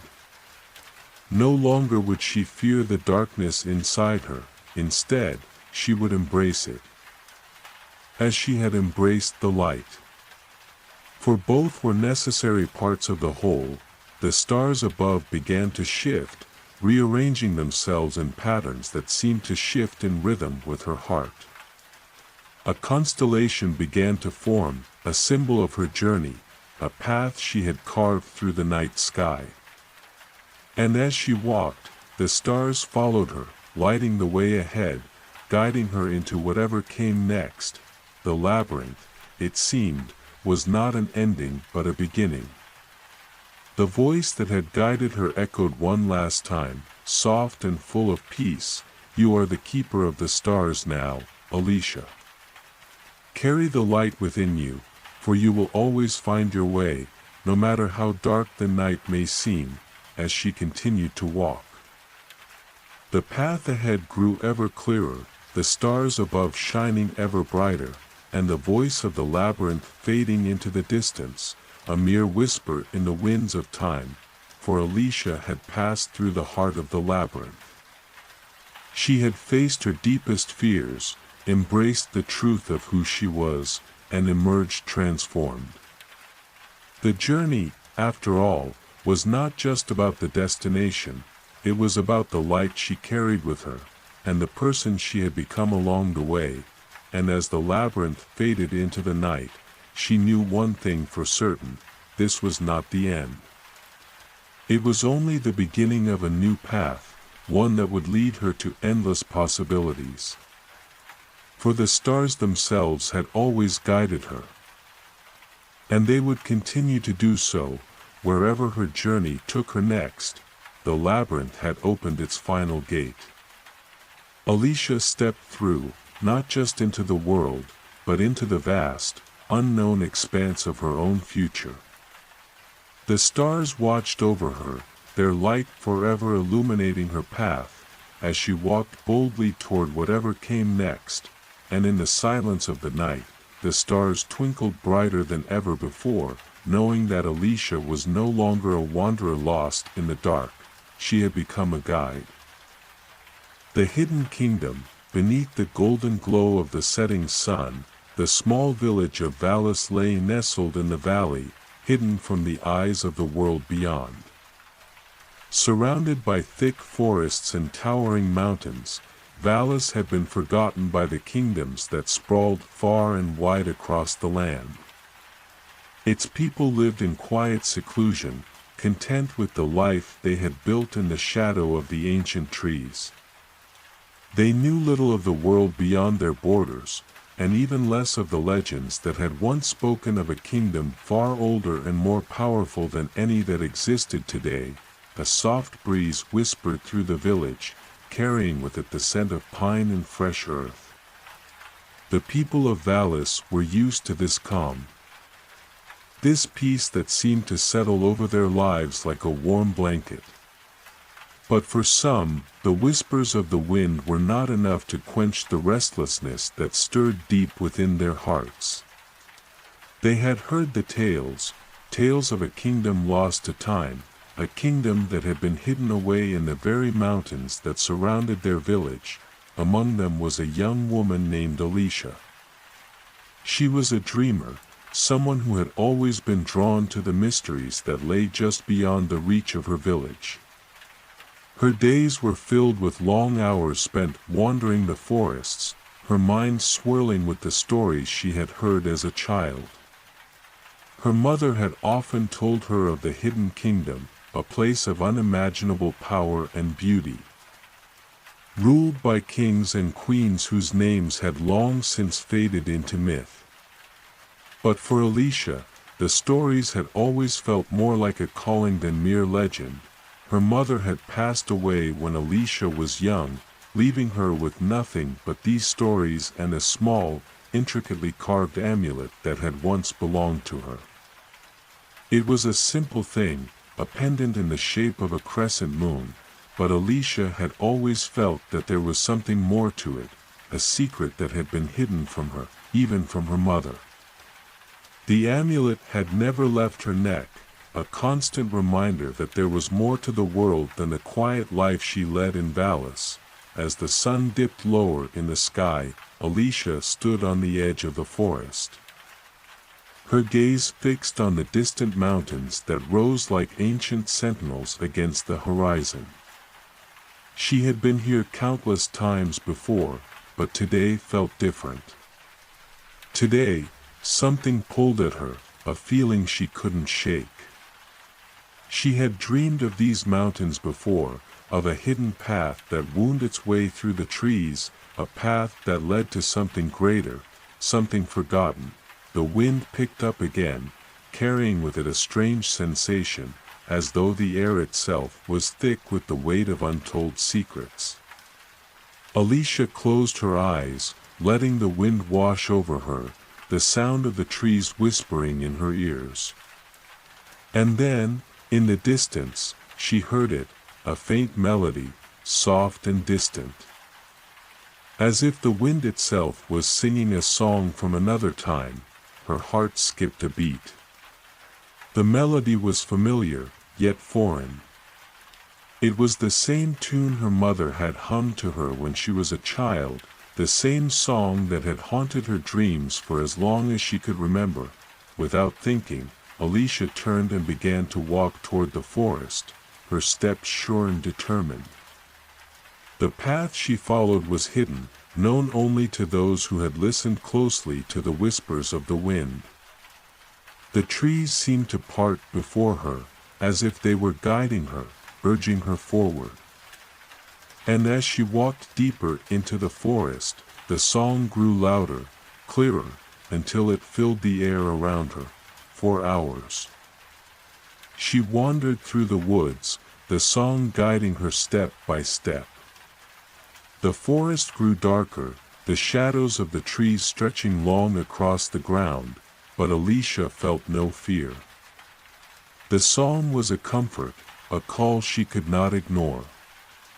It was as if the very earth beneath her feet was alive, breathing in rhythm with the melody.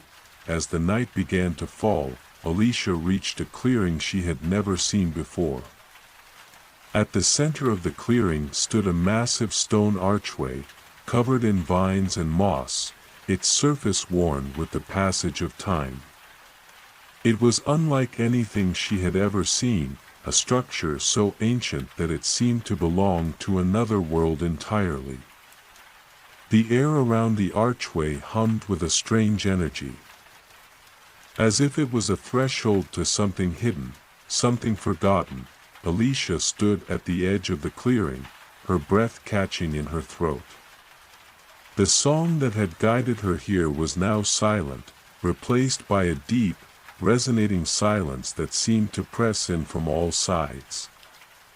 She stepped forward, her heart pounding in her chest, and as she crossed the threshold of the archway, she felt a strange tingling sensation run through her body, as if she had stepped into another realm entirely.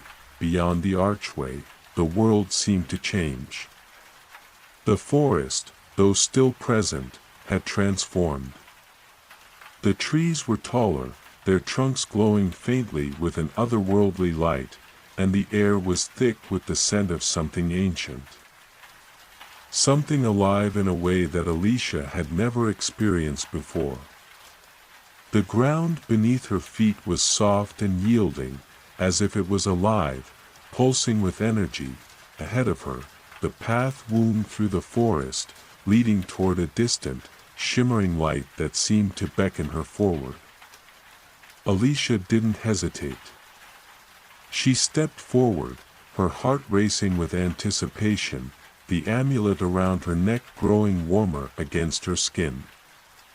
With every step, she could feel the weight of the years, the centuries, pressing down on her. The hidden kingdom was not a place lost in time, it was a place waiting to be found. As she moved closer to the light, the trees began to part, revealing a vast open space, a valley. Surrounded by towering cliffs and bathed in the soft glow of an ethereal light. In the center of the valley stood a city, its buildings made of stone and crystal, rising high into the sky like the ruins of an ancient civilization. The walls of the city were covered in intricate carvings, depicting scenes of royalty and power, of kings and queens whose names had long since been forgotten. Alicia stood at the edge of the valley, her breath caught in her throat. The hidden kingdom, the kingdom her mother had spoken of, was real. And it was waiting for her. Alicia stood at the edge of the valley, her breath caught in her throat as the ethereal light from the hidden kingdom bathed her in its soft glow. It was as if time itself had stopped. The air was thick with the scent of something ancient and unspoken.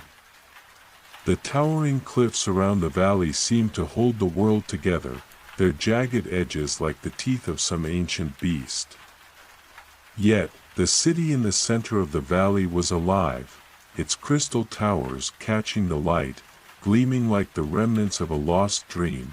Her heart raced as she stepped forward, her footsteps tentative but driven by an unknown force that urged her onward.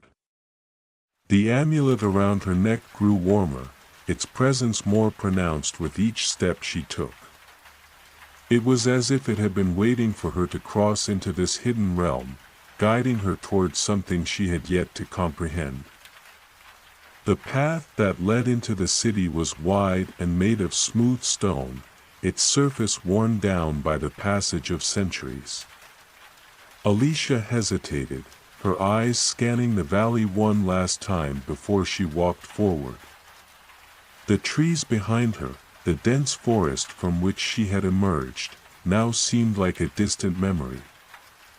This place, this hidden kingdom, was unlike anything she had ever imagined.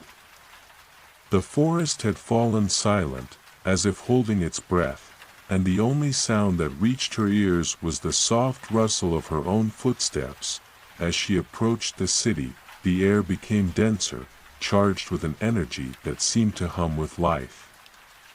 It was a sensation that filled her chest, a strange feeling of weightlessness. As if she were not just walking through a physical world but entering a place where time and space folded in on themselves.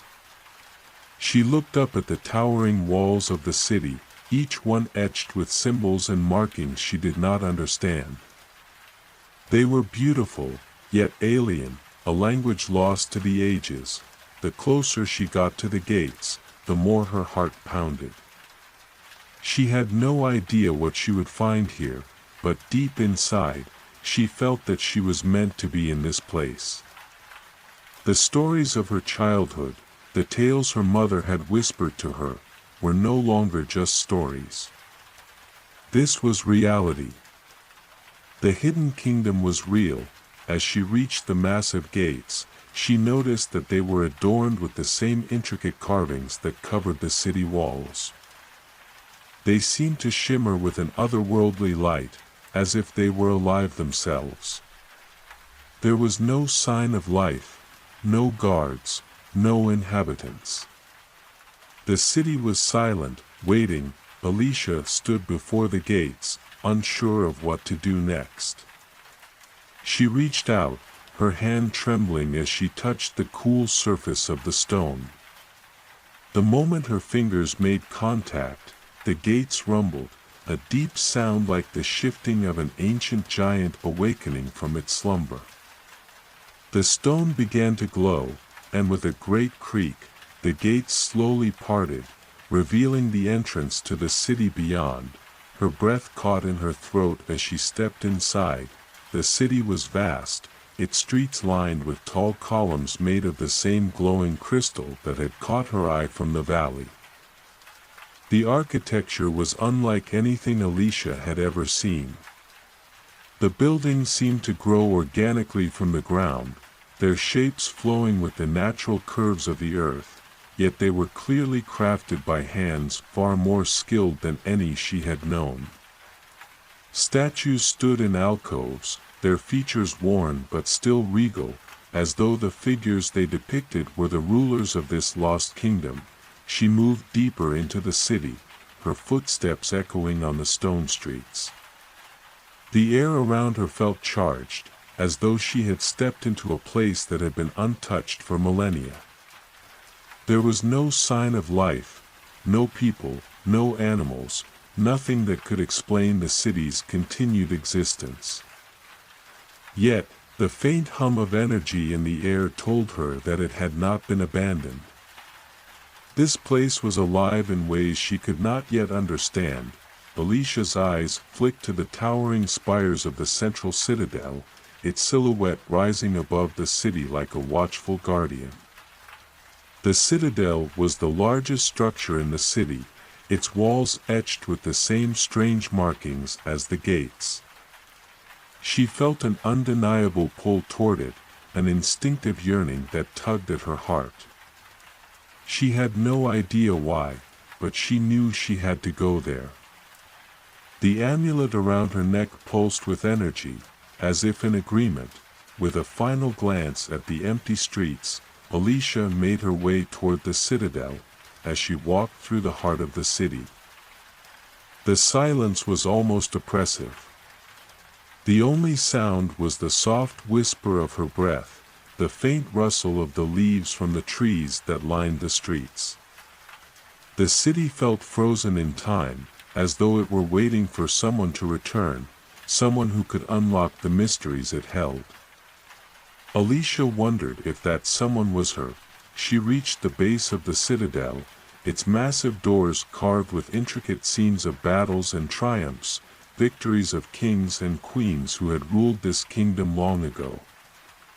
The carving seemed to move in the flickering light, telling the stories of a civilization that had once been great, but was now lost to time. At the base of the doors, there was a pedestal, a small stone platform with an indentation in its center. Alicia approached it, her heart racing. She knew what she had to do.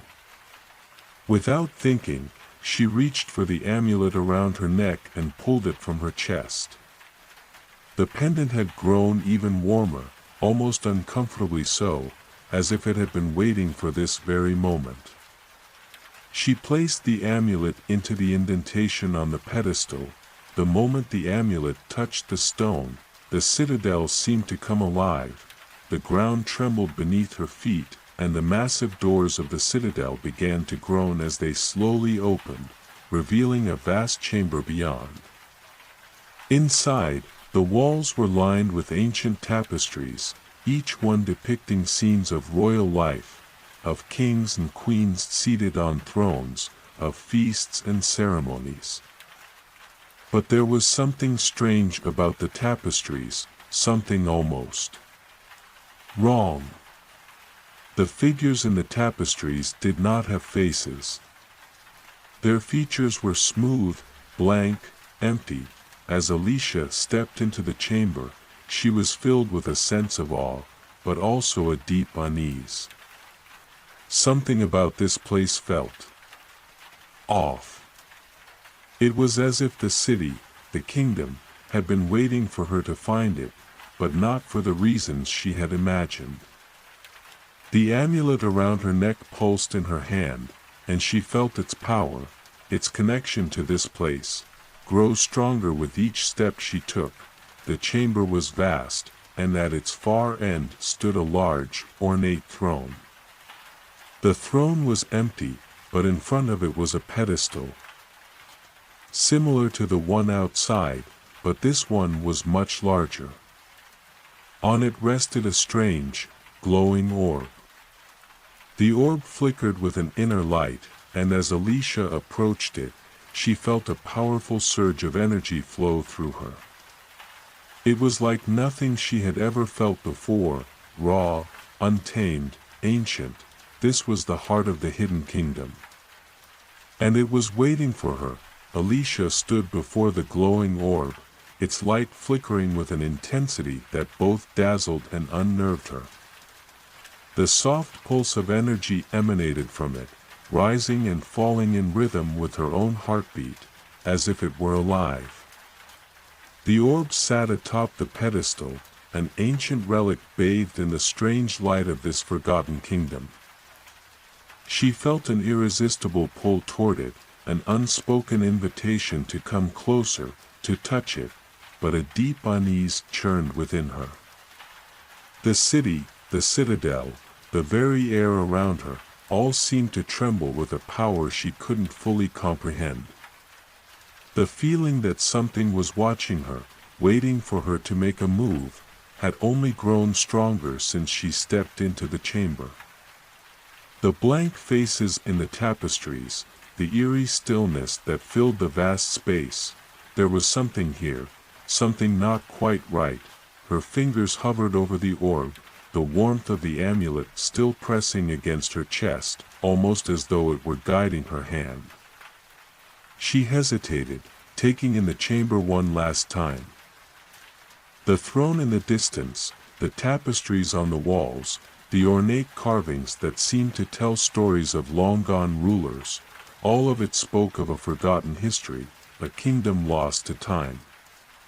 And yet, there was no one here. No people, no voices. Just the pulse of the orb and the silence of the vast chamber. Taking a deep breath, Alicia made her decision. She reached out, her fingers brushing the surface of the orb.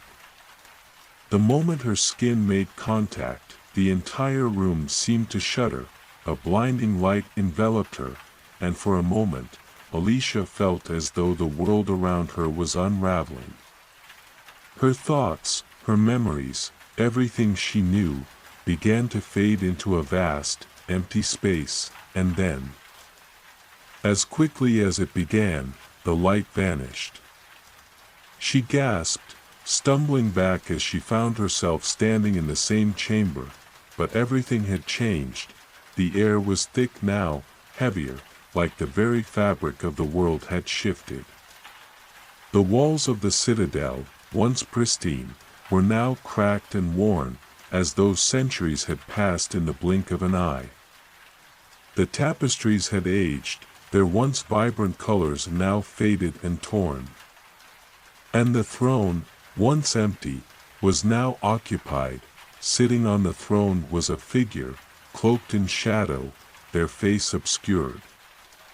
The presence was overwhelming, like the weight of the very kingdom rested upon this single, silent figure.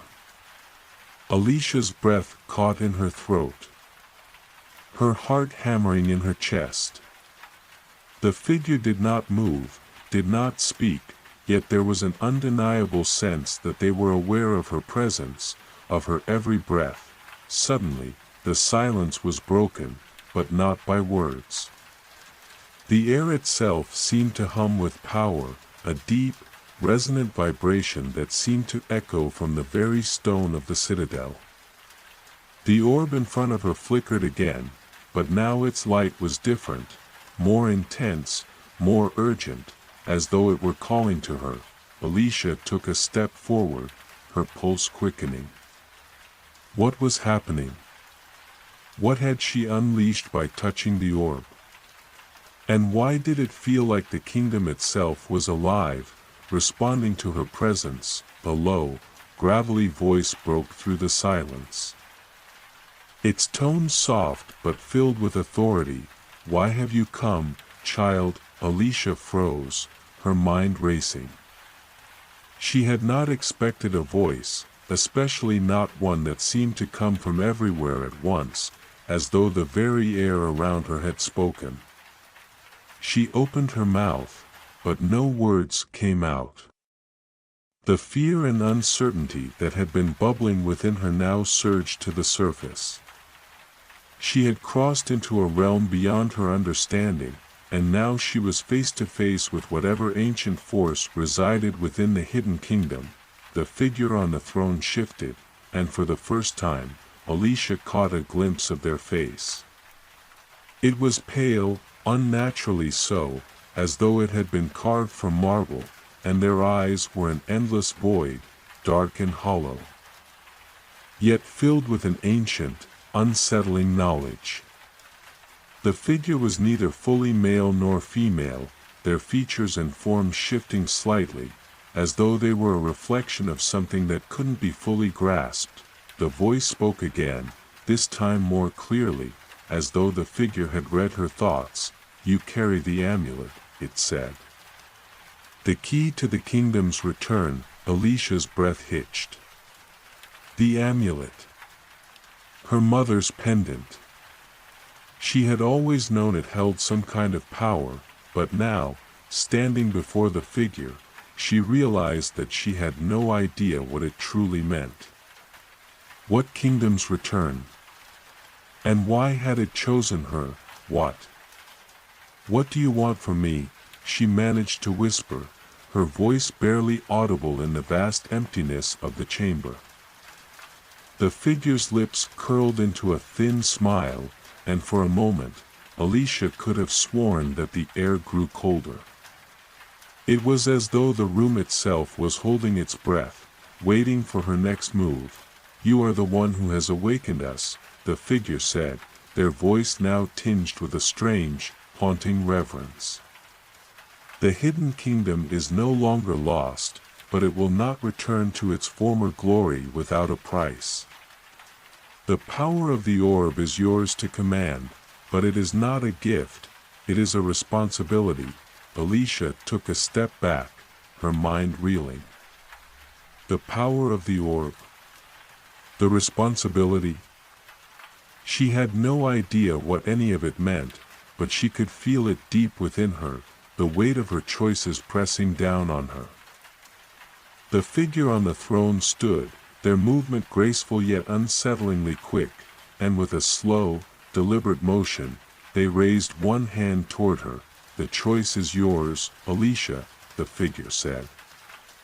"Will you accept your role as the kingdom's heir, or will you walk away, leaving the hidden kingdom to fade once more into oblivion?" The words hung in the air, thick with meaning, and Alicia felt a wave of uncertainty crash over her. This was more than she had ever imagined. She had come here out of curiosity, out of a longing to understand the stories her mother had told her. But now, standing at the threshold of something far greater than she could have ever anticipated, she realized that her choices would not only shape her own fate but the fate of this kingdom as well. She glanced down at the amulet in her hand. The crescent moon pendant was warm once more, its energy pulsing in time with her racing heartbeat. It was as if it were alive, urging her toward the figure on the throne. Her mind swirled with the weight of the decision. To accept the responsibility was to embrace the unknown, to step into a world that had been forgotten, to carry the power of an ancient kingdom. But to walk away would mean condemning it all to silence once more. With a steadying breath, Alicia lifted her head and met the figure's gaze. Whatever lay ahead, she knew she could not turn back. "I accept," she whispered, her voice trembling but resolute. The figure's smile deepened. And for a brief moment, Alicia thought she saw a flicker of something, a glimmer of hope, of promise, or perhaps something more sinister, pass through their eyes. "Then the kingdom is yours," they said, and with that, the light of the orb grew blinding, filling the chamber with its pulse. The world around Alicia seemed to shift, as though the very fabric of reality had begun to unravel. And in that moment, she understood, her journey had only just begun. The moment Alicia uttered the words of acceptance, the world around her shifted. The air, thick with ancient energy, crackled and hummed, and for an instant, it felt as if the very ground beneath her feet was shifting, reawakening. The orb's light intensified, blinding her for a brief moment, its pulse reverberating deep within her chest. As the light dimmed, she found herself standing in the same chamber, but everything had changed. The throne room, once eerily silent and still, now thrummed with life. The tapestries that adorned the walls rippled as though caught in a breeze, their once stagnant images now animated with movement. The figures on the tapestries, kings and queens, warriors and scholars, stirred to life, their eyes glowing with an otherworldly light. The air felt alive with the weight of forgotten histories, as if the souls of the kingdom's rulers had awakened, witnessing the return of the one who would restore the kingdom's legacy. The figure on the throne, whose features had once been shrouded in shadow, was now clearer, though still inscrutable. Their presence filled the room, their bodies shifting ever so slightly as if the very fabric of their being was a part of the kingdom itself. They regarded Alicia with a mixture of approval and something more, something ancient and unknowable. "You have made the right choice," the figure said, their voice reverberating through the chamber. "The kingdom is bound to you now. Its fate rests in your hands." Alicia's heart beat faster, not from fear, but from the weight of the responsibility now placed upon her shoulders. The choice had been made, but she had little understanding of what it truly meant. The power of the orb, the fate of the hidden kingdom, everything was tied to her now, and she could feel the immense pressure of it all. She glanced down at the amulet still hanging from her neck, the crescent moon pendant pulsing softly in the newfound energy of the chamber. "What does it mean for me, for the kingdom?" Alicia asked, her voice steady but filled with the uncertainty that churned within her. "What am I supposed to do?" The figure on the throne tilted their head slightly, their expression unreadable. The shadows around them deepened, and for a brief moment, it seemed as though the entire room itself had darkened in response to her question. They stood slowly, their movement fluid, almost unnatural, and began to speak again. "The hidden kingdom was once a place of great power," they began, their voice a low hum that resonated deep in Alicia's chest. "A kingdom that ruled over lands both near and far, a civilization that prospered beyond measure. But that power was squandered, and the kingdom fell into darkness. Now, it is a kingdom forgotten by the world, hidden away from all who would seek it." Until now, Alicia listened intently, her mind racing with the implications of their words. What had caused this kingdom to fall? And why had it been hidden from the world?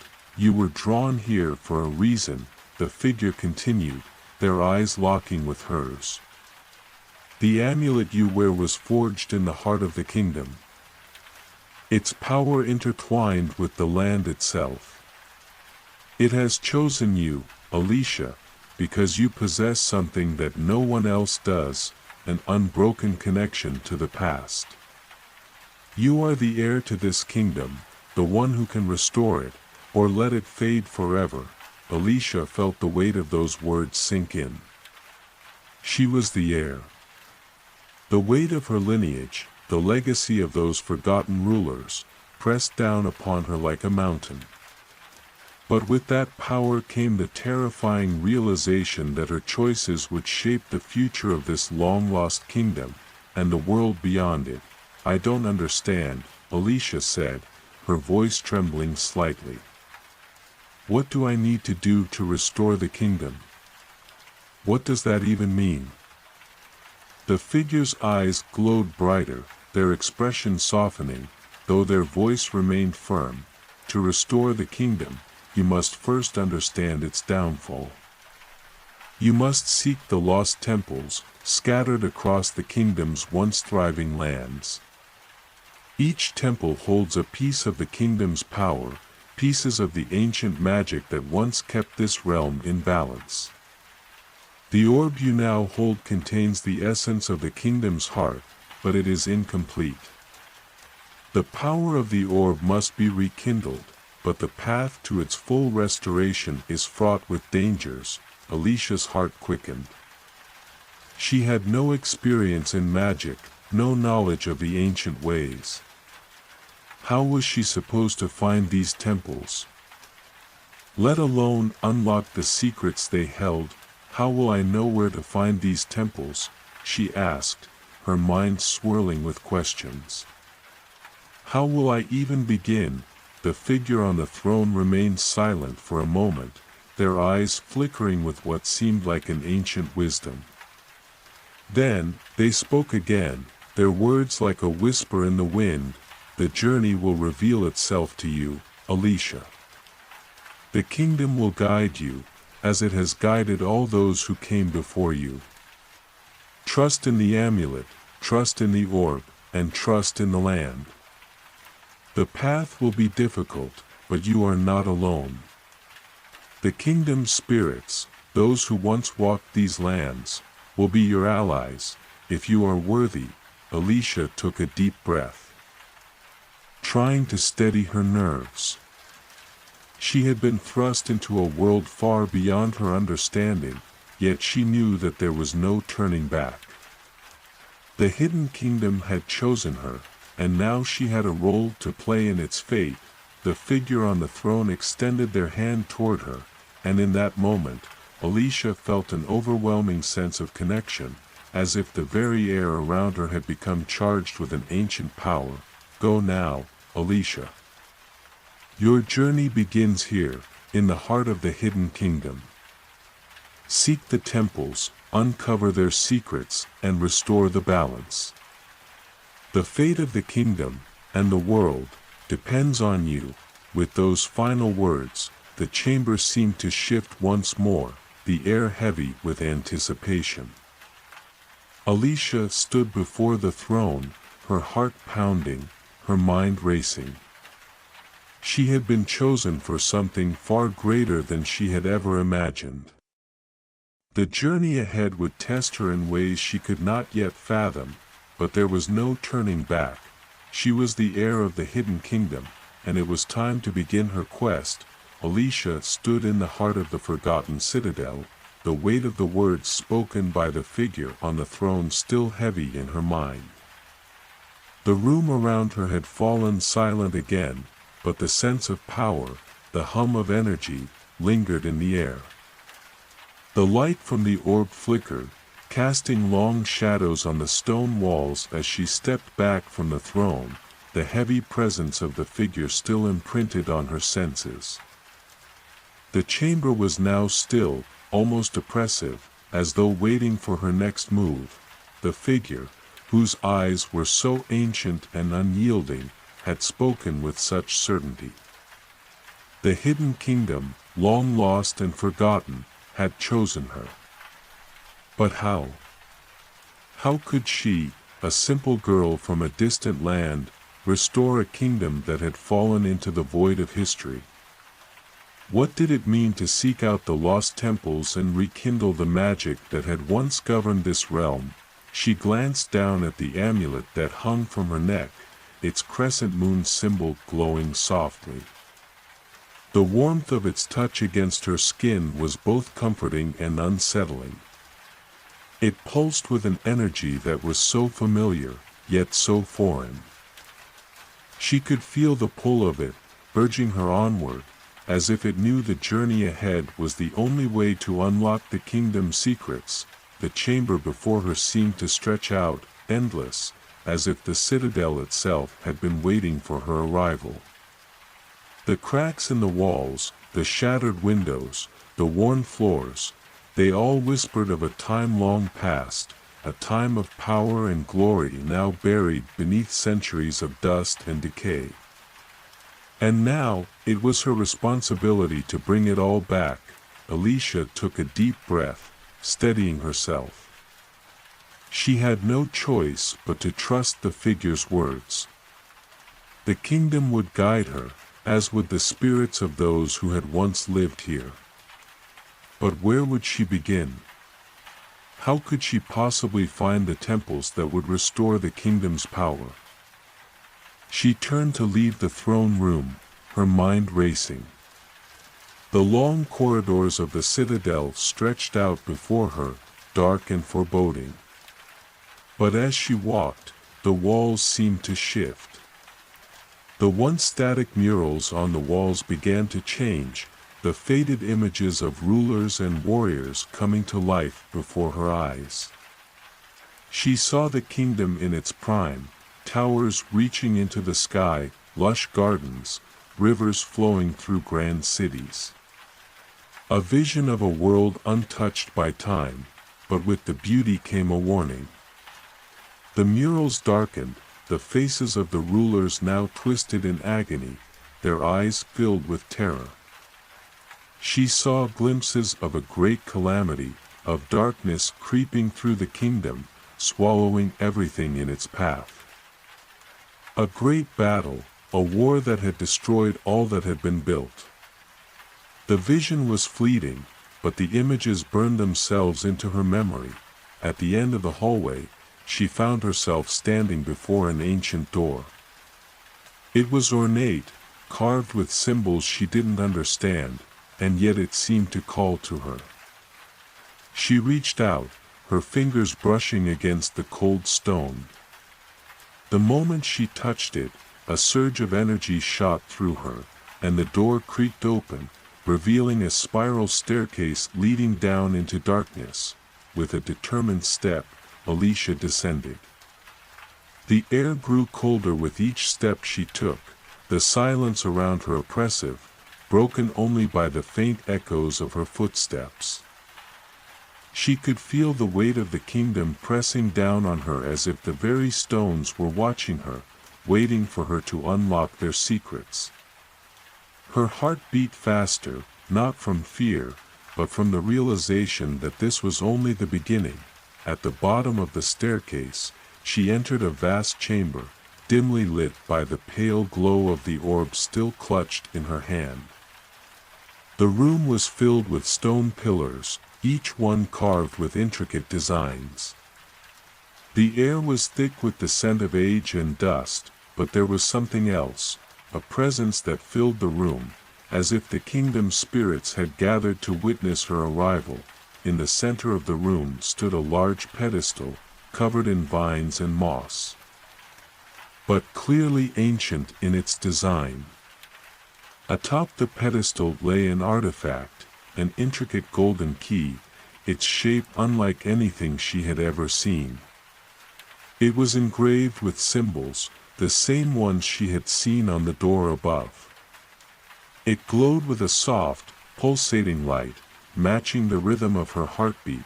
Alicia stepped forward, her hand instinctively reaching for the key. The moment her fingers brushed its surface, the room around her seemed to shift. The air crackled with magic, and the stone walls groaned, as if awakening from a long slumber. Suddenly, a voice echoed through the chamber, deep and resonant, but not from any visible source. "That key is not for you," the voice boomed, sending a ripple of fear through Alicia. "You are not ready." Alicia froze, her hand hovering just above the key. She had not expected this, and her heart raced with uncertainty. What, was speaking to her? She had been alone in the chamber just moments before, but now the very air felt alive with something ancient and powerful, something that did not want her to take the key. "Who are you?" Alicia called out, her voice steady despite the fear that bubbled beneath the surface. The silence stretched out, longer than it should have, until a low rumble of laughter filled the room. It was not a pleasant sound, but one filled with centuries of sorrow and bitterness. "I am the keeper," the voice replied. "I guard the secrets of the hidden kingdom. And you are not yet worthy to claim what is rightfully mine." Alicia stood frozen, her mind reeling. The keeper. What did that mean? She had come so far, had chosen to accept the mantle of the air, yet now she was being told she was unworthy. She could feel the weight of the key in her hand, its pull stronger now, urging her to take it. "I have been chosen," she said, her voice rising with defiance. "I am the heir to this kingdom, and I will restore it. I will prove that I am worthy." The keeper's voice fell silent for a moment, and the air seemed to grow still. Alicia's breath quickened as she waited for a response, unsure of what would come next. Then, the voice spoke again. But this time, there was a trace of something else, something like approval, or perhaps a challenge. "Very well," the keeper said. "If you are to claim what is yours, you must first face the trials. Only then will the key open the path to the lost temples.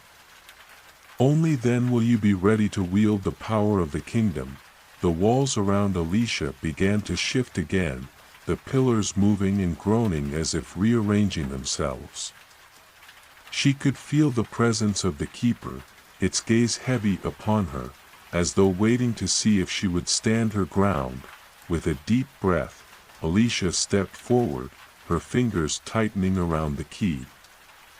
Whatever lay ahead, she knew there was no turning back. The trials would test her strength, her resolve, and her very soul, but she would not falter. Not now. Not when the fate of the hidden kingdom rested in her hands, the key pulsed in her grasp, and the air around her seemed to hum with energy.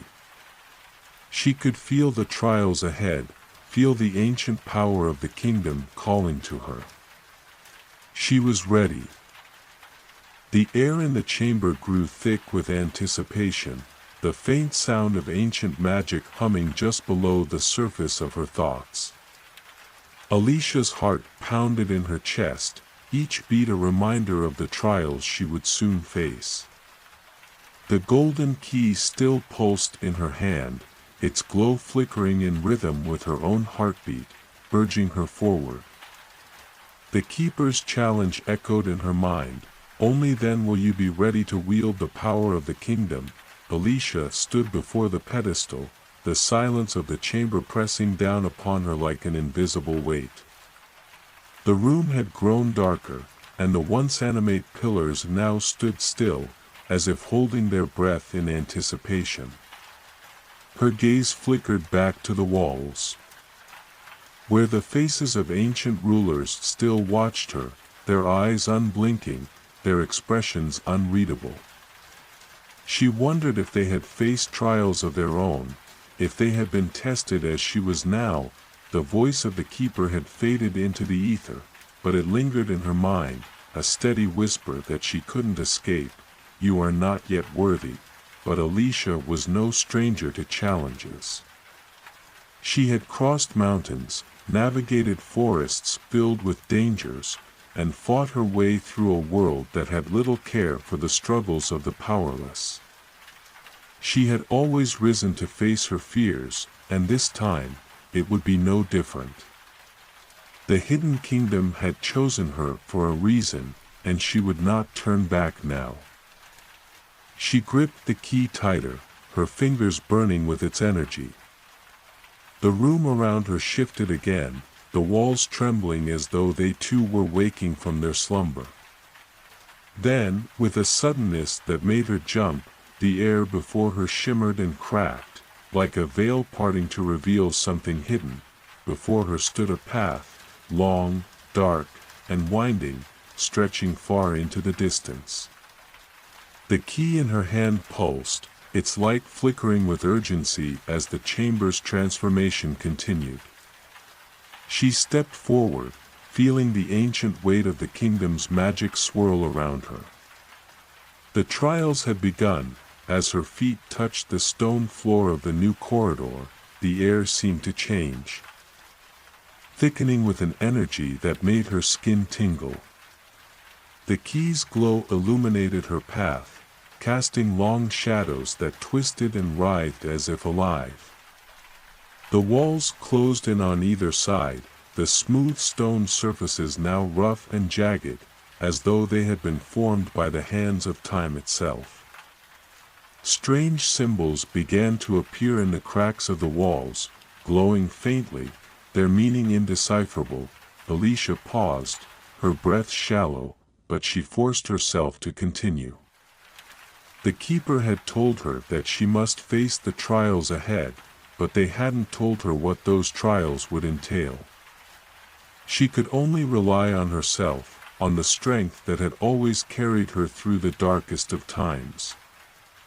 And something inside her, the amulet, the orb, the very air of the kingdom, told her she was not alone. The path stretched on for what felt like an eternity. The corridor twisted and turned, descending deeper into the earth, and with each step, Alicia could feel the magic of the kingdom growing stronger. There was something ahead, a presence, though she could not yet see it. It was as if the very fabric of reality was bending, warping around her, as though the kingdom itself was testing her resolve. Finally, the path opened into a vast chamber, its size overwhelming.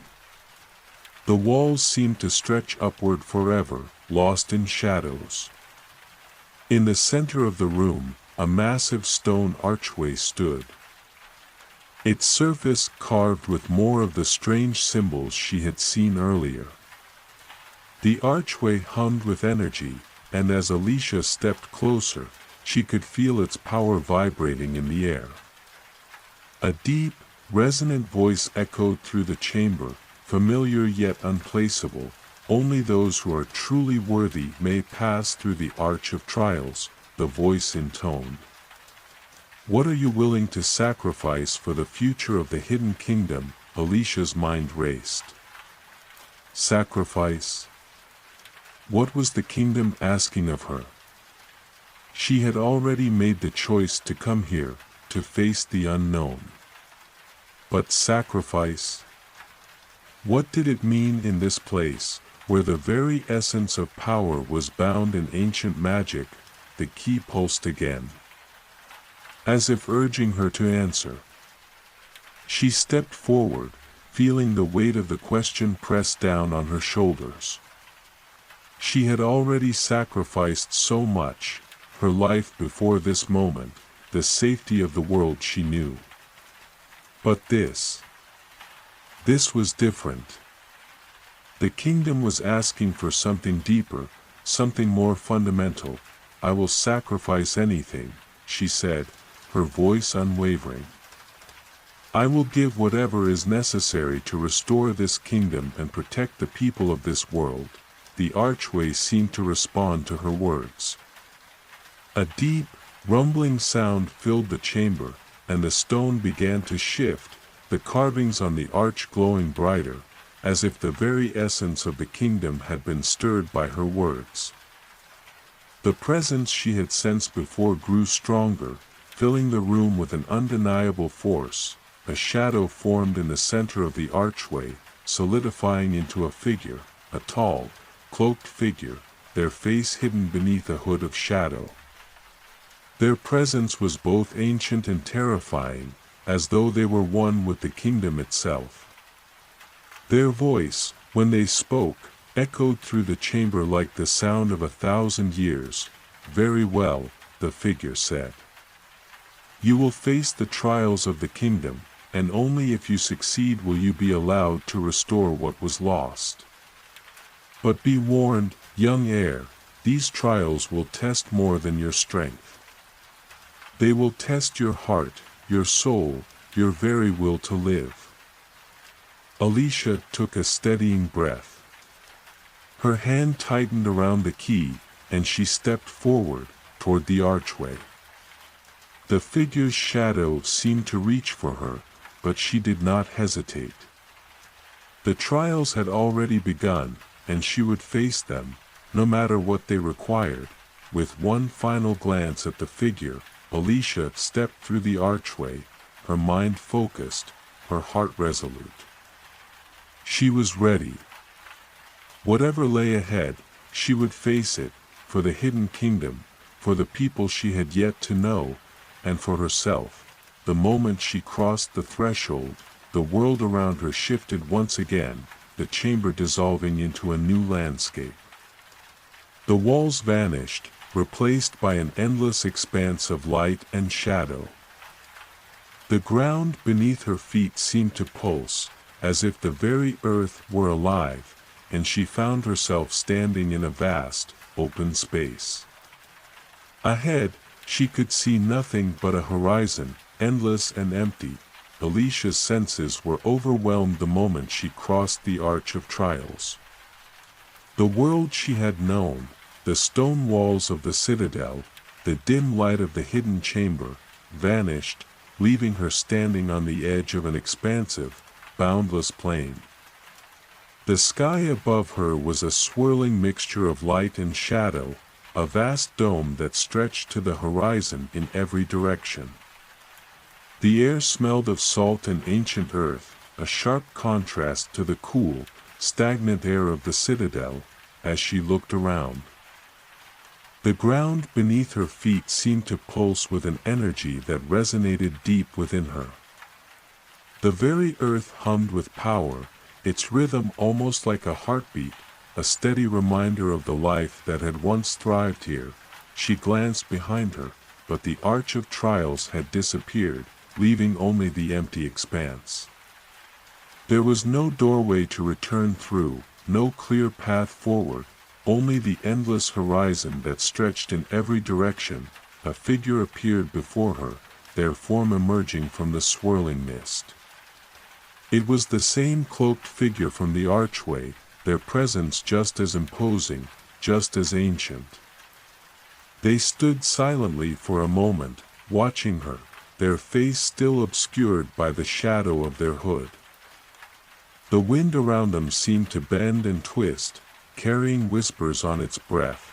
"You have stepped into the first trial," the figure said, their voice low and resonant, like the echo of thunder in the distance. "This is the trial of the mind. It will test your will to survive, your ability to face the darkest parts of yourself. Only those who can navigate this trial will be able to move forward." Alicia stood tall, though a part of her felt the weight of the challenge pressing against her. She had faced many dangers in her life, but this felt different. This was no mere physical test. It was something deeper, something that would reach into her very soul. The figure's shadow seemed to stretch, swirling around them, until it formed into an image, a vision that flickered before her eyes. The vision was fleeting, yet it was clear. She saw her home, her village, the people she had once known, burning in flames. She saw her parents, their faces twisted in anguish, calling out to her, but there was nothing she could do. No way to save them. The vision shifted, and she saw herself, older now, standing at the foot of a great throne. A kingdom, her kingdom, had fallen into ruin. The cities were abandoned, the streets filled with the dead and the dying. She stood alone, the weight of failure heavy upon her, knowing she had failed in the one task she had set out to accomplish, to restore what had been lost.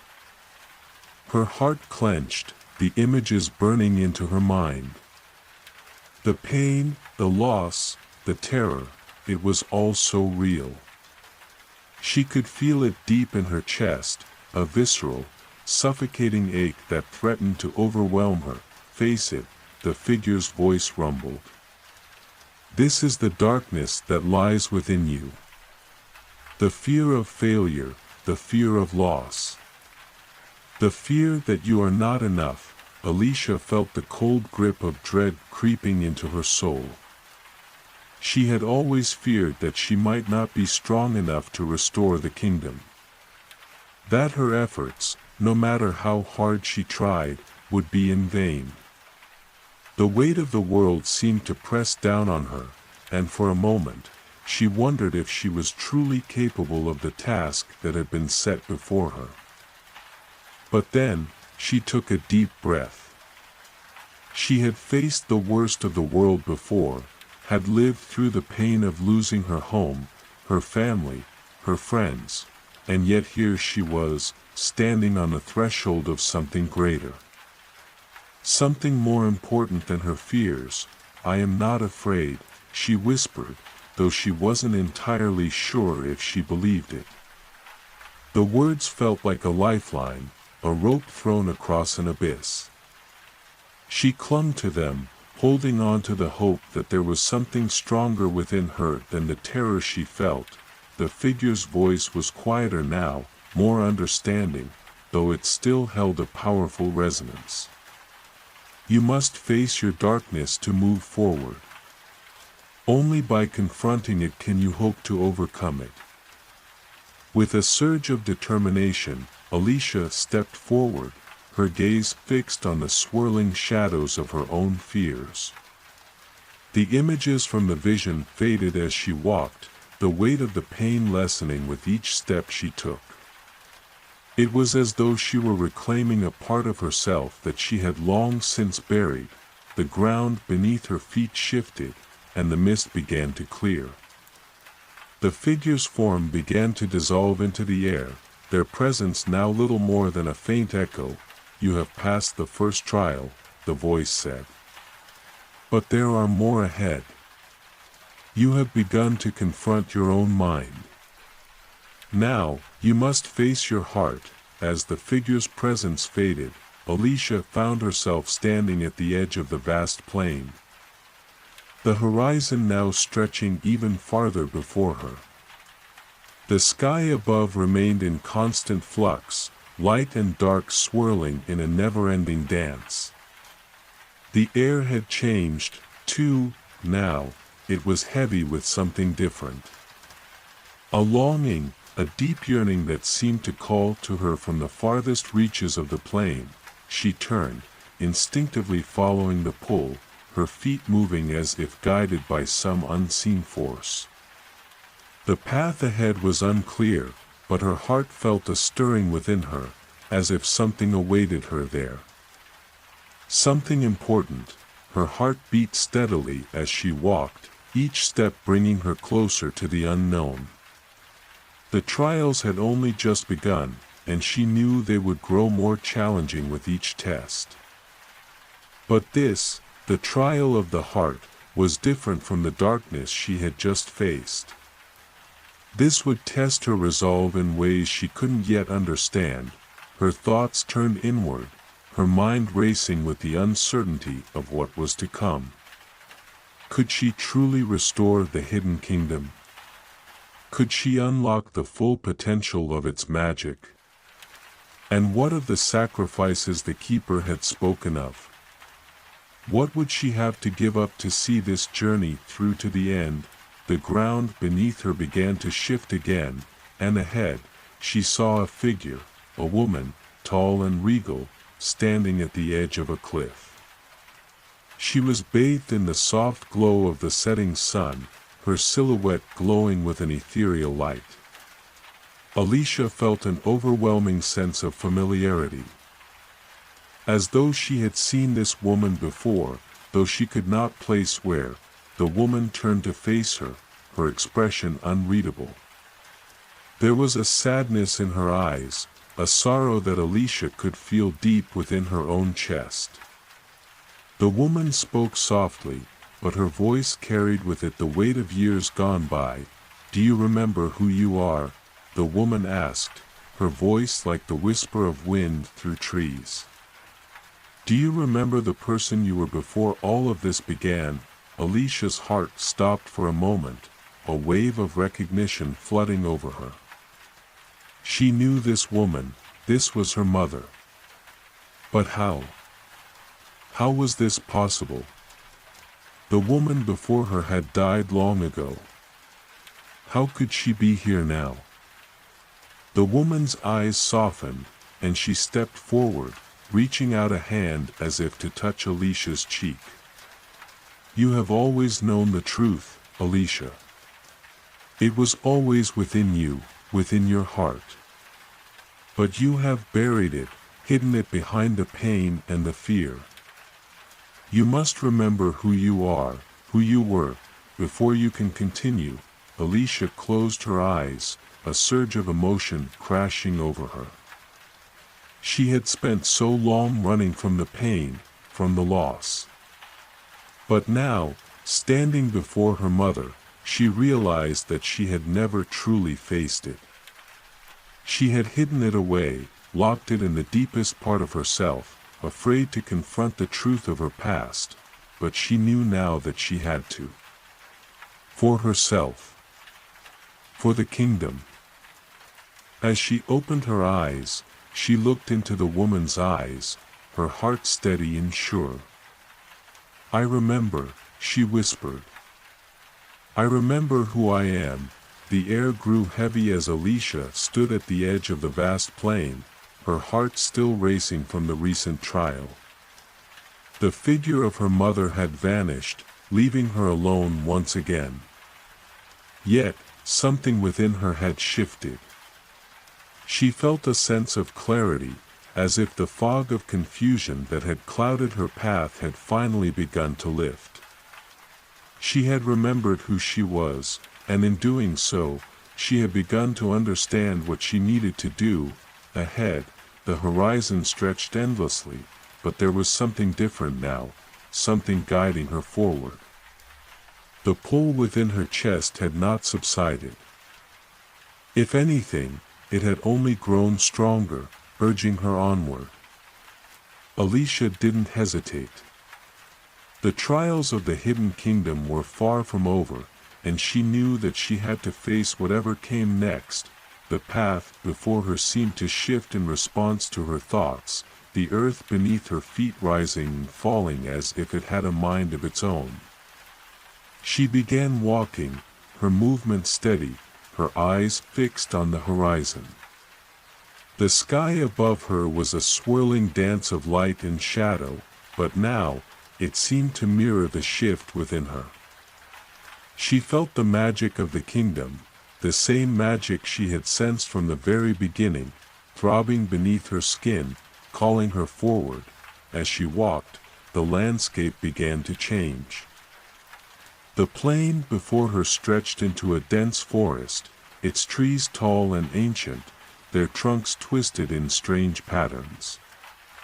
The air grew thick with the scent of moss and earth, and the faint sound of whispers filled the air, as if the forest itself was alive, watching her every step. Alicia paused for a moment, her hand resting lightly on the hilt of her sword. She could feel the eyes of the forest upon her, but she wasn't afraid. She had faced worse dangers before. And besides, she knew that this was part of the trial. The Hidden Kingdom had always been a place of mystery, of magic that bent and twisted the very fabric of reality. The forest, like everything else, was a test. She stepped forward. The ground beneath her feet soft and spongy, the thick roots of the trees curling up from the earth like fingers reaching for her. As she moved deeper into the forest, the shadows grew longer, and the light from above began to fade. The air grew colder, and the whispers grew louder, almost deafening in their intensity, but Alicia didn't falter. She had learned to trust her instincts, to follow the path that felt right, even when it seemed unclear. The key in her hand pulsed with warmth, its glow steady in the growing darkness. It was her guide, her anchor, reminding her that she was not alone. The trees began to thin, and before her, a clearing opened up, bathed in the soft glow of moonlight. At the center of the clearing stood a stone altar, ancient and weathered, its surface etched with strange symbols. The altar pulsed with an energy that sent a shiver down her spine. She felt it, the power of the kingdom was here, in this place. It was as if the very heart of the Hidden Kingdom resided within this altar, waiting for someone to claim it. Alicia took a step forward, her heart pounding in her chest. As she approached the altar, the whispers from the forest faded, and the air grew still. The only sound now was the rhythmic beating of her heart, a steady reminder of the task that lay before her. She placed the key on the altar, its glow intensifying as it came into contact with the stone. The ground beneath her feet trembled, and the altar began to glow with a brilliant light, the symbols etched into its surface pulsing with energy. Alicia stepped back, her breath catching in her throat as the air around her seemed to warp and shift. The figure from before, the cloaked figure who had guided her through the trials, appeared before her once again. But this time, their form was different. They stood taller, their cloak flowing in an ethereal wind, their face still hidden beneath the shadow of their hood. The figure extended a hand toward her, their voice resonating with an ancient power. "You have come far, Alicia," the figure said, their voice echoing in the stillness. "You have faced the trial of the mind and the trial of the heart. But now, you must face the trial of the soul." Alicia nodded, her heart steady despite the weight of the figure's words. She knew that this trial would be unlike the others. It would not be enough to simply confront her fears or face her past. This was a trial of who she truly was at her core. "The trial of the soul will test the very essence of your being," the figure continued. "You will face your deepest truths, your greatest regrets, your unspoken desires. Only by embracing all of these things can you move forward. Are you prepared?" Alicia felt a surge of doubt, but she pushed it aside. She had faced darkness before, both in the world around her and within herself. She had learned to embrace her strength, to accept her flaws, and to move forward despite the obstacles in her path. She was ready. "I am," she said, her voice unwavering. The figure nodded, a faint smile touching the edges of their lips. "Very well. The trial begins now." In an instant, the world around Alicia shifted. The clearing disappeared, replaced by an endless void. The air was thick and oppressive, the weight of the silence pressing down on her like 1,000 invisible hands. Her breath came in shallow gasps as she looked around, but there was nothing but darkness. And then, from the depths of the void, a voice spoke. It was her voice, but it sounded different.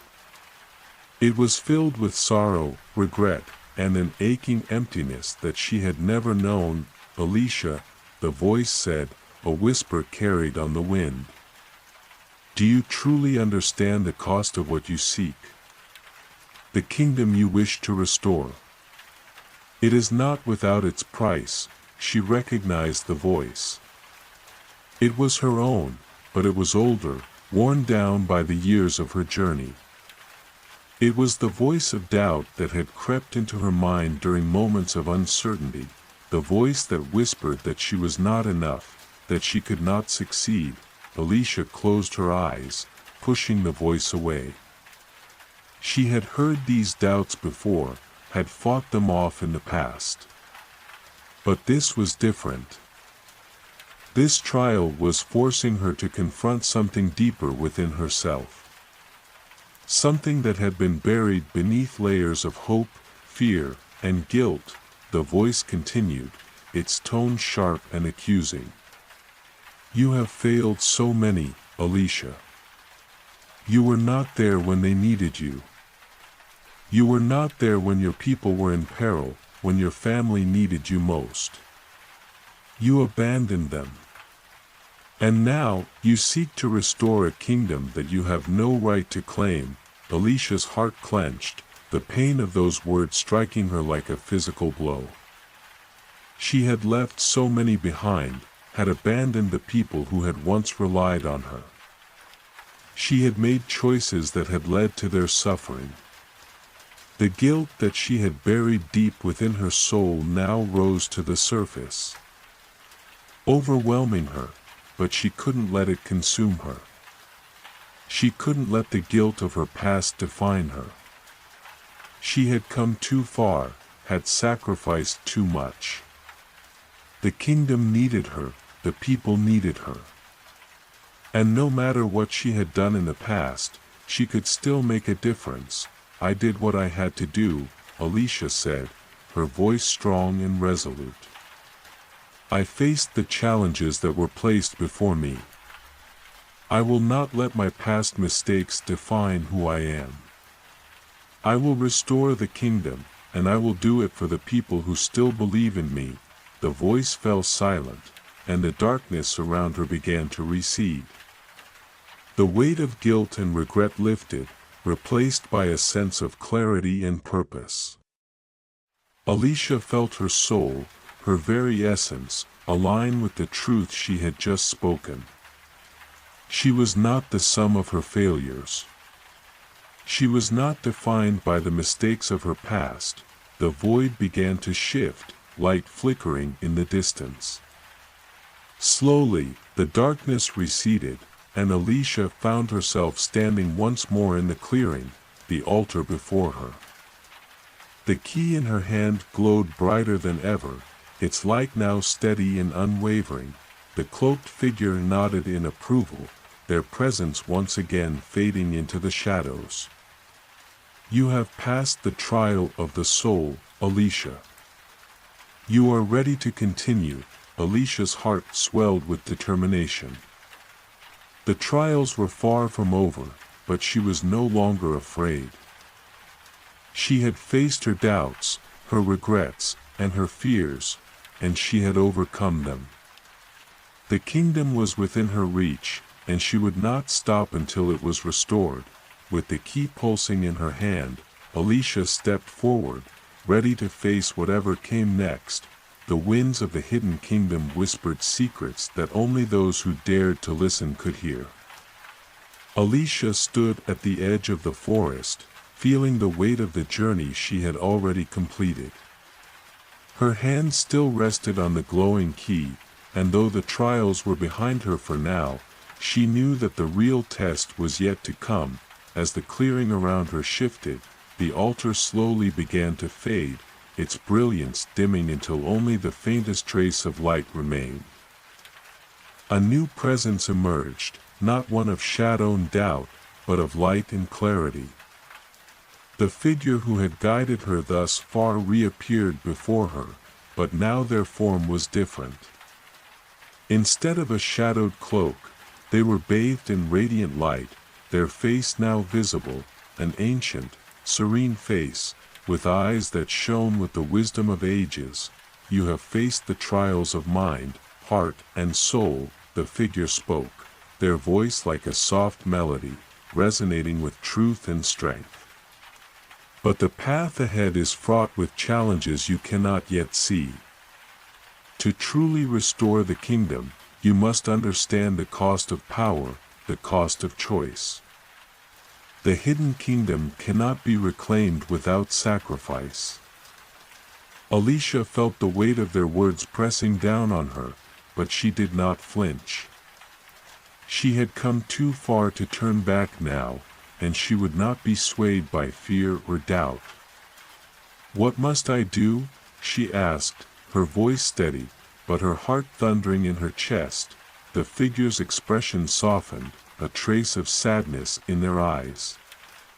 "You must descend into the heart of the kingdom. The heart is where the ancient magic lies, where the very essence of the hidden kingdom resides. But it is also where the kingdom's darkest secrets are kept, the memories of its lost rulers, and the consequences of their choices." Alicia's brow furrowed.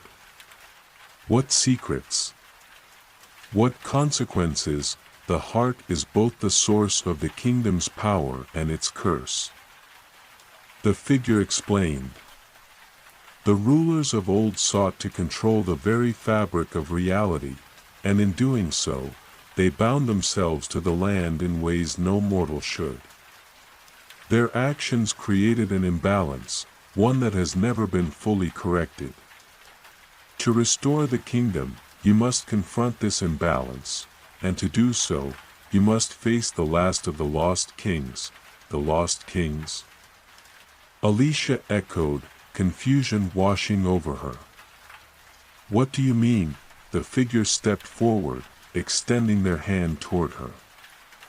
"The lost kings were once rulers of this land, but their ambition led them to make terrible choices. In the depths of the heart, their spirits linger, trapped in a perpetual cycle of their own making. You must face them, understand their fall, and free them from the chains that bind them. Only then can the kingdom truly be restored." Alicia's mind raced. The gravity of the task before her was unlike anything she had imagined. She had already faced so much, but now, it seemed, she was being asked to confront the very essence of the kingdom's past, to untangle the threads of its history and set things right. But how?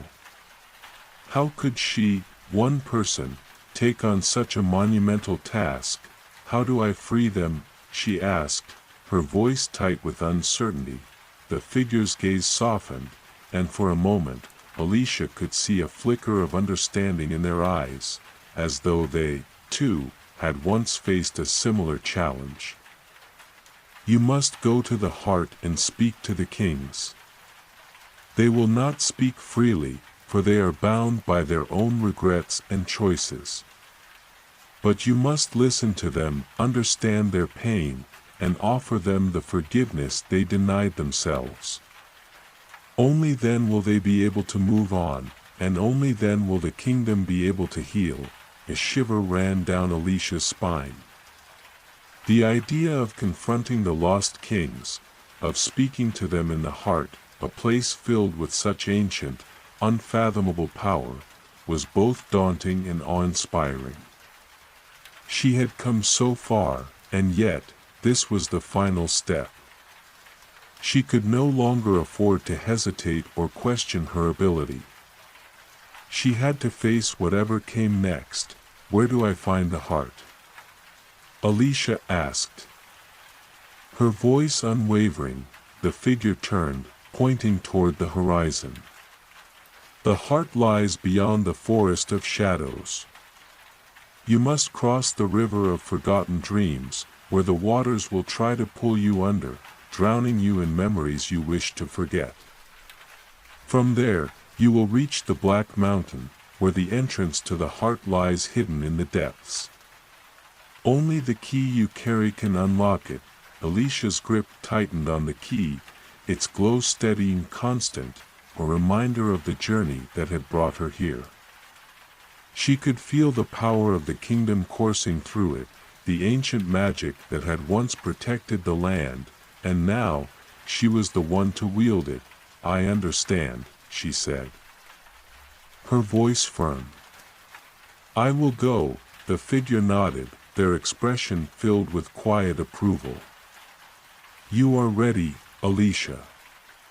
Remember, your strength lies not only in your ability to fight, but in your capacity for compassion, understanding, and forgiveness. The lost kings cannot be defeated by force alone. You must reach them where their hearts once were. As the figure faded away, the landscape shifted again, the forest parting before her like a curtain. In the distance, the river of forgotten dreams shimmered in the dim light, its surface reflecting the sky above like a mirror. It beckoned her forward. Alicia took a deep breath, feeling the weight of what lay ahead. The river of forgotten dreams was known to be treacherous, and she had heard stories of those who had lost themselves within its depths, swallowed by the very memories they sought to escape. But she had no choice. She had to cross it, had to face what lay beyond, in order to reach the heart. With steady steps, she made her way toward the river, the key still glowing in her hand. The water seemed to call to her, its surface rippling with memories long forgotten, and yet she did not falter. The journey had led her to this point, and there was no turning back. As Alicia stepped to the river's edge, the waters began to stir. The mist rose from the surface, curling around her like a veil. She closed her eyes, steadying her breath, knowing that the trials were not over. Alicia stood at the banks of the river of forgotten dreams, the cool mist curling up from its surface as though the very air was alive with whispers of the past. The waters shimmered with an otherworldly glow, reflecting the pale light of the hidden sun above. It was as if the river held within it the memories of all those who had ever crossed it, the silent witnesses to countless journeys. Her heart beat faster, the anticipation of the trials ahead stirring a deep unease within her. The legend spoke of the river's power, the ability to pull a person into the depths of their own memories, to drown them in the very thoughts and regrets they wished to forget. Many had entered the river of forgotten dreams, seeking answers, but few had emerged the same. Some had lost themselves entirely, trapped in the haze of their past, while others had emerged with broken spirits, forever haunted by what they had seen. Alicia's fingers tightened around the key, its glow a reassuring presence in her palm. She had come this far, and there was no turning back now. She had to face whatever the river would show her. She had no choice but to walk forward. The sound of the river's current was gentle at first, a soft whisper that barely reached her ears. But as she stepped closer, the noise grew louder, a steady rush of water that seemed to pulse with life. It beckoned her, its flow dark and tempting, pulling at her resolve. To cross this river, a voice spoke from behind her, causing Alicia to spin around, her heart leaping in her chest. There was no one there. Only the trees of the forest stood silent, their branches swaying in the wind. The voice, though, was clear, distinct, like the call of an old friend. To cross this river, you must let go of what you hold most dear. Alicia's brow furrowed as she turned back toward the river. The voice was not unfamiliar, but the words it spoke filled her with dread. Let go of what she held dear. Was it referring to her past? To her memories? She had already faced so much in the journey.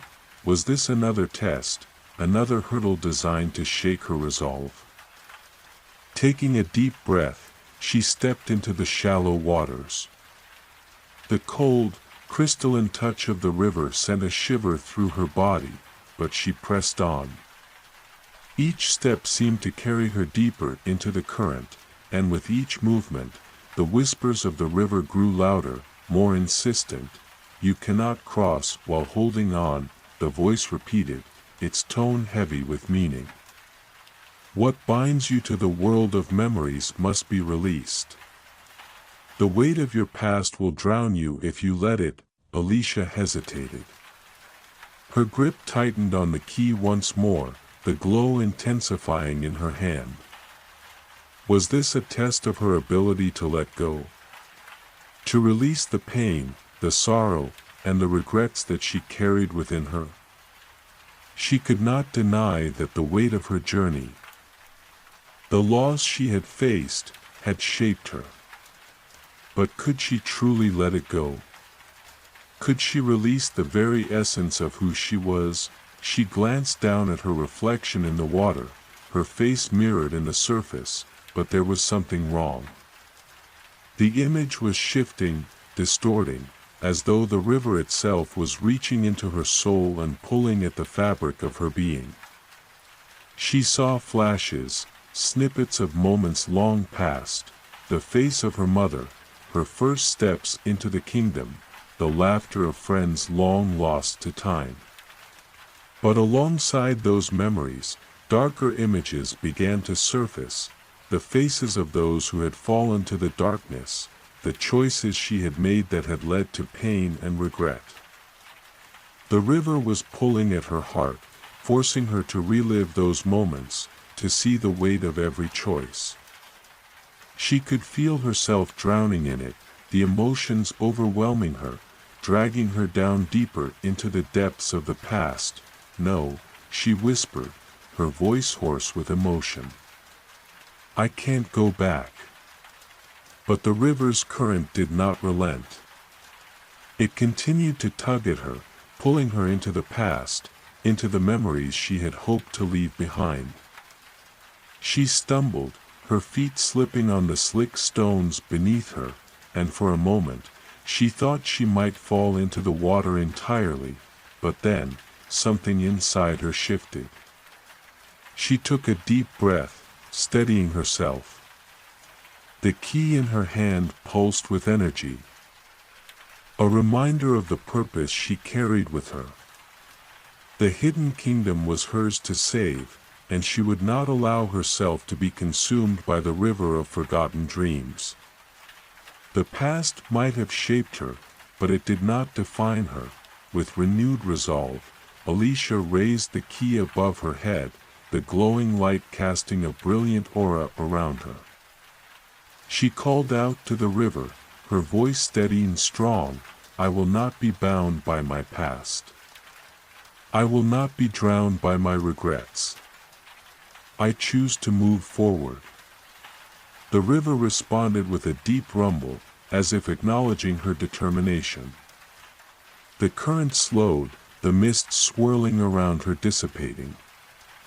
The images that had tormented her vanished, fading into the air like dust in the wind. The water, once dark and turbulent, became clear, its surface calm and inviting. For a moment, Alicia simply stood there, her breath steadying, her heart returning to its natural rhythm. The river had tested her, but she had passed. She had released the weight of her past and stepped forward into the unknown. As she continued her journey across the river, the water now gentle at her feet, Alicia realized that the true test was not simply about letting go of the past, it was about embracing the future. The river had shown her that only by confronting her past, by accepting the choices she had made and the lessons they held, could she move forward. The shore on the other side was distant. But Alicia felt a surge of confidence. The heart of the kingdom awaited her, and with each step she took, the closer she came to confronting the lost kings and restoring the land. She had crossed the river of forgotten dreams, but it was just the beginning of a much greater journey. As the last of the mist disappeared, the path ahead became clear. She could see the silhouette of the black mountain rising in the distance, the entrance to the heart hidden within its shadow. There was no more hesitation. She was ready, the kingdom's fate rested in her hands, and she would not fail. The journey across the river of forgotten dreams had been more than just a physical passage. Alicia could still feel the lingering weight of the memories the river had forced her to confront, but now, the air was different. The atmosphere had shifted as she crossed the river, the past no longer a heavy cloak around her shoulders, but a distant shadow. The road ahead was clearer, yet she knew the trials were far from over. The heart of the kingdom waited, and with it, the lost king she was destined to face. The path leading to the Black Mountain stretched before her, the silhouette of the great peak rising against the twilight sky. The mountain was a looming presence in the distance, a silent sentinel marking the boundary between the known world and the mysteries that lay within. The air grew colder as Alicia approached, the faint hum of ancient magic vibrating through the ground beneath her feet. The key in her hand pulsed with a steady rhythm, as though it were attuned to the very heart of the land. With each step, she felt closer to the mountain. It was as if the very landscape around her was holding its breath, waiting for her to arrive. The trees had grown sparse, replaced by jagged rocks and barren earth. It was a harsh, unforgiving place, and Alicia could sense the tension in the air. The mountain was not welcoming, and the deeper she ventured, the more she felt an unsettling presence watching her. It wasn't long before the path narrowed, winding around craggy rocks and ledges, the wind howling like a distant voice calling her name. The key in her hand began to glow brighter, its light cutting through the gloom that surrounded her. The mountain was alive, and its heartbeat was growing louder, echoing in her chest as if in response to the key's presence. She could feel it now, the connection between her and the land, the ancient magic of the hidden kingdom, calling her onward. She climbed higher, her breath coming faster as the air thinned, but there was no turning back. She had come too far. With every step, the mountain seemed to grow more oppressive, the shadows longer and deeper, stretching into the very earth. The trail grew steeper, the rocks slick and treacherous. But the key in her hand continued to guide her, its pulse steady, unwavering. As she rounded a bend in the mountain, the path opened up into a wide plateau. The sky above was a deep violet, streaked with clouds that shimmered in the fading light. In the center of the plateau stood a massive stone archway, its surface etched with symbols older than time itself. It was a threshold, the final barrier before the heart of the kingdom. Alicia's heart raced as she approached the archway, feeling its immense power radiating through the air. The air around her crackled with magic, a sense of anticipation hanging heavy in the atmosphere. She knew this was it, the place where her journey would reach its climax. The lost kings were waiting on the other side, their spirits bound within the heart of the kingdom. And only by confronting them, by understanding the choices they had made, could she hope to restore the land. With a steady hand, she raised the key and placed it into the lock of the archway. The stone groaned as if it had been waiting for this moment, and slowly, the arch began to glow, the ancient symbols pulsing with a light that seemed to breathe. Alicia stepped forward, the ground beneath her feet shifting as the archway opened, revealing a path that led into the heart of the mountain. The air inside the archway was thick with power, and the temperature dropped even further as Alicia entered.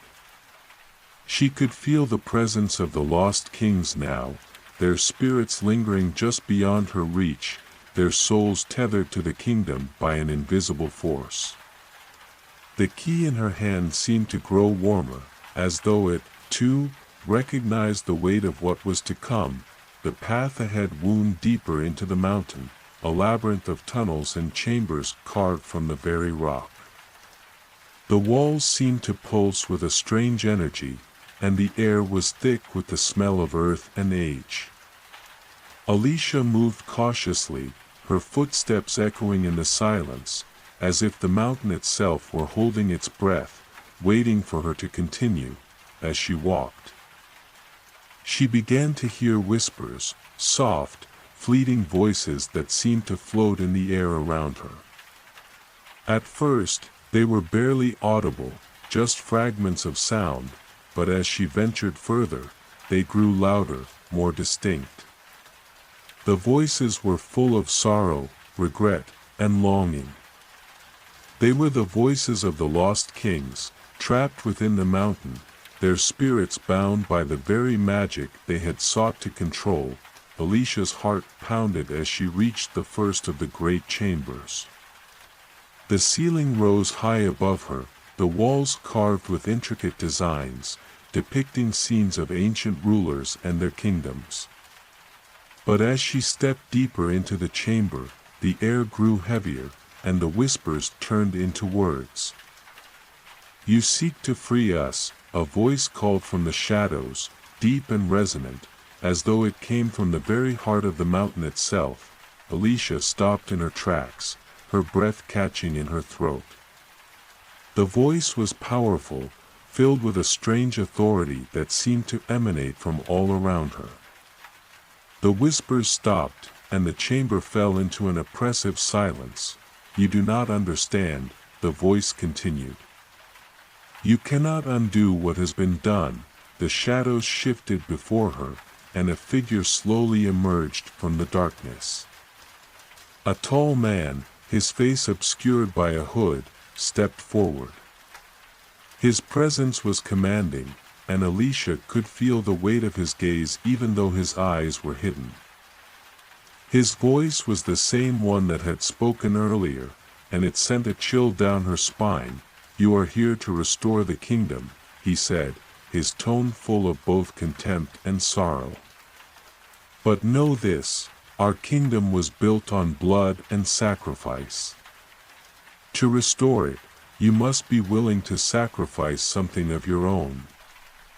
There is no redemption without a price."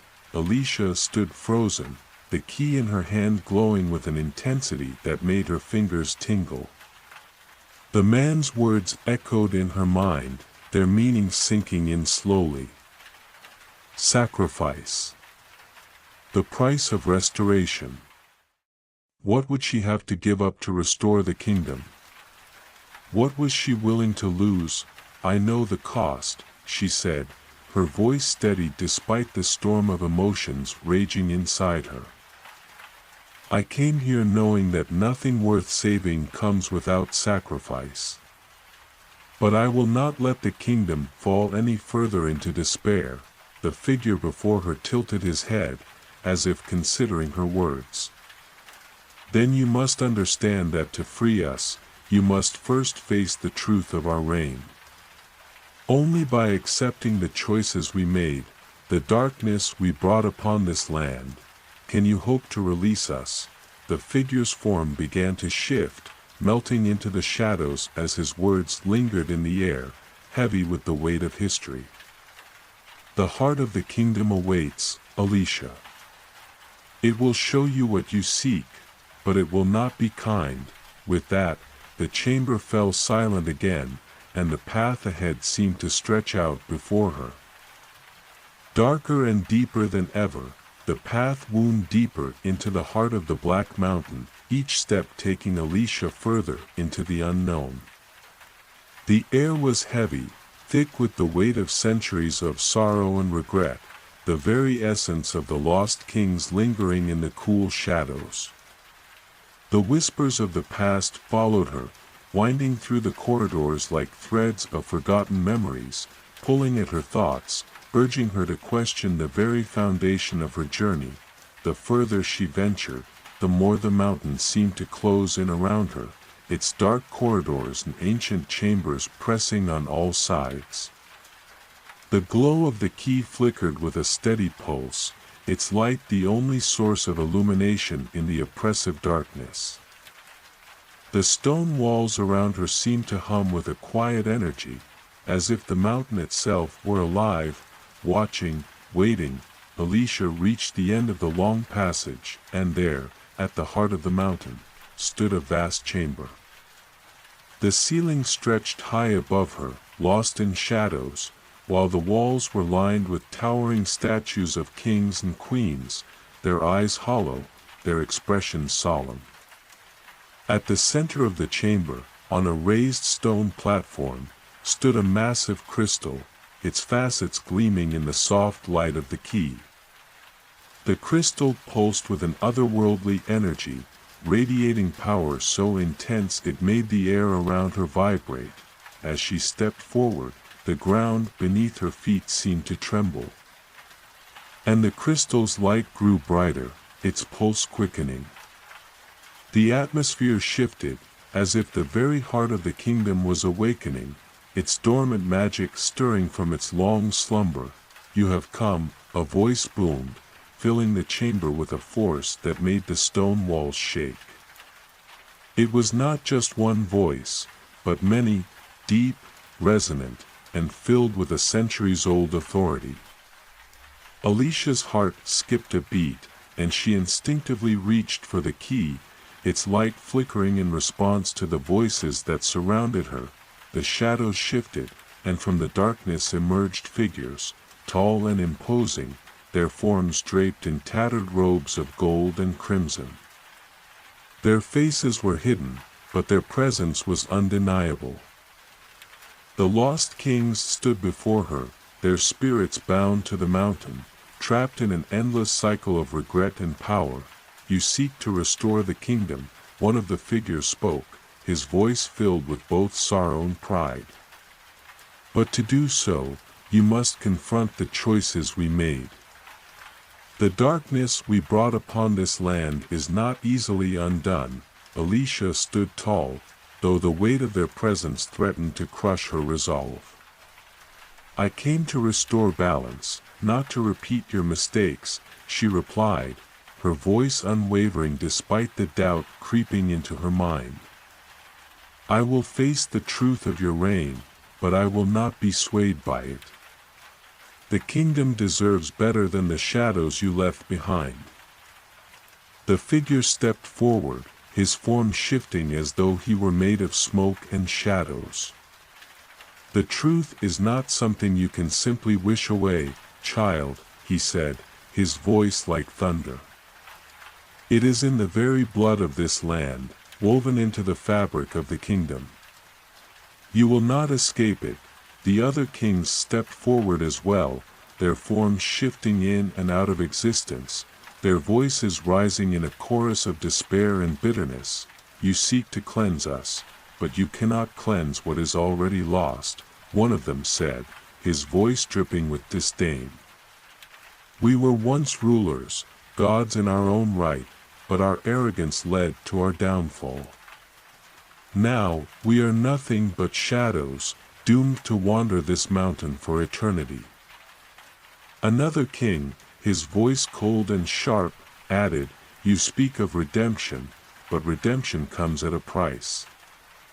What will you sacrifice, Alicia? What will you give up to restore the kingdom?" The chamber grew colder, and Alicia felt the weight of their words pressing down on her chest. She could feel the power of the mountain, the very magic of the kingdom itself, surrounding her, suffocating her with its dark, oppressive energy. The key in her hand pulsed fiercely, as though in response to the king's challenge. "I am willing to sacrifice what is needed," Alicia said, her voice steady. "But I will not give in to despair. I will not let your mistakes define the future of this kingdom. The land deserves to be free from the shadows you've cast upon it." The kings remained silent, their gazes fixed upon her, their faces obscured by their hoods. The silence stretched out, thick with the tension of centuries of regret and sorrow. Alicia could feel the weight of their judgment, the centuries of power that had once flowed through their veins, now turned to dust. "Very well," one of the kings finally spoke, his voice low and heavy. "If you seek redemption, then you must face the trial of the heart. You must confront the truth of our reign, and in doing so, you will uncover the source of the darkness that binds us. Only by facing the truth can you hope to restore the kingdom." A low rumble echoed through the chamber, and the crystal in the center of the room began to glow with a fierce light. Alicia's heart raced as she stepped forward, the pulse of the key matching the rhythm of the crystal's glow. She knew this was it, the moment she had been preparing for, the moment when the past would collide with the future. The crystal's light grew blinding, and the air around her hummed with power. She felt her skin tingle, the magic of the mountain surging through her, pulling her in all directions. For a moment, she lost herself in the light, her thoughts fading into the brightness. Then, the light began to shift, to twist and swirl, revealing images from the past, images of the kings in their prime, standing tall and proud before their kingdom. She saw them ruling with power and grace, their people thriving, their armies invincible. But as the images shifted, so did the truth. The scenes turned dark, the skies above the kingdom darkening as the king's arrogance grew. She saw them making choices that led to the downfall of the kingdom, wars fought for power, betrayals that tore the land apart, and the gradual decay of everything they had built. The images shattered, and Alicia was plunged into a vision of the kingdom's last days. The streets were empty, the once great castles in ruins, the people long gone. The magic that had once flowed through the land had turned to corruption. And the darkness that had consumed the kings now consumed the very heart of the kingdom itself. Alicia stood frozen, the weight of the truth crashing down on her. She saw the devastation, the destruction of everything that had once been beautiful, all because of the king's choices. The darkness that had been birthed in their hearts now spread through the land, leaving nothing but ruin in its wake, and then, the vision faded. Alicia gasped, her breath coming in short, ragged gasps as she stumbled backward. The truth of their reign, their fall, had been laid bare before her.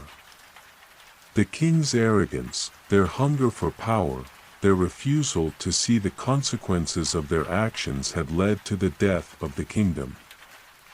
They had sown the seeds of their own destruction, and now they were bound to the mountain, forever trapped in the cycle of their own mistakes. But the light from the crystal had faded, leaving the chamber in a heavy, suffocating darkness. The whispers of the lost king ceased, and the air grew still. The trial was not over, but Alicia knew what she had to do. The price of restoration was clear. The kings had fallen, but she would rise. The weight of the vision still clung to Alicia's mind, its impact reverberating in her bones. The stark images of the lost kings, their arrogance, their greed, the wreckage of a once thriving kingdom, echoed through her thoughts as she stood motionless in the center of the chamber. The silence was deafening, oppressive, the kind of quiet that followed a storm.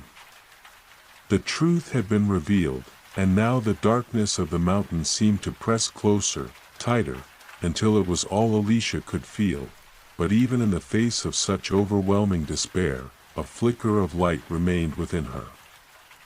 She had seen the fall of the kings, the consequences of their pride, and now it was her turn to make a choice.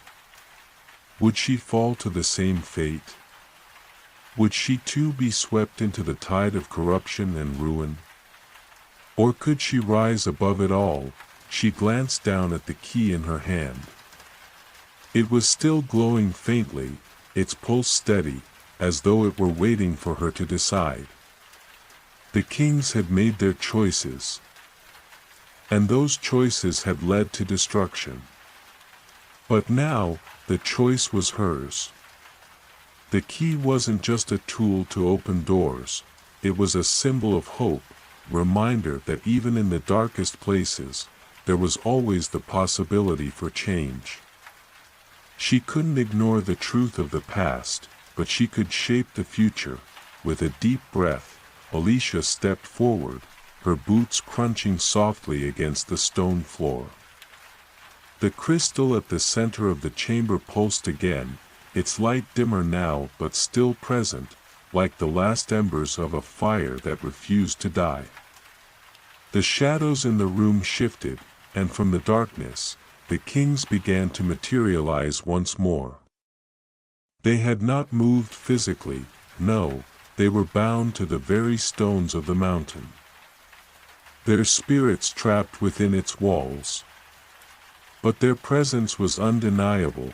"You have seen the truth," one of the kings said, his voice echoing like the distant rumblings of a thunderstorm.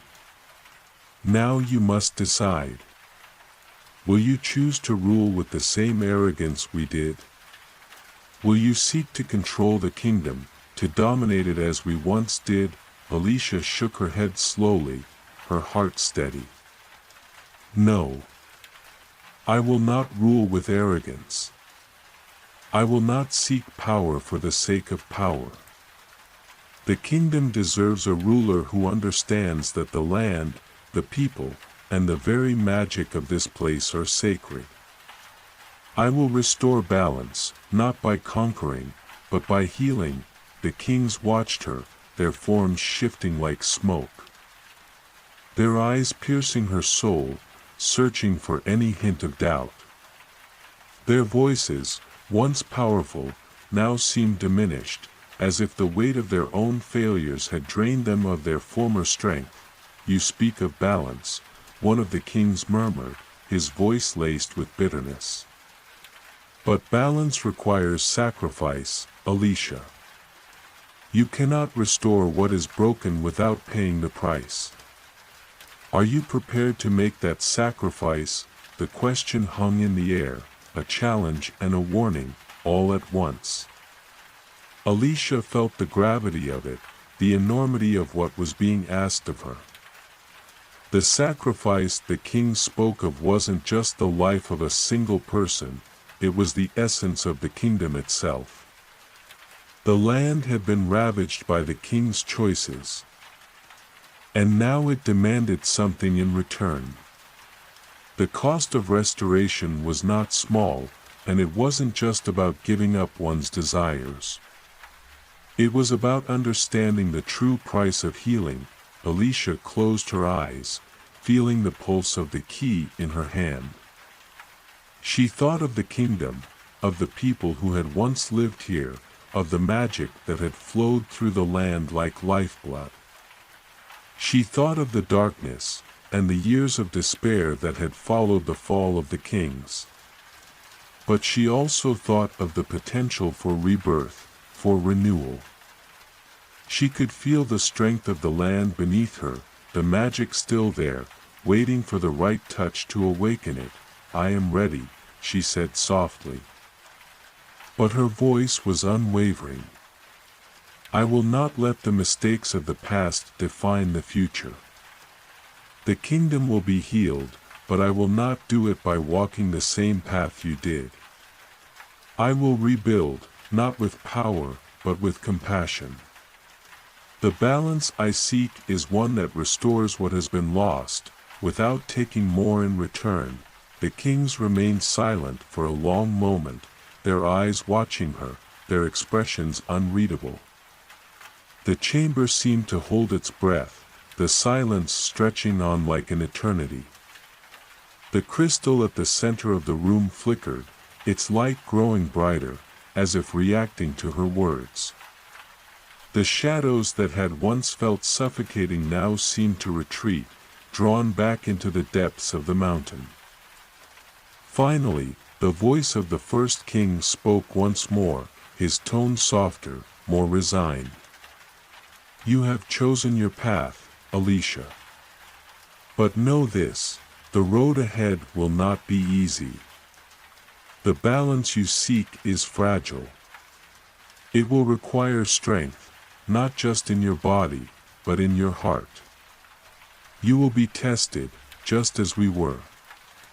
And in the end, the kingdom's fate will rest in your hands." The other kings nodded, their forms flickering in and out of existence, as if they were fading into the very air itself.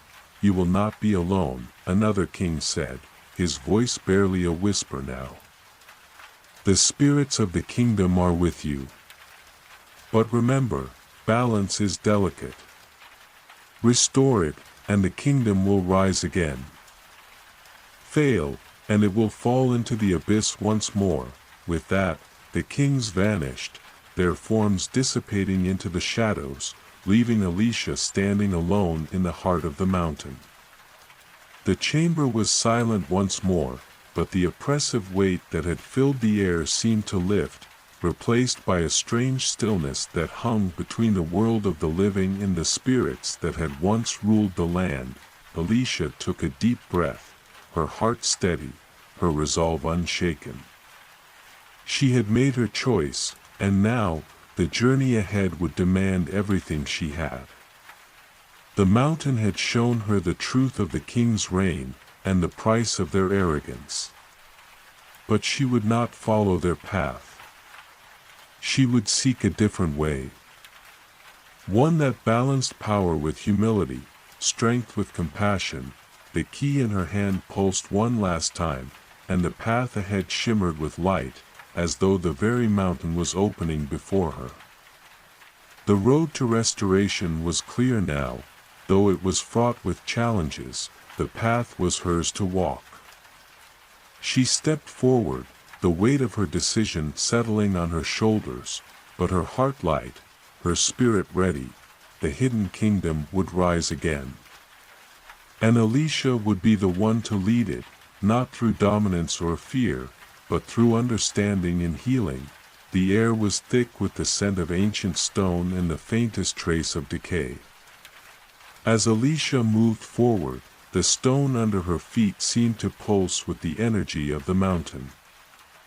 Its power both a weight and a guide. The faint glow from the key was now a steady light, illuminating the long, winding path that stretched ahead of her. The kings were gone, their spirits fading into the depths of the mountain, leaving her with only their words and the promise of what lay ahead. The journey to restore the kingdom was not a simple one. There were trials ahead, of that, she was certain.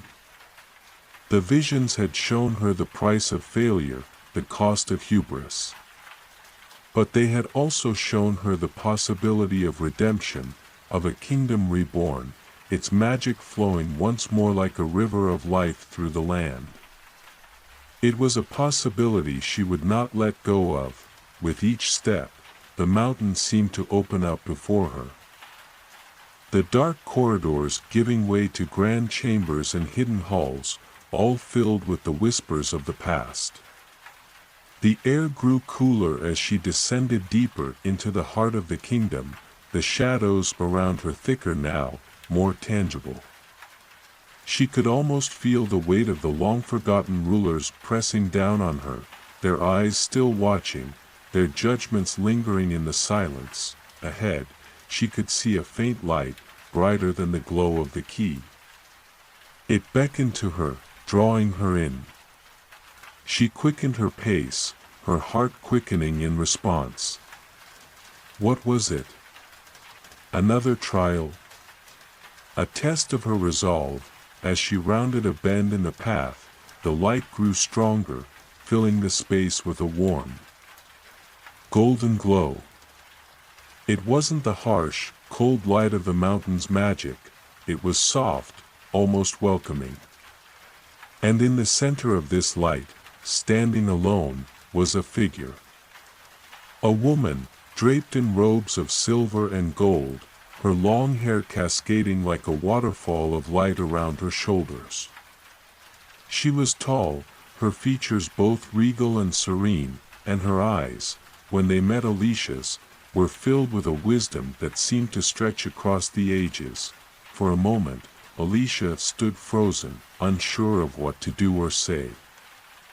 The woman before her was not a spirit of the kings, nor a figure from her visions. She felt alive, real, and yet there was something about her that felt timeless, as though she had always been there. Waiting, you've come far, Alicia, the woman said, her voice a soft, melodic echo in the cavernous chamber. But the path ahead is not one you can walk alone. Alicia took a tentative step forward. Who are you? The woman smiled, her expression both sad and knowing. I am a keeper of the kingdom's magic. I was once its protector, long before the kings fell into darkness. The magic of this land is not just power, it is life itself. And it must be protected, nurtured, not exploited. You seek to restore the kingdom, to heal what was broken. But you must first understand the cost of such power. Alicia's heart raced. I understand the cost. I've seen it, the consequences of their choices. I'm ready to pay the price. The woman's gaze softened, and she nodded slowly. You speak of sacrifice, but it is not just your own life that is at stake. The magic of this kingdom is tied to everything, the land, the people, the very heart of the earth. You cannot restore what was lost without understanding its true nature. The light around the woman seemed to intensify, swirling like a cloud of stardust. Alicia felt a warmth spread through her, a warmth that was more than just physical. It was a sense of connection, as though the very core of her being was touching something ancient, something vast. You will face trials, Alicia. Not just of strength, but of heart. You must learn the ways of the kingdom's magic, the old ways. The magic that was lost when the king sought to control it. And you must decide whether you are worthy of it. The woman extended her hand toward Alicia, and in her palm, a glowing orb of light appeared. It shimmered with colors Alicia had never seen before, hues of blue and gold and green, like the very essence of life itself. It was beautiful, but its beauty was laced with a sadness that tugged at Alicia's heart. "This is the heart of the kingdom's magic," the woman said, her voice reverberating with the weight of ancient knowledge. "It has been locked away for centuries, hidden from those who would seek to use it for their own gain. It will only reveal itself to one who is pure of heart. One who understands the true meaning of sacrifice and healing." Alicia's eyes narrowed as she looked at the orb. She could feel its power calling to her, its warmth pulling at her very soul. But she also felt a hesitation, a fear that perhaps she wasn't ready, that perhaps the cost of the kingdom's restoration would be too great. "You must choose," the woman said, her voice soft but insistent. "You can take the orb and use its power to heal the kingdom, but you must remember that the magic is not a tool, it is a living, breathing force. If you use it without understanding, it will consume you. If you use it to control, it will turn on you, as it did with the kings." Alicia's mind raced as she considered the woman's words. The orb was the key to the kingdom's restoration, but it was not just a key to power. It was a living force, a magic that could not be tamed. The kings had sought to control it, and in doing so, they had lost everything. "I understand," Alicia said at last, her voice steady. "I will not seek to control it. I will restore balance. I will use the magic to heal, not to dominate." The woman's expression softened into a smile, and for a moment, Alicia thought she saw a flicker of relief in her eyes. "Then you are ready." With a graceful movement, the woman placed the orb into Alicia's hands. The warmth of the magic flooded through her, filling every part of her being with a sense of peace and power. But beneath it all, she felt the weight of the responsibility, the burden of what she had promised. The light around them grew brighter, and for a moment, Alicia felt as though she were standing in the heart of the universe, surrounded by the magic of the land, the sky, and the earth. It was overwhelming, yet beautiful. And in that moment, she understood, the kingdom was alive, and it was waiting for her to heal it. The woman stepped back, her form beginning to fade into the light. "Remember, Alicia," she said, her voice a soft whisper in the growing glow, "magic is not a gift to be taken lightly. It is a force of nature, and with it comes great responsibility. Use it wisely, and the kingdom will be restored. Fail, and the darkness will claim it once more." As the light around Alicia intensified, she closed her eyes, letting the power of the orb fill her soul. She was ready to face whatever came next. The kingdom would be healed, and she would be the one to lead it back from the edge of ruin. The trials ahead would be difficult, but she was no longer afraid. Alicia stood in the center of the chamber, the orb now glowing steadily in her hands. Its warmth seemed to pulse in time with her heartbeat, filling her with a sense of purpose and an overwhelming connection to the land around her. The mountain itself, once so oppressive, now seemed alive with energy, as though it too was waiting for her to begin the work she had promised. The air around her hummed, the vibrations of magic swirling in the space, but with every passing second, the weight of responsibility pressed harder on her chest. She had the power now, but power without understanding was a dangerous thing. She had seen the consequences of that in the rise and fall of the kings. She would not repeat their mistakes. Taking a deep breath, she closed her eyes, centering herself. The light from the orb intensified, flowing like tendrils of magic around her, until it seemed as though she were standing at the very heart of the kingdom, surrounded by its life force. She could feel the land's pulse, its rhythm. The power of the mountain, the forests, and the rivers, all converging in her hands. The magic was no longer just an object, it was part of her, a living force that breathed through her. But there was a deeper question that lingered, one that had been there since the moment she first understood what the kings had done. What was the true nature of balance? How could she restore what had been lost, without falling into the same traps that had consumed the kingdom before? The mountain spoke to her, though not in words, but through the pulse of the magic that resonated through her. It was a voice as old as the world itself, and it carried with it the echoes of the past, the lessons of those who had walked this path before her. You must choose wisely. The path ahead is not simple, nor is it clear. Magic cannot be forced into submission. It must be nurtured, guided. The voice, ancient and heavy, faded, but the weight of its message lingered. Alicia took another step forward, feeling the tremors beneath her feet as the mountain shifted, as though it too was ready for what was to come.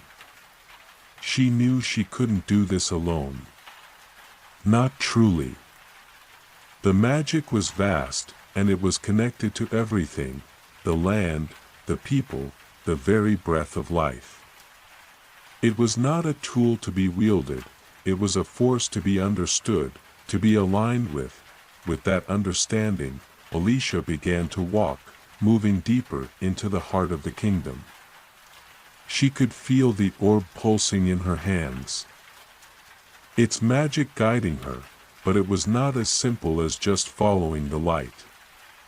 She needed to learn its ways, to listen to the whispers of the land, to understand the balance that had once existed before it was fractured.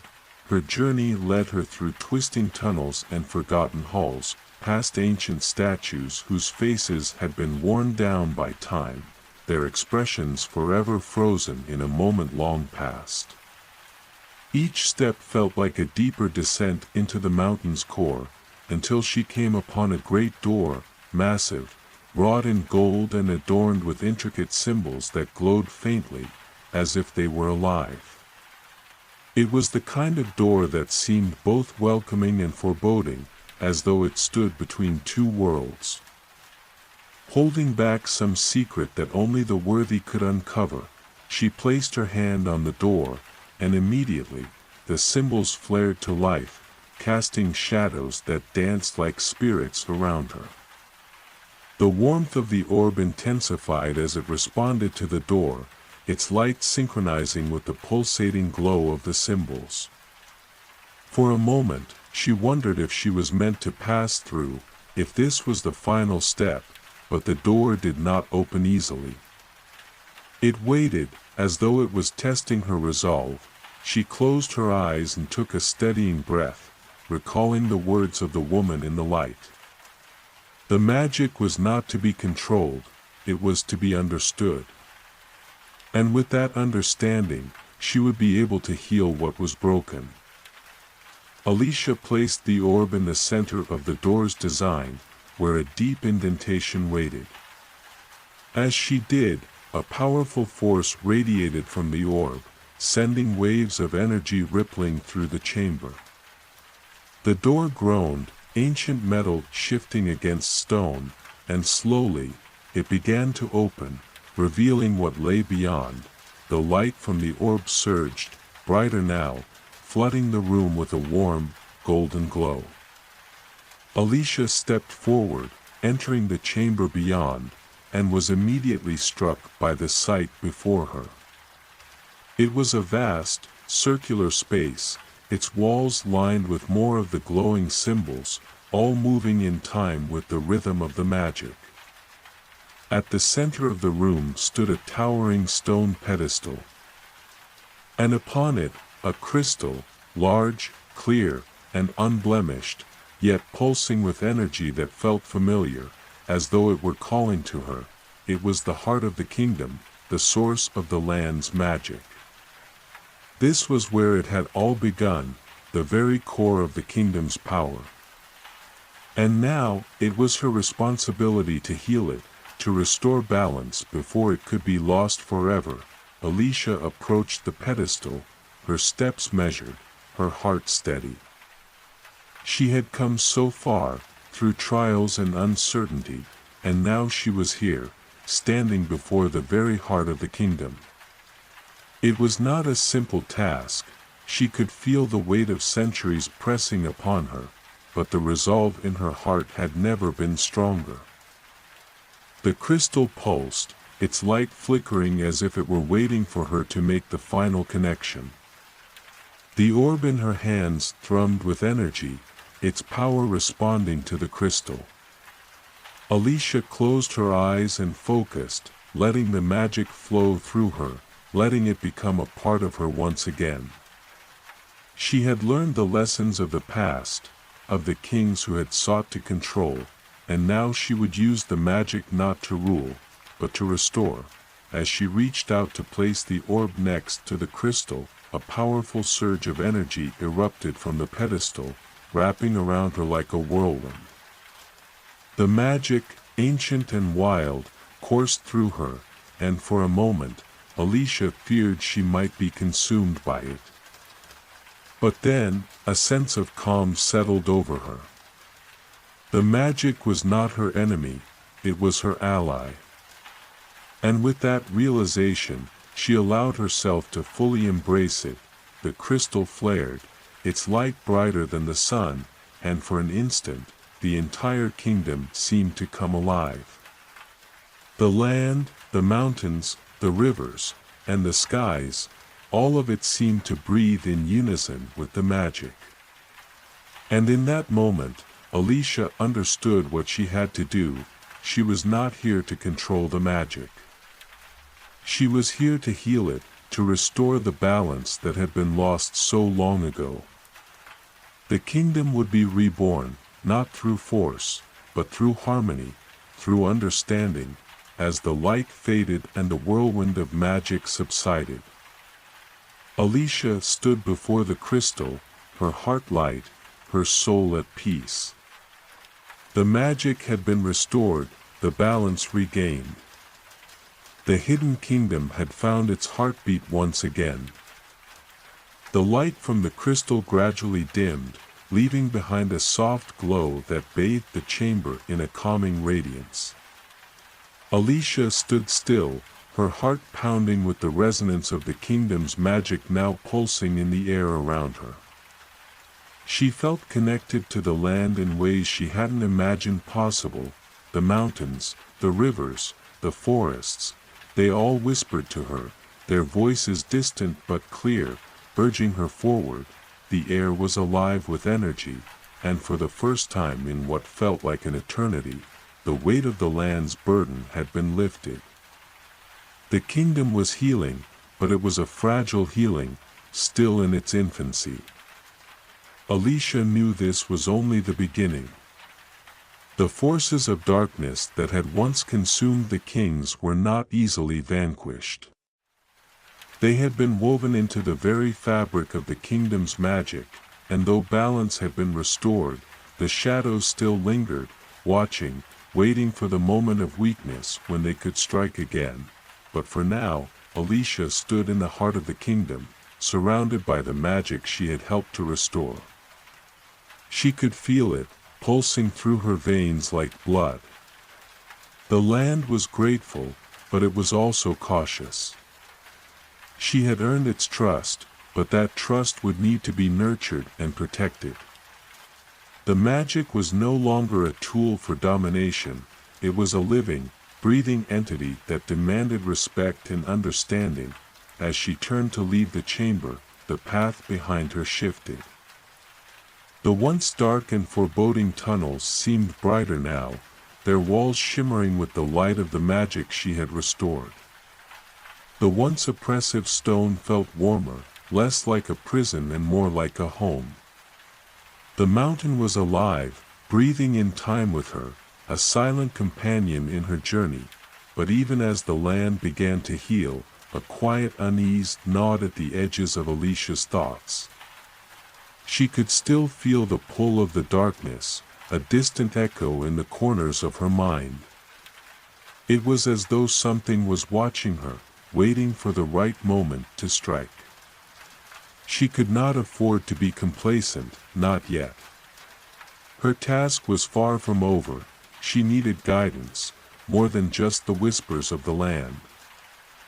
She needed to speak to those who had come before her, those who had walked this path and understood the delicate balance of power that governed the kingdom's magic. The ancient kings were gone, their spirits dispersed into the mountain, but their knowledge remained, buried beneath layers of time and history. There was a place, deep within the kingdom, where the wisdom of the past was said to be stored, an ancient library, hidden from the world above.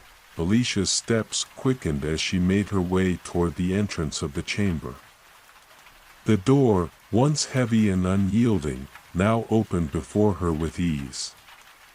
She stepped through, her eyes narrowing as the path ahead revealed itself. The way to the library was not marked on any map. It was a place of secrets, of forgotten truths. But she knew, deep down, that it was where she needed to go. The corridors twisted and turned, and the further she walked, the more the air seemed to change. The light from the crystal had faded, replaced by the steady glow of the key that still hung from her neck. The key, which had once felt like a burden, now felt like a part of her, an extension of her will. She trusted it, just as she had come to trust the magic of the kingdom itself. After what seemed like an eternity of winding paths and dark corridors, Alicia arrived at a small, unassuming door, tucked away in a forgotten corner of the mountain. It was made of ancient wood, covered in vines and moss, but the moment her fingers brushed against its surface, it swung open, revealing a vast hall beyond. The library was unlike anything she had ever seen. Rows upon rows of shelves stretched high into the vaulted ceiling, each one filled with ancient tomes and scrolls, their pages yellowed with age. The air was thick with the smell of old parchment, and the silence was overwhelming, as though the very knowledge contained in this place had long ago ceased to speak. Alicia stepped forward, her eyes scanning the shelves. There were no labels, no indication of where to begin. But she could feel the pull of something, something deeper, something that called to her from the very heart of the library. She walked toward it, her steps measured, her heart steady. In the center of the library, there was a pedestal, upon which rested a single book. Its cover was made of dark leather, worn and cracked with age, but there was an undeniable aura of power surrounding it. It was not a book that could be casually touched.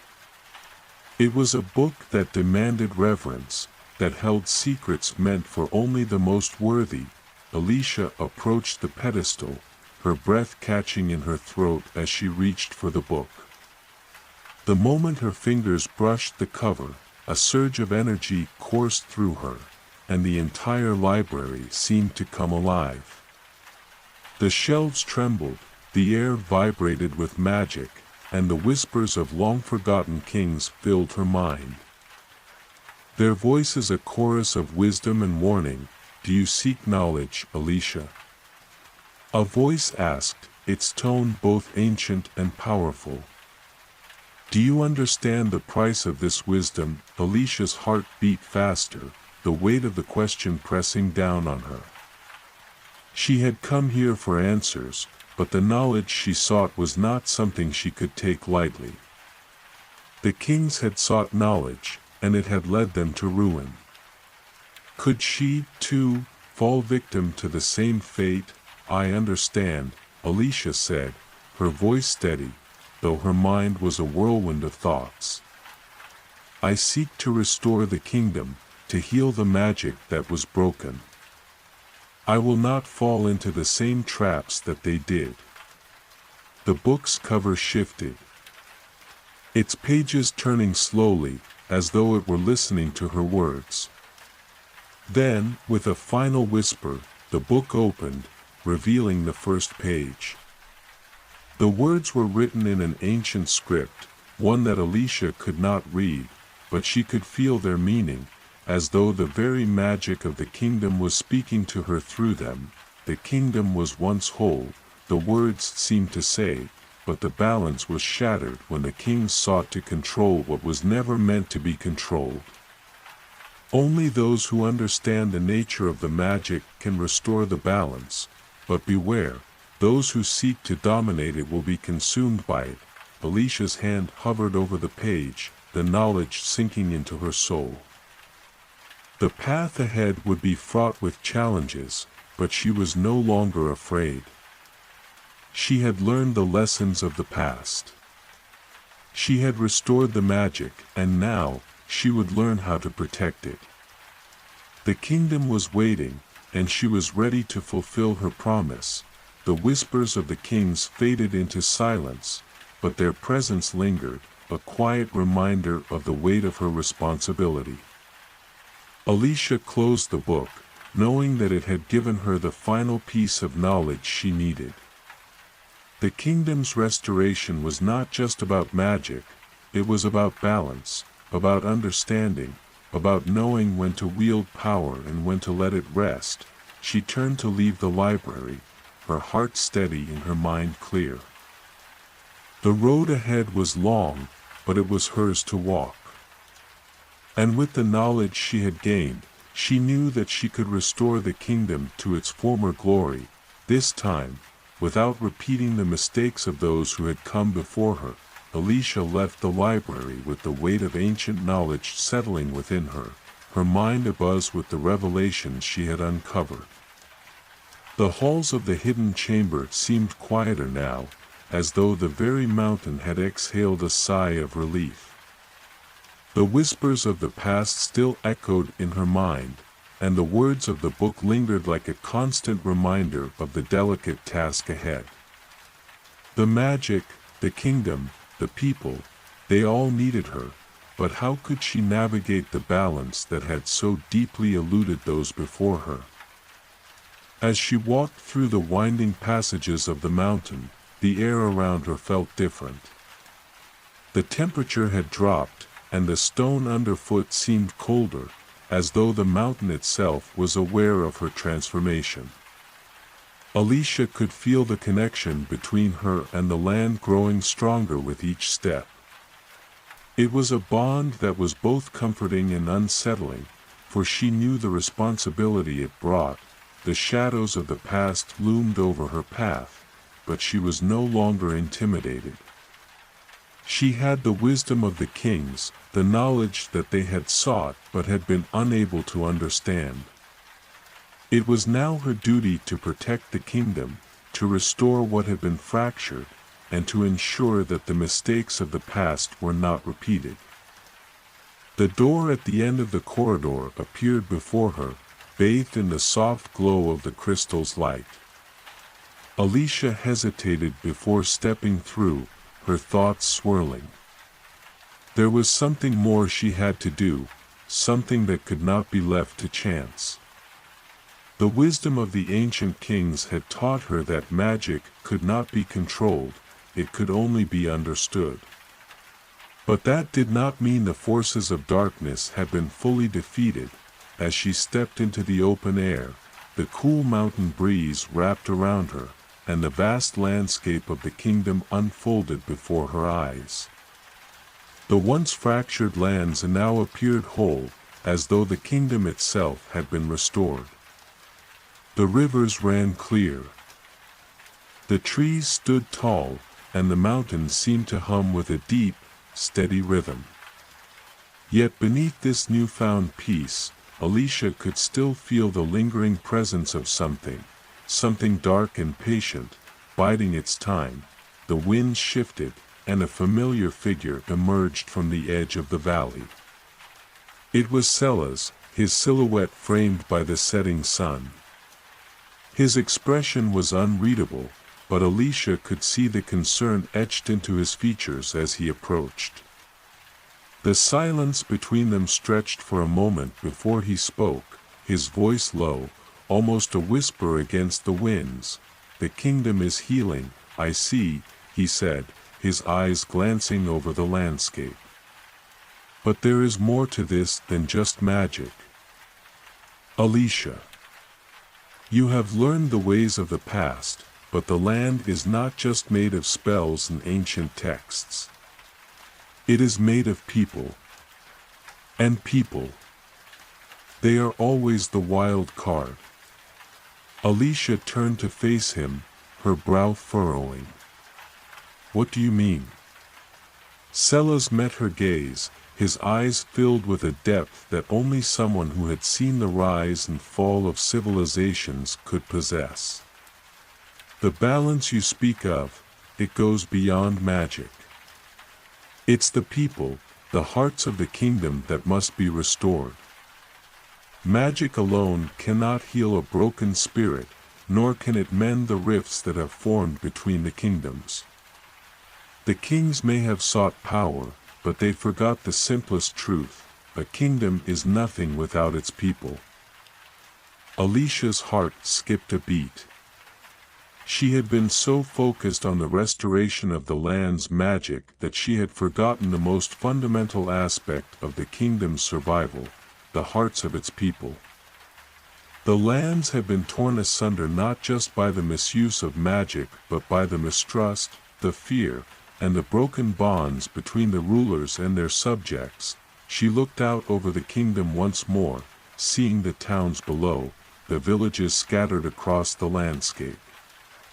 The people were not a distant force, they were the lifeblood of the kingdom. They had suffered just as much as the land had, and their wounds were just as deep. They had been abandoned by the very rulers who were meant to protect them. Left to fend for themselves in a broken world, "I can restore the land," Alicia said, her voice filled with newfound determination, "but I cannot heal the people alone. They must trust again.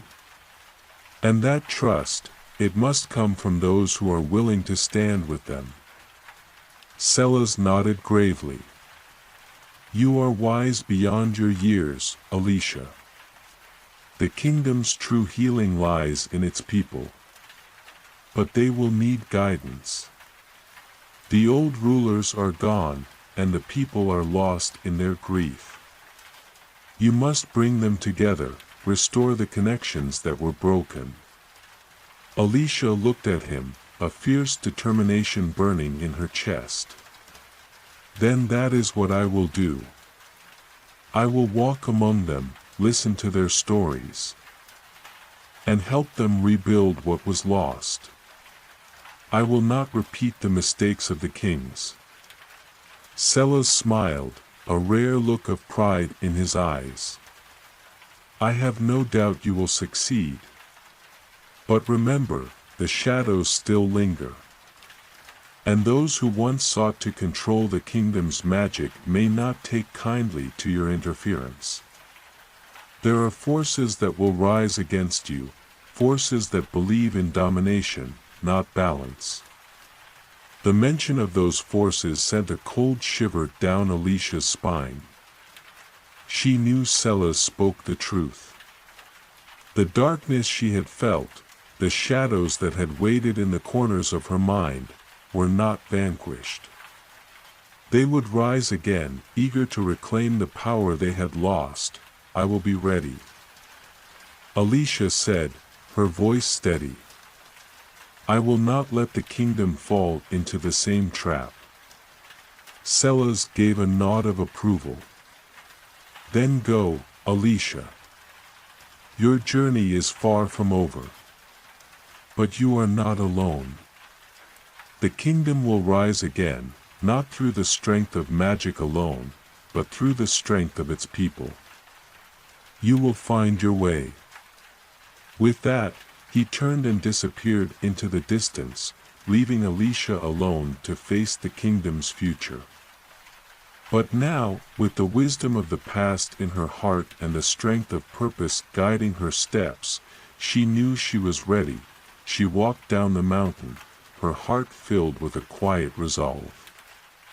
She had the power to restore the kingdom's magic, but now she understood the true task before her, to restore the heart of the kingdom, the people. It would not be easy. There would be many who resisted, many who clung to the past, and many who were too afraid to hope again. But she would not be deterred. She would walk among the people, earn their trust, and show them that they had a future they could shape together. The land had been healed, but now the true work began.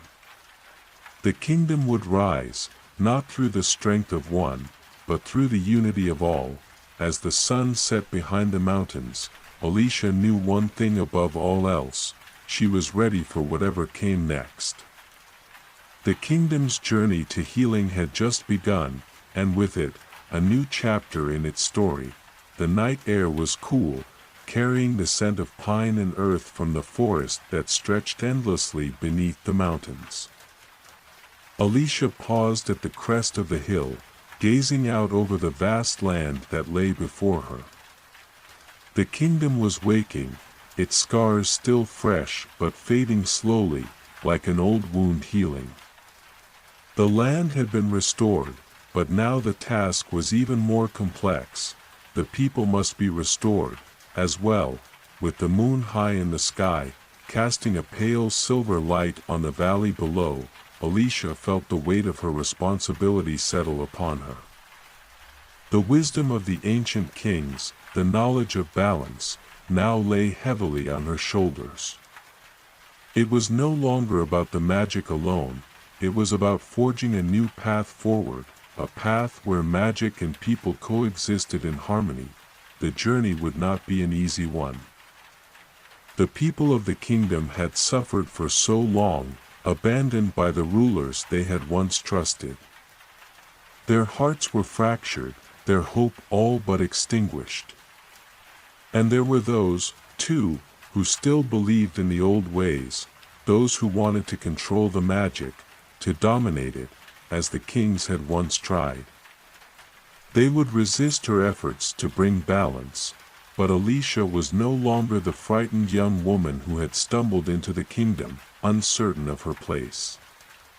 She had learned from the past, from the mistakes that had led to the kingdom's downfall. She understood now that to heal the land, she must first heal the hearts of the people. As she descended into the valley, the distant lights of the village shimmered against the horizon. It was here that her work would begin. The villagers had heard of her return, but their reaction had been mixed. Some were hopeful, while others were wary. The kings had ruled them with iron fists, and their memories of the past were colored by distrust and fear. Alicia knew she could not simply waltz in and expect their loyalty. She had to prove herself, earn their trust, and show them that the future she envisioned was one they could share. But where to start? Her feet carried her down the familiar winding path toward the village, her thoughts swirling like the winds above. She had come to understand that every kingdom was built on more than just power, it was built on trust. On connections between the rulers and their people. She would have to rebuild those connections, and that would require patience, humility, and empathy. When she reached the village, she was greeted by silence. The people had gathered in the square, but they remained distant, watching her every move with uncertainty. The elders stood at the forefront, their faces lined with age and experience. They had seen the rise and fall of many rulers, and their eyes held the weight of that history. Alicia took a deep breath and stepped forward, her voice steady as she addressed them. I know that many of you have suffered, and I know that trust is not easily given. The kings of old, the rulers who came before me, they betrayed you. They sought power at the expense of your well-being, and for that, I am sorry. But I am not here to repeat their mistakes. I am here to offer something different, to offer you a future where we stand together, united, with magic and people working as one. Her words hung in the air, and for a moment, there was only silence. The villagers exchanged looks, their expressions unreadable. Alicia's heart beat faster, but she stood her ground. She had come this far, and she would not back down now. One of the elders, a woman with silver hair and piercing blue eyes, stepped forward.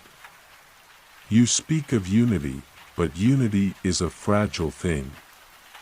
We have seen the kingdoms crumble before us. Watched as rulers promised peace, only to betray us in the end. Why should we believe you will be any different? Alicia nodded, acknowledging the elder's words. You have every right to be skeptical. I am asking you to place your trust in me, but I know trust is earned, not given freely. I will not demand your loyalty. I will prove to you that I am not like the kings of old. I will walk with you, listen to you, and together, we will rebuild this kingdom, not through fear or control, but through understanding and cooperation. The elder's gaze softened, though her eyes remained cautious.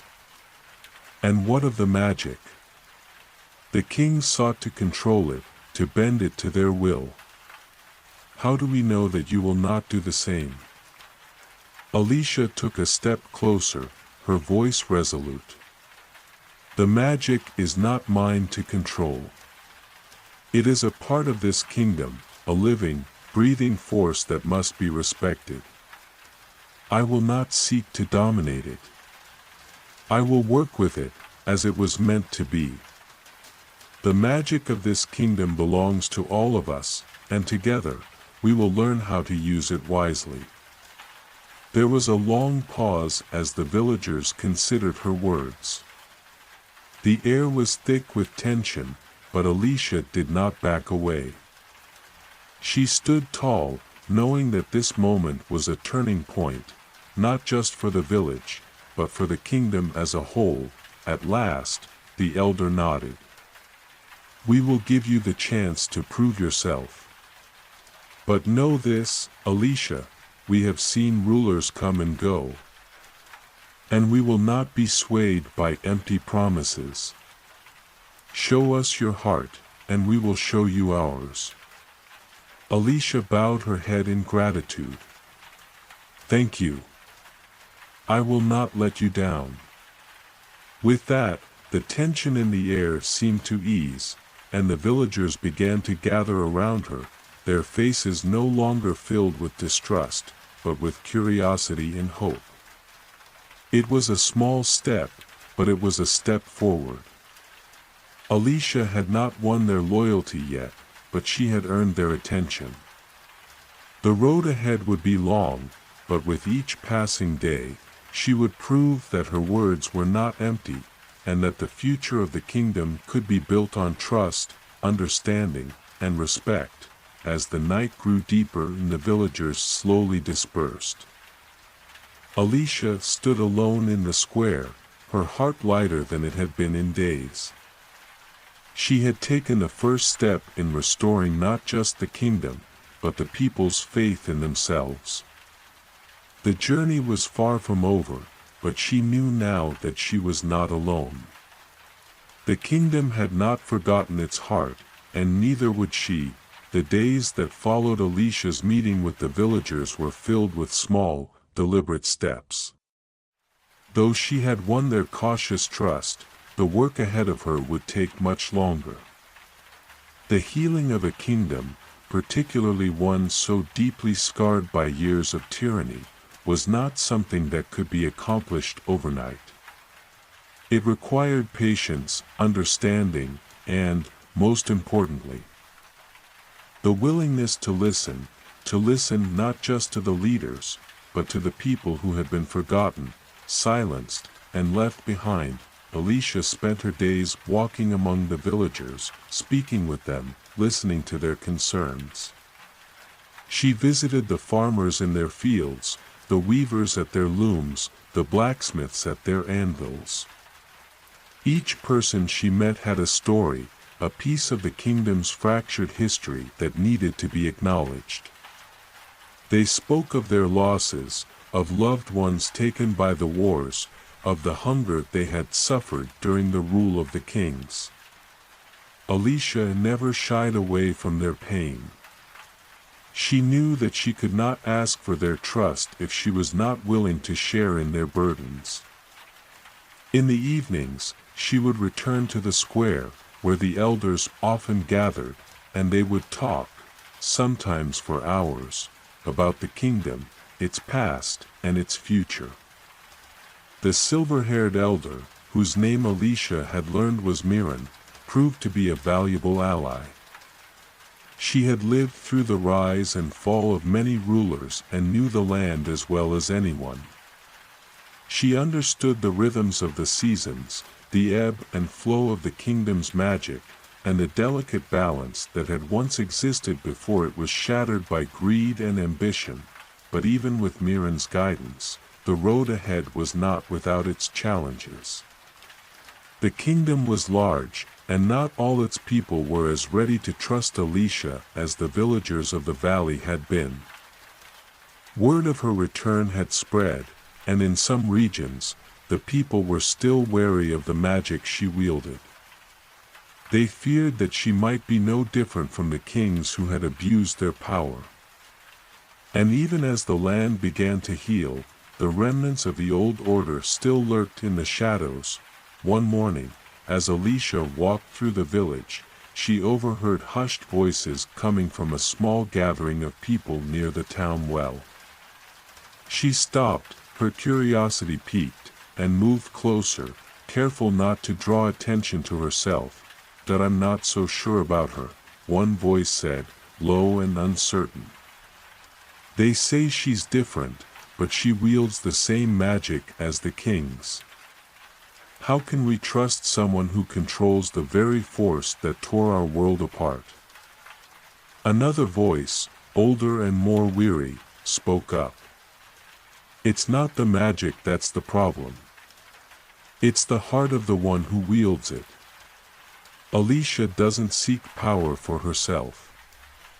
She wants to restore what was lost. If we don't give her a chance, we'll never know if she's truly different." There was a pause, as if the group was weighing the words carefully. Alicia could feel the tension in the air. She knew that the whispers would not stop until she proved herself, not just with words, but with actions. Taking a deep breath, she stepped forward, revealing herself to the small group. They all turned to her, eyes wide with surprise. The tension was palpable, but Alicia did not shy away. She had learned that the only way to move forward was to face the doubts head-on. "I know many of you are still uncertain," she said, her voice steady and calm. "And I understand why. The kings abused the power they had, and the scars of that abuse run deep. But I ask you to see me not as a ruler, but as someone who seeks to heal these wounds, who seeks to learn from the mistakes of the past. I do not control the magic. I work with it, and it will work with all of us if we give it the chance." The villagers exchanged uncertain glances, but the older man who had spoken earlier stepped forward. He was tall, with weathered skin and hands that spoke of years of hard labor. "We've been told many things by many rulers," he said, his voice gruff but not unkind. "Promises of peace, of prosperity. But we've seen it all fall apart.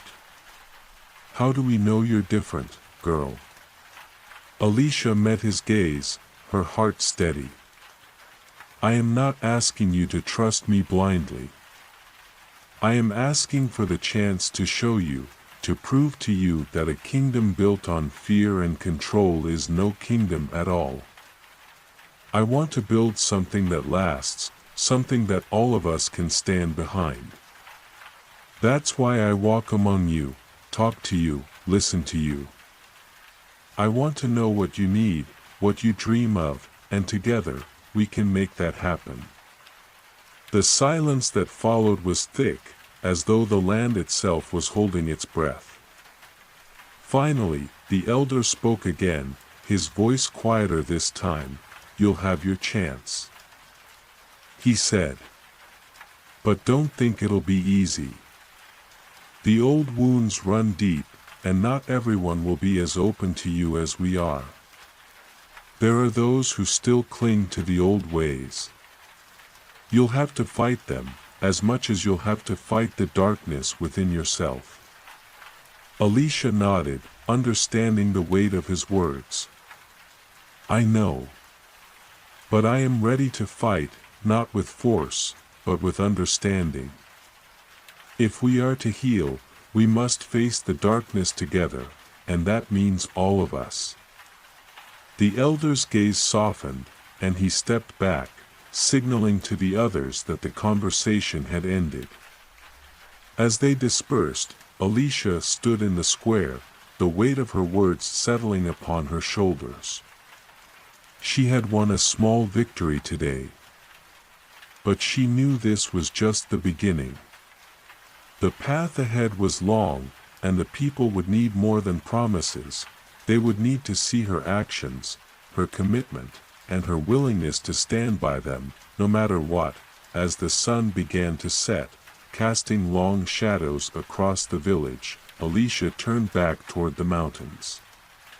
The horizon was painted in hues of orange and pink, a reflection of the kingdom's potential, a potential she now had the chance to help bring to life. But there were still many obstacles to face, many doubts to overcome. The kingdom would rise again, not by the strength of one, but by the unity of many. And Alicia would be there, walking alongside them, leading not with power, but with heart. The days that followed the meeting at the village well were filled with quiet yet deliberate progress. Alicia found herself more and more deeply immersed in the lives of the villagers, working side by side with them in the fields, the markets, and the heart of the village. It wasn't a grand gesture of leadership, but rather an offering of presence, a quiet promise that she was there for the long haul, not just a fleeting hope. Word spread quickly of Alicia's actions, and for the first time in a long while, the people spoke of the future without the cold shadow of fear hanging over their heads. But it was not only in the village that change began to stir. As the seasons turned, ripples of transformation began to spread beyond the valley, across the land that had been abandoned by the kings and left in disarray. There was a sense of anticipation, a feeling in the air as if the very earth itself was waiting for something to shift. The task ahead of her remained daunting. Many places were still reluctant to accept the idea of a kingdom rebuilt from the ashes of the past, especially with the factions that still clung to old beliefs, the magic worshippers who sought to control the force for their own means, and those who feared its power would again bring chaos. These were the remnants of the broken order, and they were not easily swayed, yet, for every whisper of resistance, there were growing voices of hope, quiet murmurs of a new dawn. And in this delicate balance, Alicia found her place. It was not in grand speeches or promises of immediate change, but in her actions. The kingdom could not be rebuilt overnight. It would take time, patience, and, most importantly, trust. Alicia had learned that. As she walked through the village one late afternoon, the golden sun casting long shadows across the earth, she could feel the subtle shift in the air. The villagers who had once looked at her with suspicion now nodded with respect as she passed. It wasn't as much a greeting as it was an acknowledgement, a recognition of her efforts, her presence, but she was not blind to the fact that there were still those who did not yet trust her. Those who still whispered behind her back, who questioned her every move.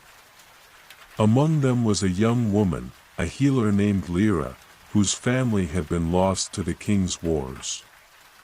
Lyra was quiet, reserved, but Alicia could feel her gaze on her from time to time, sharp and wary. Alicia had not forgotten the first day she met Lyra. Her eyes had been full of pain, a deep hurt that had yet to heal. One evening, as the sky shifted into the deep purple of twilight, Alicia found herself near the healer's small cottage. The air smelled of herbs, lavender, and wood smoke. It was a peaceful place, a sanctuary, and one that Alicia had visited many times in the weeks since her return. Lyra had treated her wounds on more than one occasion. Though she never spoke much about her own life, Alicia knocked gently on the door, knowing that it was unlikely Lyra would come seeking her help directly, but also knowing that the healer's pride ran deeper than the village itself.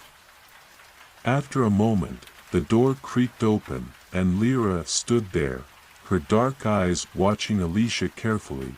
"I didn't think I'd see you here tonight," Lyra said quietly, though there was no malice in her voice, only a quiet resolve. Alicia offered a soft smile. "I came to speak with you, if you have time." Lyra raised an eyebrow, stepping aside to let her enter. "Speak. You want to talk about the kingdom, I suppose." "I want to talk about you," Alicia replied. The healer's eyes narrowed slightly. "Me?" "Yes," Alicia said gently, "you're one of the few who hasn't trusted me completely, and I respect that. You've seen firsthand what magic can do. You've witnessed its power, its destruction. But I want to know what it would take to make you believe in the path I'm trying to forge." Lyra hesitated, her hands folding in front of her as if she was unsure whether to open up or keep her distance. "I lost everything to the kings and their magic.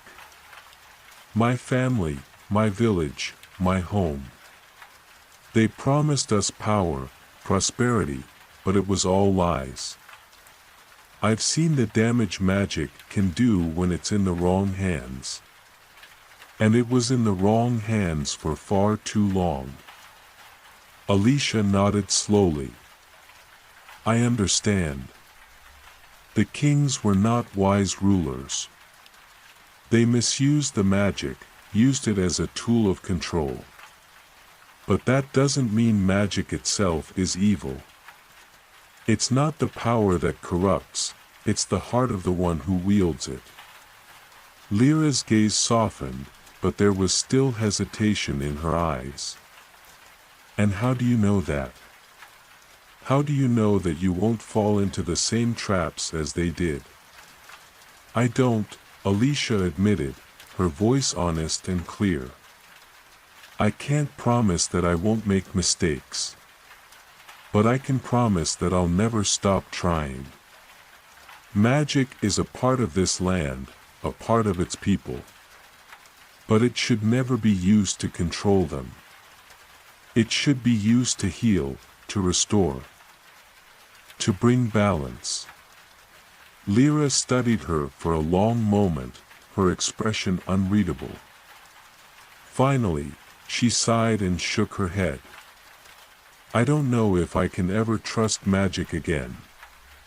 But I do trust you, Alicia. That doesn't mean I'm willing to follow you blindly. But it means I'm willing to see if you can truly change things. I'll watch, and I'll help if I can. But I won't stand by and watch you make the same mistakes as the kings. Alicia smiled softly, feeling a warmth in her chest. Thank you, Lyra. That's all I ask for the chance to prove that things can be different. The healer nodded, and for the first time, there was a spark of something else in her eyes, hope, perhaps, or at the very least, a willingness to see beyond the darkness of the past. As Alicia turned to leave, Lyra spoke once more. I'll help you, Alicia. But don't expect me to always agree with you. I won't follow you without question. That's not how trust works. Alicia smiled, turning back to face her. And that's why I need you. To keep me grounded, to remind me of what truly matters. Together, we can build something new. As she walked out of the cottage, the cool night air wrapped around her like a blanket. She knew that the journey ahead would not be easy, and that there were many more who needed convincing, who needed time to heal. But she was not alone. With each passing day, more people like Lyra would join her. Slowly but surely, until the kingdom no longer stood in the shadow of the kings, but in the light of something new, something built on trust, compassion, and shared understanding. The road to healing was long, but it was a road worth traveling. As the days stretched on and the seasons continued their slow, inevitable march, the changes in the kingdom became more apparent. The valley that had once been a place of quiet despair now hummed with the activity of a community slowly coming together. The villagers were no longer just surviving, they were beginning to rebuild. Small fields were tilled once more, young crops sprouted where nothing had grown in years, and the sound of children's laughter could be heard echoing through the streets, a sound that had long been absent from the land. Yet, despite the visible progress, there remained an undercurrent of uncertainty. Alicia could feel it every time she spoke with someone whose eyes had seen too much, heard too many empty promises. She knew that her actions, no matter how sincere, were not enough to erase the scars left by the kings. There were those who still saw magic as a weapon to be feared, and others who clung to the old ways, unwilling to let go of the illusions of power and control. One evening, as Alicia walked through the village, she felt a familiar, unsettling weight on her shoulders. It wasn't the usual exhaustion that came from a long day's work. No, this felt different, as if something was out of balance, something just beyond her reach, but undeniably present. It had been happening for days now, an uneasy tension that gripped the air, making the birds quiet and the wind still. The sky overhead was streaked with the last remnants of sunlight, the horizon a soft, golden hue, but the quiet was unnerving. It was as though the earth itself was holding its breath.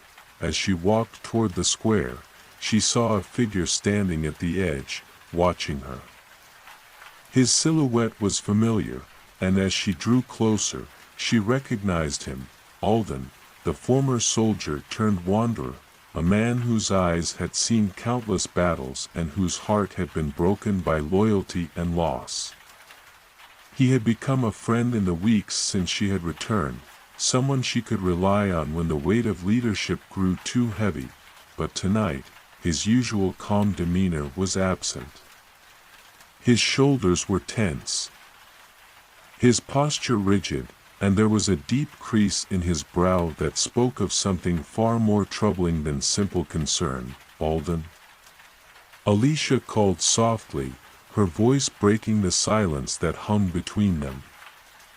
He turned to face her, his expression unreadable. "Alicia," he greeted her, his voice carrying an edge that she hadn't heard before. "We need to talk." His words were heavy with an urgency that sent a chill down her spine.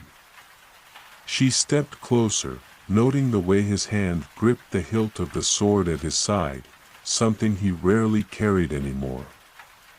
"What is it? What's happened?"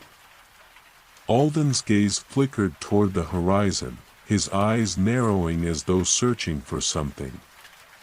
"There's a storm coming," he said, his voice low. "Not of nature, but of something darker.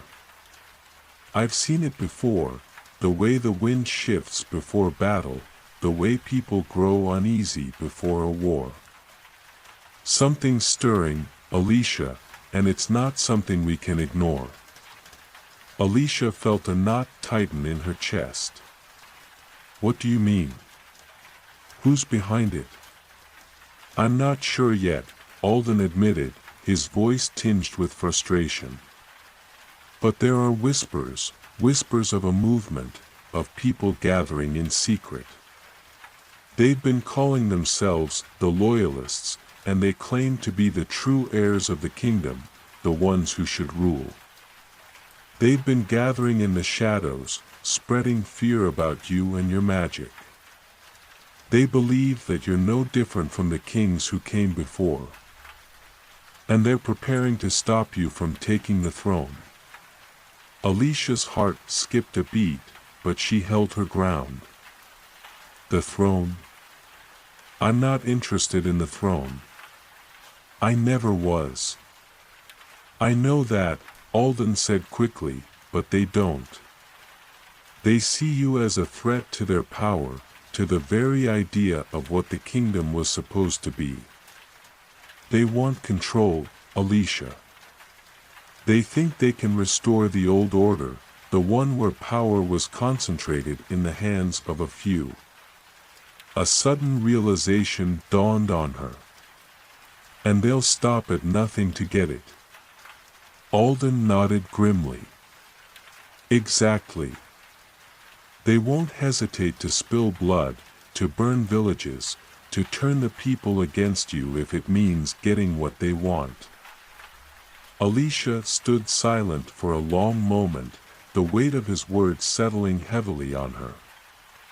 It wasn't the first time she had faced resistance, but this felt different. These weren't just whispers. These were people willing to fight for an idea, a dangerous, outdated idea. And she knew that if she didn't act quickly, the fragile peace she had worked so hard to build could be shattered in an instant. "What do we do?" she asked, her voice steady but laced with concern. "We need to find them, Alicia," Alden said. "We need to root out this movement before it grows too strong. But we can't do it alone. We need allies, people who understand the stakes, people who are willing to stand beside you.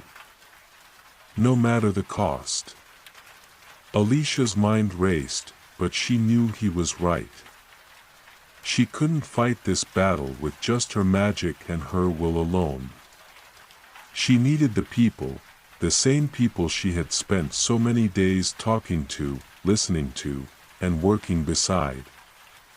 Only together could they stand against the forces of division and fear that sought to tear them apart. "I'll speak with the villagers," she said, her voice resolute.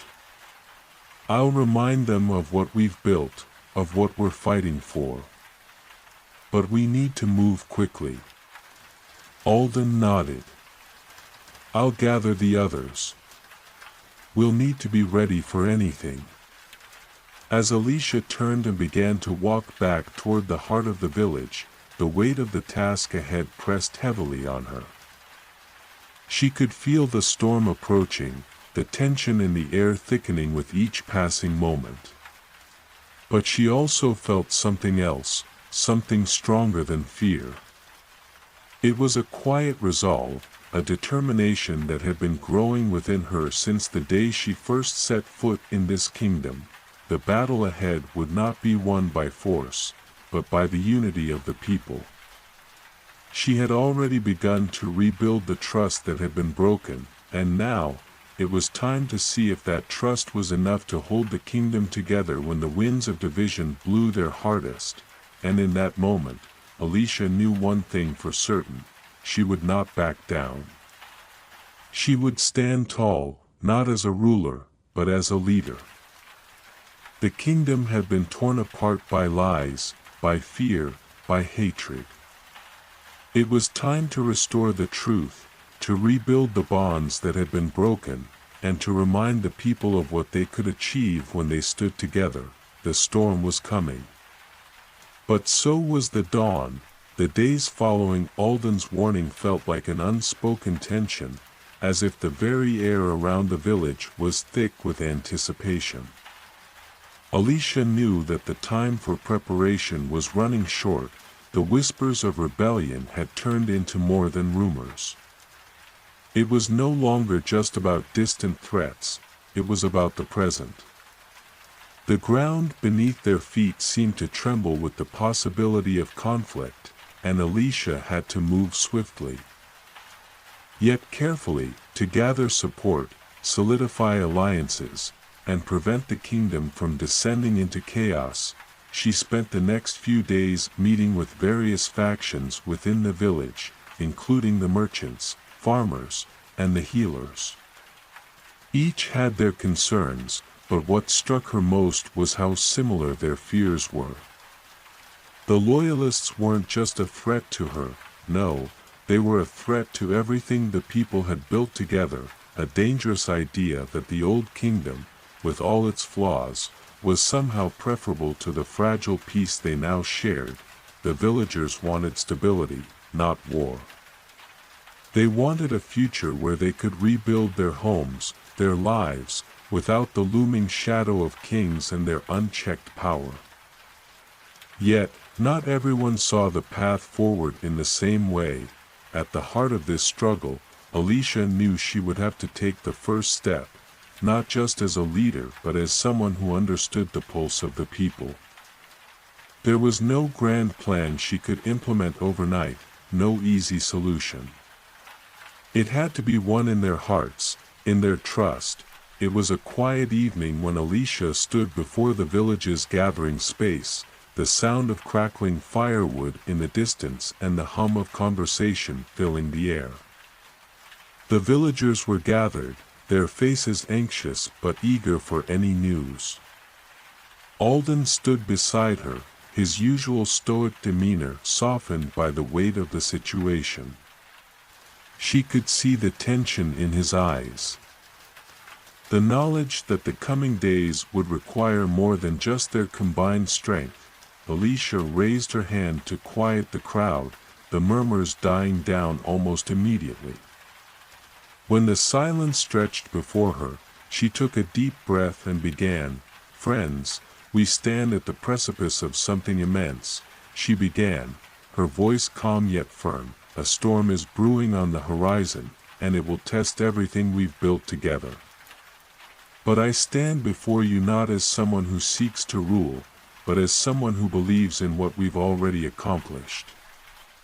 We've fought too hard to get this far, and I will not let anyone destroy the future we've begun to create." A murmur of agreement rippled through the crowd. But there were still many faces clouded with doubt. Alicia pressed on, her gaze steady as she met the eyes of those around her. "The loyalists may seek to divide us," she continued. "They may promise us a return to an idealized past, but the truth is, we cannot go backward. We must move forward, together." This is not a fight about magic. It's not a fight about power. It is a fight for our future, one where we have the freedom to choose our own path, not to be shackled by the mistakes of those who came before us. The people were listening now, though the unease remained. Alicia knew this speech, however heartfelt, would not be enough. There would be those who would never believe in the possibility of change. She needed more than words. She needed action, and she needed the people to believe that action could change the course of their lives. Alden spoke next, his voice low but powerful, cutting through the lingering uncertainty. We can no longer afford to wait for things to change on their own. If we stand by and do nothing, the loyalists will make their move, and everything we've worked for will be lost. But if we stand together, if we unite, then no force can break us. Alicia nodded in agreement, her hand reaching out to rest on Alden's shoulder. He was right. But unity would not come without sacrifice, without pain. It would take more than just a decision, it would take a shared commitment to something greater than any one person. Than any one faction. I ask for your trust, she said, her voice growing more urgent, not just in me, but in each other. We've already begun to build something far stronger than the kingdoms that once ruled us. We've built a community, a family. And no matter how hard they try to tear us apart, we will not fall. There was a pause, a heavy silence in the air. Then, one by one, the villagers began to nod, their faces hardening with determination. The firelight reflected in their eyes, and for a moment, Alicia saw not just the faces of the people who had joined her, but the faces of the future they were fighting for. We will stand with you, an elderly woman spoke up, her voice trembling but resolute. We've seen what you've done. We've seen how far you've come. And we will not allow those who would seek to bring us back to the old ways to undo that. Alicia smiled, relief washing over her as the murmurs of agreement spread through the crowd. She could feel the change in the air, the subtle shift that marked the beginning of a new chapter, but as the crowd began to disperse, Alden caught her eye. His face was grave, the same unease still present in his gaze. There's something else, isn't there? Alicia asked quietly, her voice lowered so only he could hear. Alden didn't answer right away. He seemed to be weighing his words carefully before speaking. We've made our stand here, he said. But we still don't know the full extent of the Loyalists' reach. They've been gathering in secret, and if we don't act quickly, we risk them gaining momentum. There are places we haven't reached, villages we haven't spoken to. If they strike first, they will, Alicia said, her voice hardening. But we'll strike back. Alden nodded. It won't be easy. They're well organized, and they have resources. They'll play dirty. I know, she replied, her resolve hardening. But we won't lose. Not this time. The wind shifted as they stood there, the first chill of evening settling over the valley. It was a reminder of the work still to be done, the battle still ahead. But Alicia knew that the people were ready. Together, they would face whatever came next, united, unbroken, and determined to forge a future that was their own. As they turned toward the horizon, the night fell quietly around them, the darkness holding its breath, waiting for the storm to break. The days after the village gathering passed quickly, each one bringing with it a growing sense of anticipation, tension, and quiet resolve. The Loyalists were not a force that could be ignored, not when their whispers had already begun to reach the farthest corners of the valley. It was clear that the kingdom stood at a crossroads, and the path forward was fraught with uncertainty. Yet, one thing was undeniable: Alicia's resolve had never been stronger. She had the people's trust, and with that trust, she would forge a way forward. Her first task was to organize the defense of the valley. The villagers had made it clear that they would stand with her, but now it was time to take that promise and turn it into action. Alicia worked tirelessly, gathering volunteers to bolster the village's meager defenses. Men and women who had once been farmers, traders, and craftsmen now found themselves training with swords, spears, and even the magic that had once been so tightly controlled. Alicia knew that the fight ahead would not be won by strength alone.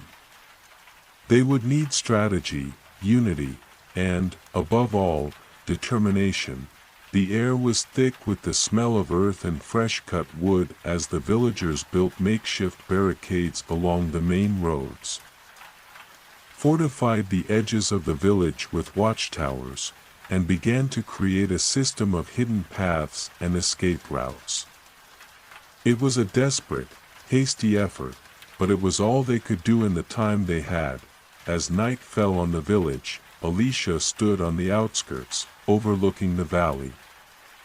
The stars were bright above, their cold light illuminating the mountains that loomed in the distance.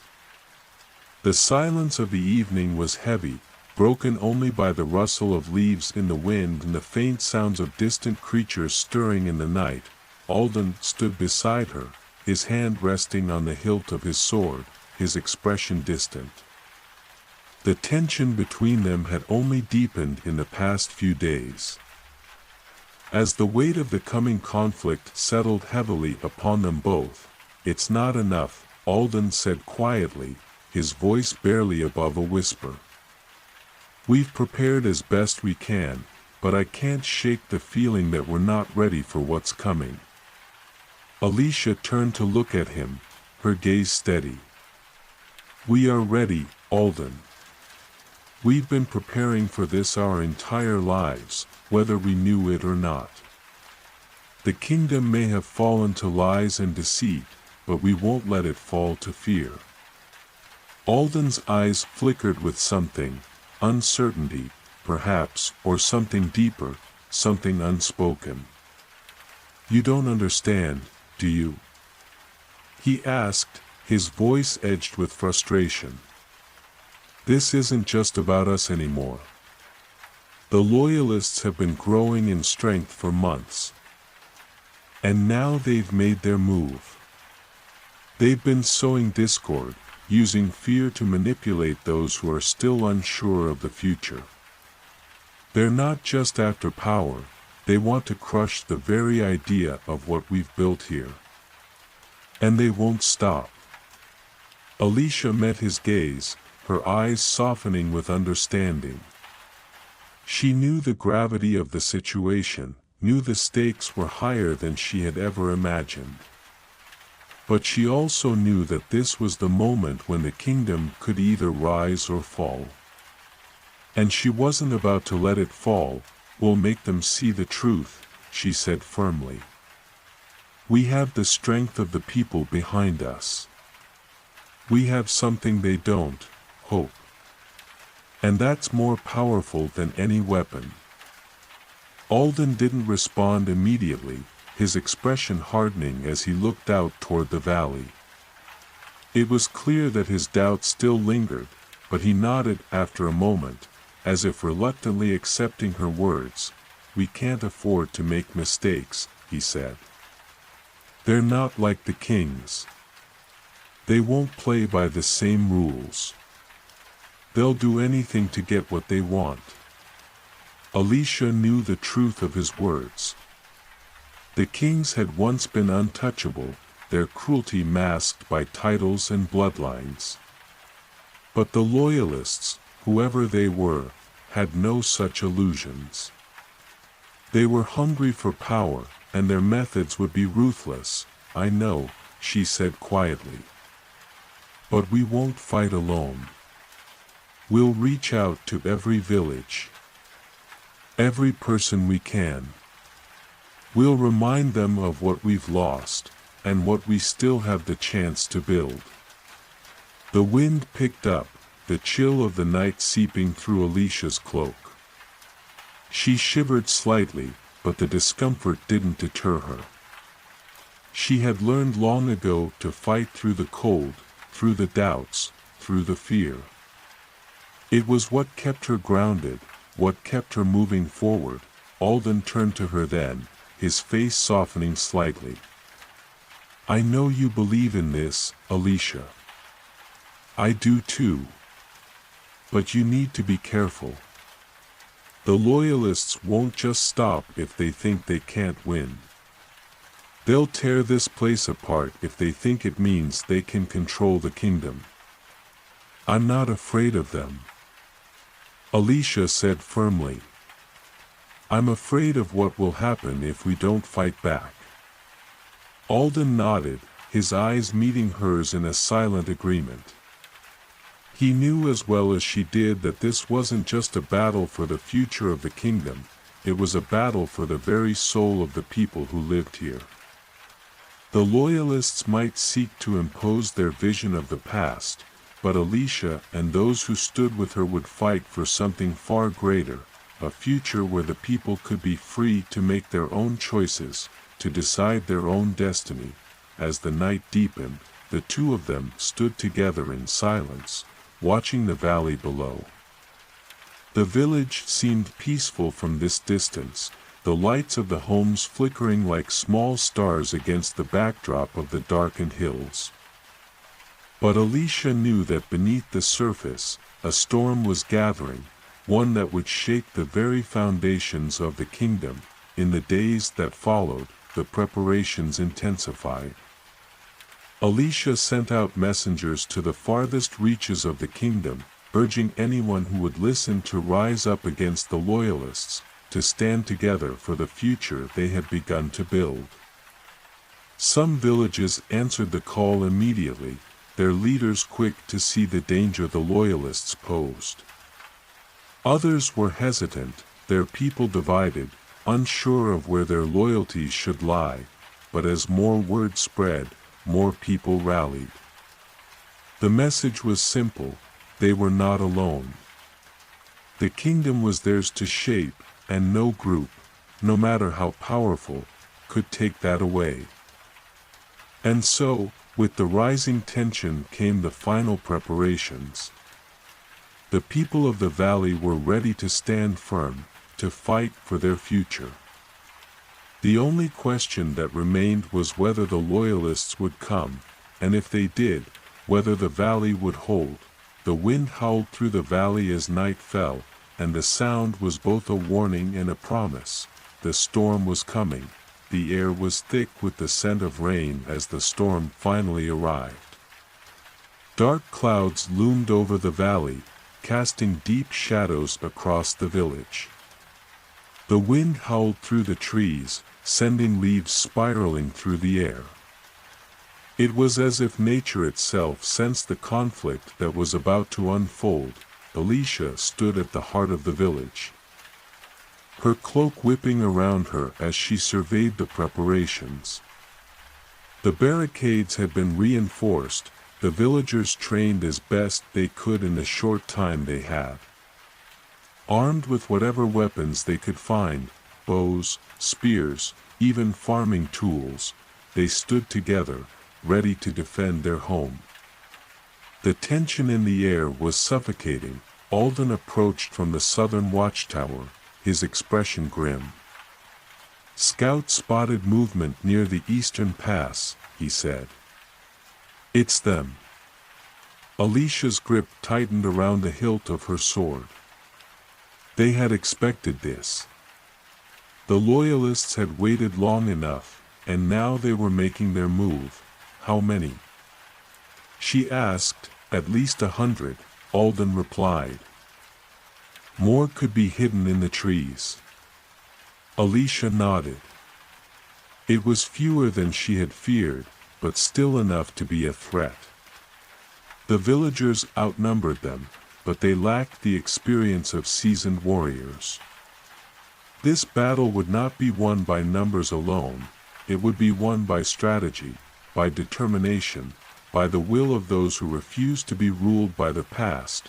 She turned to the gathered fighters, her voice carrying over the wind. "This is it," she said. "The moment we've been preparing for. The Loyalists come with the belief that they can break us, that they can force us to submit to their rule. But they underestimate us." Murmurs of agreement rippled through the crowd. "They think we are weak." Alicia continued, "But they are the ones who cling to the past. They believe power comes from bloodlines and crowns. But we know the truth, power comes from the people. From our unity. From our belief in a better future." A silence settled over the villagers as her words sank in. Then, one by one, they straightened, their eyes burning with resolve. Alden placed a hand on her shoulder. "It's time." Alicia took a deep breath. The storm had arrived, both in the sky and on the battlefield. The first attack came just before dawn. The Loyalists moved quickly, striking from the cover of the trees, their dark cloaks blending into the shadows. Arrows rained down upon the village, but the barricades held. The villagers, under Alicia's leadership, responded swiftly, loosing their own arrows in return. Alden led a group to the eastern pass, cutting off one of the Loyalists' entry points. The battle was fierce, swords clashing against shields, cries of pain and determination filling the air. The villagers fought with everything they had, their fear transforming into something else, into fury, into defiance. Alicia fought alongside them, her blade a blur as she parried, dodged, and struck with precision. She had trained for this moment, had prepared for the day when she would have to defend the kingdom she had sworn to protect. But the Loyalists were relentless. A horn sounded in the distance. And suddenly, more of them emerged from the western ridge. They had anticipated resistance. They had come prepared. Alicia's heart pounded. This was no longer a simple skirmish. This was a battle for the future. We have to hold the line. She shouted. Alden fought his way back to her side, blood staining his armor. "They're pushing hard," he said through gritted teeth. "We need to end this quickly." Alicia knew what he meant. They couldn't afford to be drawn into a prolonged fight. The villagers had strength, but the Loyalists had experience, and so, she made a choice. "Find their leader," she said. "Cut off the head, and the body will fall." Alden nodded, and together they fought their way through the chaos. Searching for the one who commanded the Loyalists, it didn't take long to find him. A tall figure in dark armor stood near the tree line, his sword dripping with blood. His face was partially hidden beneath a hood, but his posture spoke of authority. Alicia met his gaze, and in that moment, she knew, this was the one who had orchestrated everything. "Alicia of the Valley," he called out, his voice smooth and calculating. "You've built something remarkable here. It's a shame you won't live to see it fall." She raised her sword. "The only thing that's falling today is your rule." The man smirked, then lunged. Their blades met in a clash of steel, sparks flying as they traded blows. He was skilled, far more experienced than any opponent she had faced before. But Alicia was not fighting alone, she fought for the village. for the people who had placed their trust in her, for the kingdom that deserved a future beyond the rule of tyrants.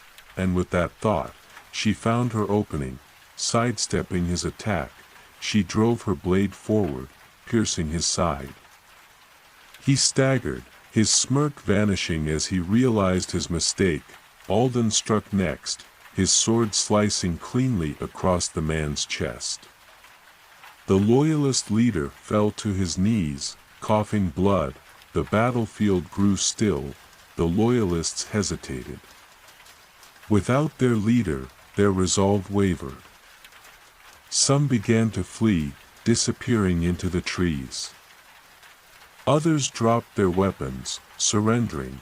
The battle was over. Alicia stood amidst the fallen, her chest rising and falling with exhaustion. The village had held. They had won. Alden placed a hand on her shoulder. "It's done." She nodded, exhaling slowly. "No," she corrected. "It's just beginning." Because though the battle had ended, the true challenge lay ahead. Rebuilding. Healing. Creating a future from the ashes of the past. But as she looked around at the people who had fought beside her, at the kingdom they had saved, she knew one thing for certain: they would face whatever came next. Together, the battlefield was eerily silent. The only sounds that remained were the crackling of torches, the distant cries of the wounded, and the heavy breaths of those who had fought. Rain began to fall in slow, heavy drops, washing away the blood that stained the ground. Alicia lowered her sword, her muscles aching from the relentless battle. Around her, villagers moved among the fallen, tending to the wounded and collecting the weapons of the surrendered loyalists. Some of their enemies had fled into the woods, but they no longer posed an immediate threat. Alden wiped the blood from his blade, his expression unreadable. "We did it," he said, but there was no triumph in his voice, only exhaustion. Alicia nodded, scanning the faces around her. Relief flickered in their eyes, but it was laced with grief. They had won, but at a cost. Friends, family members, people they had shared meals and laughter with, lay motionless on the battlefield. She clenched her fists, swallowing the lump in her throat. "We need to gather the wounded," she said. "And we bury our dead with honor." The villagers moved quickly, lifting their fallen, whispering quiet prayers as they carried them back to the village. Some of the surrendered loyalists stood uncertainly, awaiting their fate. Alden turned to Alicia. "What do we do with them?" Alicia looked at the captured loyalists, their faces marked by fear, defiance, and something else: doubt. They had fought for a cause they believed in, but now that cause lay in ruins at their feet. "We give them a choice," she said. "They can leave, return to their homes, and take no further part in this war. Or they can stay, help us rebuild, live among us, and see with their own eyes that the future we fight for is worth more than the past they were defending." A murmur spread through the prisoners. Some looked relieved, others skeptical. One, a young man barely older than Alicia, stepped forward. His face was bruised, his lips split from the battle. "I fought because I thought we were restoring the kingdom," he said, his voice hoarse. "But now, I don't know what's right anymore." Alicia met his gaze. "Then stay," she said. "See for yourself." Slowly, others began to step forward, nodding. Not all, but enough. Some still clung to their beliefs, their hatred, but others were willing to listen, to consider a new path. Alden sighed, sheathing his sword. You always did believe people could change. Alicia gave him a tired smile. Someone has to. The next morning, the rain had passed, leaving the village drenched in the golden light of dawn. Smoke from the torches still lingered in the air, but the mood had shifted. The villagers gathered in the square, tending to wounds, reinforcing the barricades, speaking in hushed voices about what came next. Alicia stood before them, her cloak still damp from the night before. She had not slept. None of them had. But there was no time for rest. She looked over the people who had fought, who had bled for this valley, for this kingdom. And she spoke. We stood together, she said. We fought for our future. And we won. A few quiet cheers rose, but the grief of the fallen still weighed on them. But the battle was just the beginning, Alicia continued. Now comes the hardest part, rebuilding. Healing. We cannot let this victory turn into another war. We must show the rest of the kingdom that we are not just rebels, not just fighters. We are builders. We are dreamers. And we will not let the shadows of the past dictate our future. A murmur of agreement spread through the crowd. She turned to the surrendered loyalists who had chosen to stay. You have lost your way, she said, not unkindly. But we offer you a chance to find a new one. Help us. See what we are trying to build. The young man from the night before stepped forward, nodding. I will, he said, and one by one, others followed. Alden watched it all in silence before leaning toward Alicia. And what about the ones who fled? They will return, Alicia said, looking toward the mountains. Some will seek revenge. Others will come looking for hope. Either way, we'll be ready. The wind stirred around them, carrying the scent of rain and earth. The kingdom had not been restored overnight. There were still battles to fight, not with swords, but with ideas. With compassion, with the strength to break the cycle of history. But for the first time in a long time, Alicia felt something stronger than fear. She felt